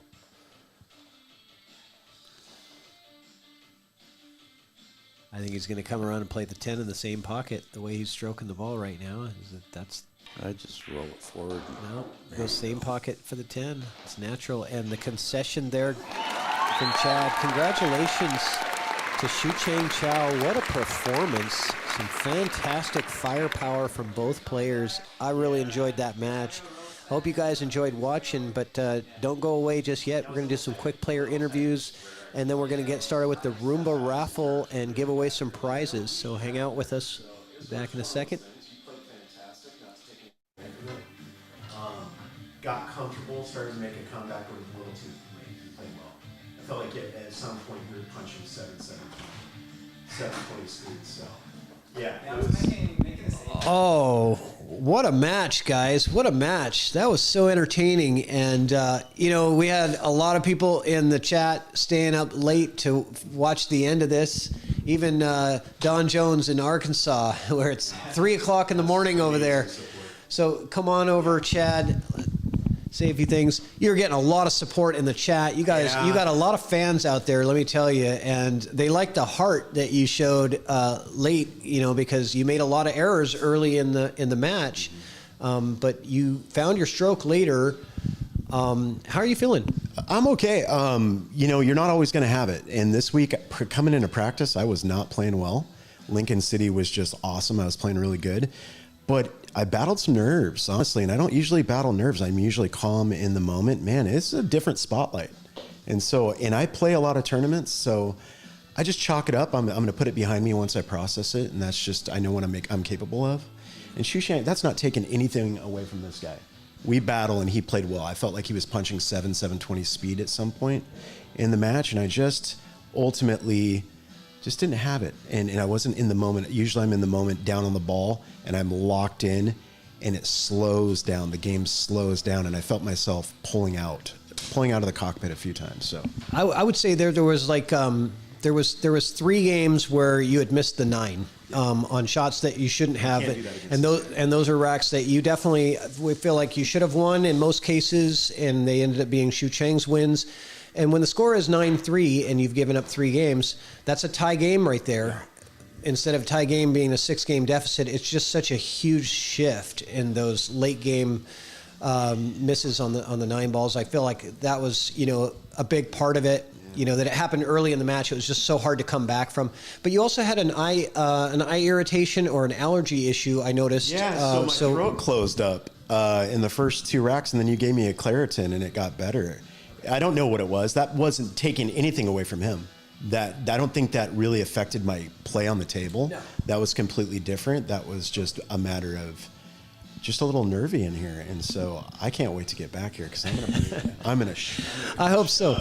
Next time I'm in here, I'm gonna shove. So thanks for good. All right, well, thanks for coming out, and great heart, man. Yeah. I love watching you play. Yeah. Good job. Good shoot. Come on, Shucheng. Well, congratulations, man. Yeah, thank you. That was nervy last few racks. He was coming back.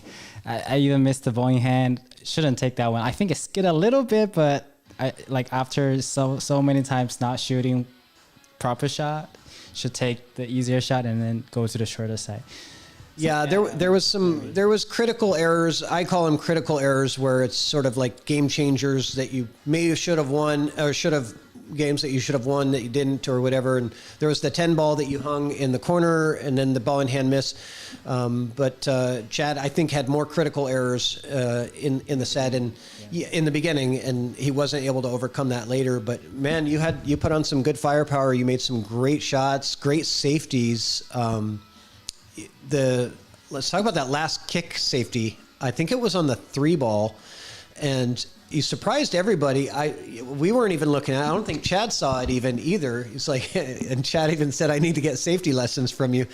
That was the one down there. It was very creative because you could see the 3. I thought you were going to push the 3 into the 6 and hide behind maybe the 7 ball or whatever it was that was sitting there, but you chose to kick at it, to kick and stick and get the separation. It was a good choice because it worked really well. But yeah, very creative. I just wanted to. Yeah, thanks. I think that is so. I'm not trying to, although I'm wearing Evo. So that is something I learned from watching the pros play. Actually, is for some of those shots when it's close to rail, sometimes kicking at it. Like deliberately trying to kick and stick, even though they can see the edge, would be a better choice. Like especially when there's a ball close to it, and you just have to practice a little, like different speed, how the cue balls react after the rail. What's the best thing to get it behind the ball you want to hide? Yeah, things like those. So I think I did pretty well on the safeties in this match, judged the speed. So a lot of the offensive shot, I didn't judge the speed pretty well, but I judged the angles quite okay on a lot of the safety shots. So pretty happy with that. Yeah, like stroke-wise, offensive-wise, I really envy Chad's strokes. Like there were a couple strokes, of course, like he missed 2 nice. I think he was trying to just stroke too much on the first few racks, and he was a little nervous at the point. But after that, man, his stroke was marvelous. Like I was sitting there because everything else, I like watching Chad's game because the way he approaches the table, the way he looks at the angle, like for the next 2 shots, I think it's pretty similar to mine. So it's almost looking. So I watch at the table, I watch the rack, I watch how Chad's going towards the rack. Like it's almost like I'm shooting it myself. So I enjoy shooting with Chad a lot. Yeah, so a lot of the shots, like there was one shot I missed it here, left it almost like straight. He just punched it. The cue even hit the wall, and then the cue ball went all the way back to the short side of that 5. So, yeah, it's amazing. His strokes. Yeah. Big stroke. Yeah. So I'm proud of myself with this one with some safeties. Need to work a little bit more on not handing the 10. But yeah, other than that, I'm pretty happy. Yeah. Well, congratulations and good job. It was a very entertaining match, both of you guys. Happy to have you, and I'd love to have you guys back sometime, of course. But it is late. We got a Roomba raffle. We got to do some prize giveaways. So let's get started with that, guys. We're going to get started with drawing tickets out of the jar. Let me grab that. You grab that. All right. And maybe I could get one of you guys to help volunteer. I'm going to spin all these around. I've got all the tickets in. Let me actually just check my phone to make sure that I don't have anybody that I missed.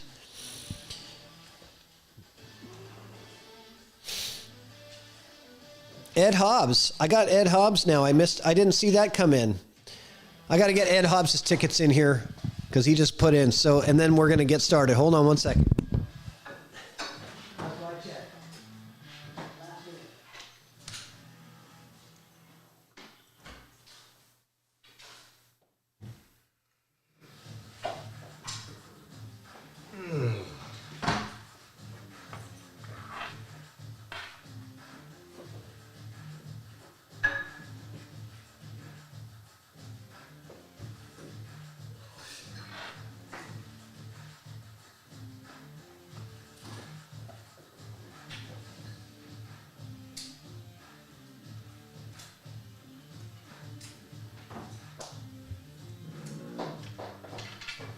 All right, Ed Hobbs, got you in the raffle, man. Thank you so much for the support. Shout out to Northwest Tap Pool League, Ed Hobbs. I'll draw the first couple out of here. We'll get this thing kicked off. We're going to draw 15 tickets out, and the balls are assigned in order that the tickets are drawn. So the first ball number 1 goes to Justin Kiske. Oh boy. We already got North Bend in. Look at that. And ball number 2 is going to be Baby Cakes, Aaron Rodgers. All right. I'll do 5, you can do 5, and then Shucheng can draw 5. How's that sound? Ball number 3 is a monster. A monsunar. You got ball number 3. Aaron Moss has ball number 4. It's never a Roomba raffle without the name Moss in there somewhere. And ball number 5 is going to be Josh Carlson. You got ball number 5. All right, Chad, give it a try. No looking. All right, Chuck Lyle. Chuck Lyle, you've got ball number 6. Todd Shirley. Ball number 7 goes to Todd Shirley. And Cindy Rosenthal, you've got ball number 8. No duplicates yet. Oh, I was just going to say no duplicates. We got Aaron Moss has ball number 9. And ball number 10 is going to be Tim Bullus, who already won his match tonight. Is looking to win more. Shucheng, will you draw 5 tickets one at a time, please? What do we got? Todd Shirley. Todd Shirley. He's got ball number 11. And Rob Shipman. Ball number 12. Thank you. That's what comes after 11? Oh, Todd Shirley again. Todd Shirley again. You've got ball 13.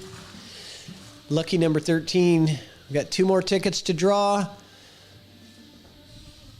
Leach? Leah. Leah Hurst. That's Laser Eyes Leah. You have ball number 14 in the raffle. That's the last one? And this is going to be the last ticket drawn. Ball number 15. He's got... He grabbed 2 tickets. You got to put them both back. He's too busy looking at the money. Brant. It's Brandt. I think it's Ellingsworth. I think it's Ellingsworth. You have ball number 15. So here we go. All right, so the way this works, let me pull this cord a little bit. Will you grab the Roomba for me? It's on the charger over there. So I'm going to get all the balls in the rack, mix them all up randomly.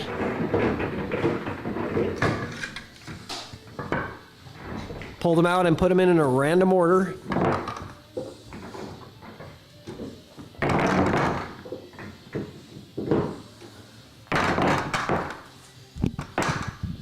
Okay.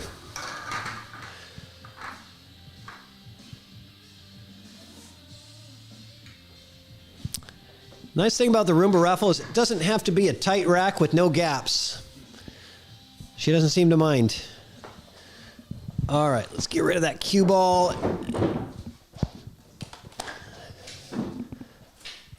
And we are almost ready. I gotta just hit a button over here.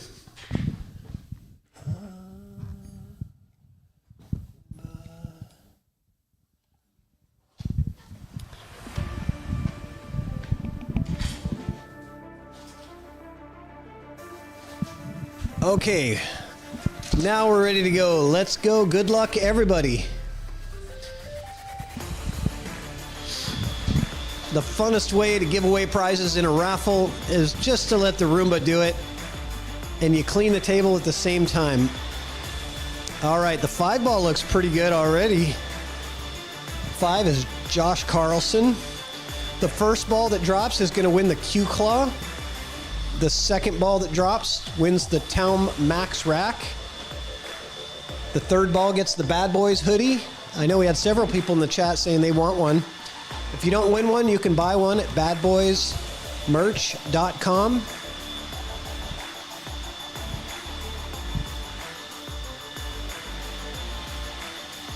And it never fails. Whenever we have a late night, the Roomba always takes forever to pocket balls. That's nothing. Watch this. I'll show you late.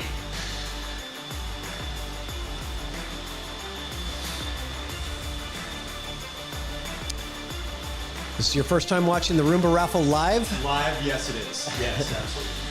I've watched it on TV a few times, but this is obviously the first time watching it live. All right, 14 is Leah Hurst.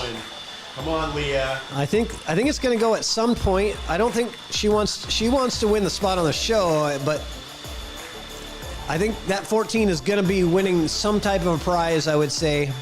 It's in a good spot.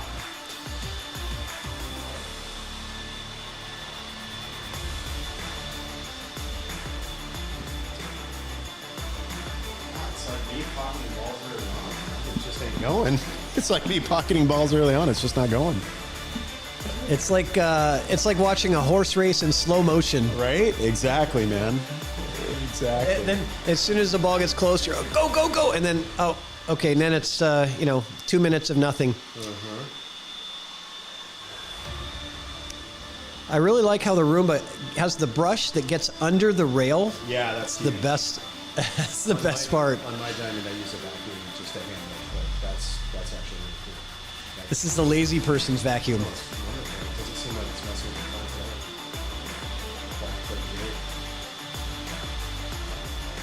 the No, I use the Roomba all the time on it. I know lots of people that do, and dude, it's works working good. At 14. Go, baby. Go, Leah. All right. Chad's rooting for Leah. He's got a horse in this race, I guess. We got a lot of new names in here. Brant, I see.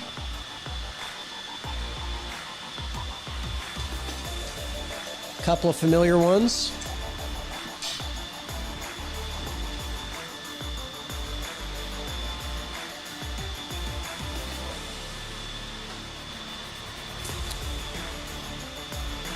I tell you, this goes much faster on a 7-foot table.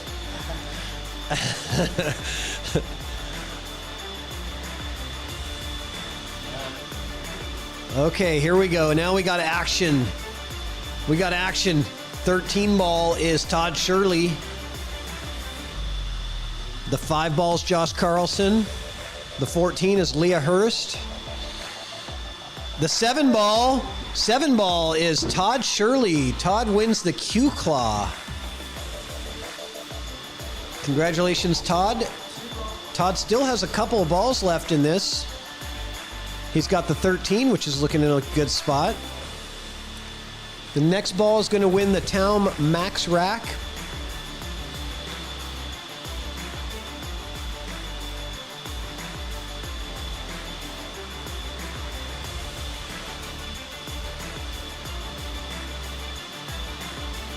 The 2 ball looks pretty good. The 2 ball is Aaron Rodgers. The 9 ball is Aaron Moss. The 1 ball is Justin. Let's see.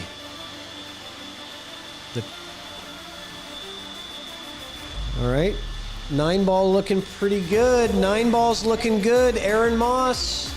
Nope, not yet. 15-ball is Brandt. 15-ball is Brandt. And Brandt is going to win the Taom Max Rack with the 15-ball dropping second. Now we're going to get the BadBoys hoodie. Who's going to win that BadBoys hoodie? You can get to choose between a Bad Boys or a Bad Girls. Oh, looking like Leah Hurst with the 14 here. Nope. Maybe. Oh, the 3, the 14, and the 6. Hold on, guys. We got a photo finish. It was 3, 14, 6 was the order. The 3-ball is a Monsunar. He wins the BadBoys hoodie. The 14 was Leah Hurst. She wins the ChalkBox, the Evo Sports jersey. And the winner is Chuck Lyle. Chuck Lyle wins the spot on the show. Man, what a photo finish at the end. Takes forever to pocket the first one and gets the last 3 in a split second. That was the last 3 prizes. That was ball 3, 4, and 5 in the Roomba raffle. And that was... The 2-ball was handy in the pocket and it got pushed up. That 2-ball. The 2-ball was right there. Oh, it's over there now.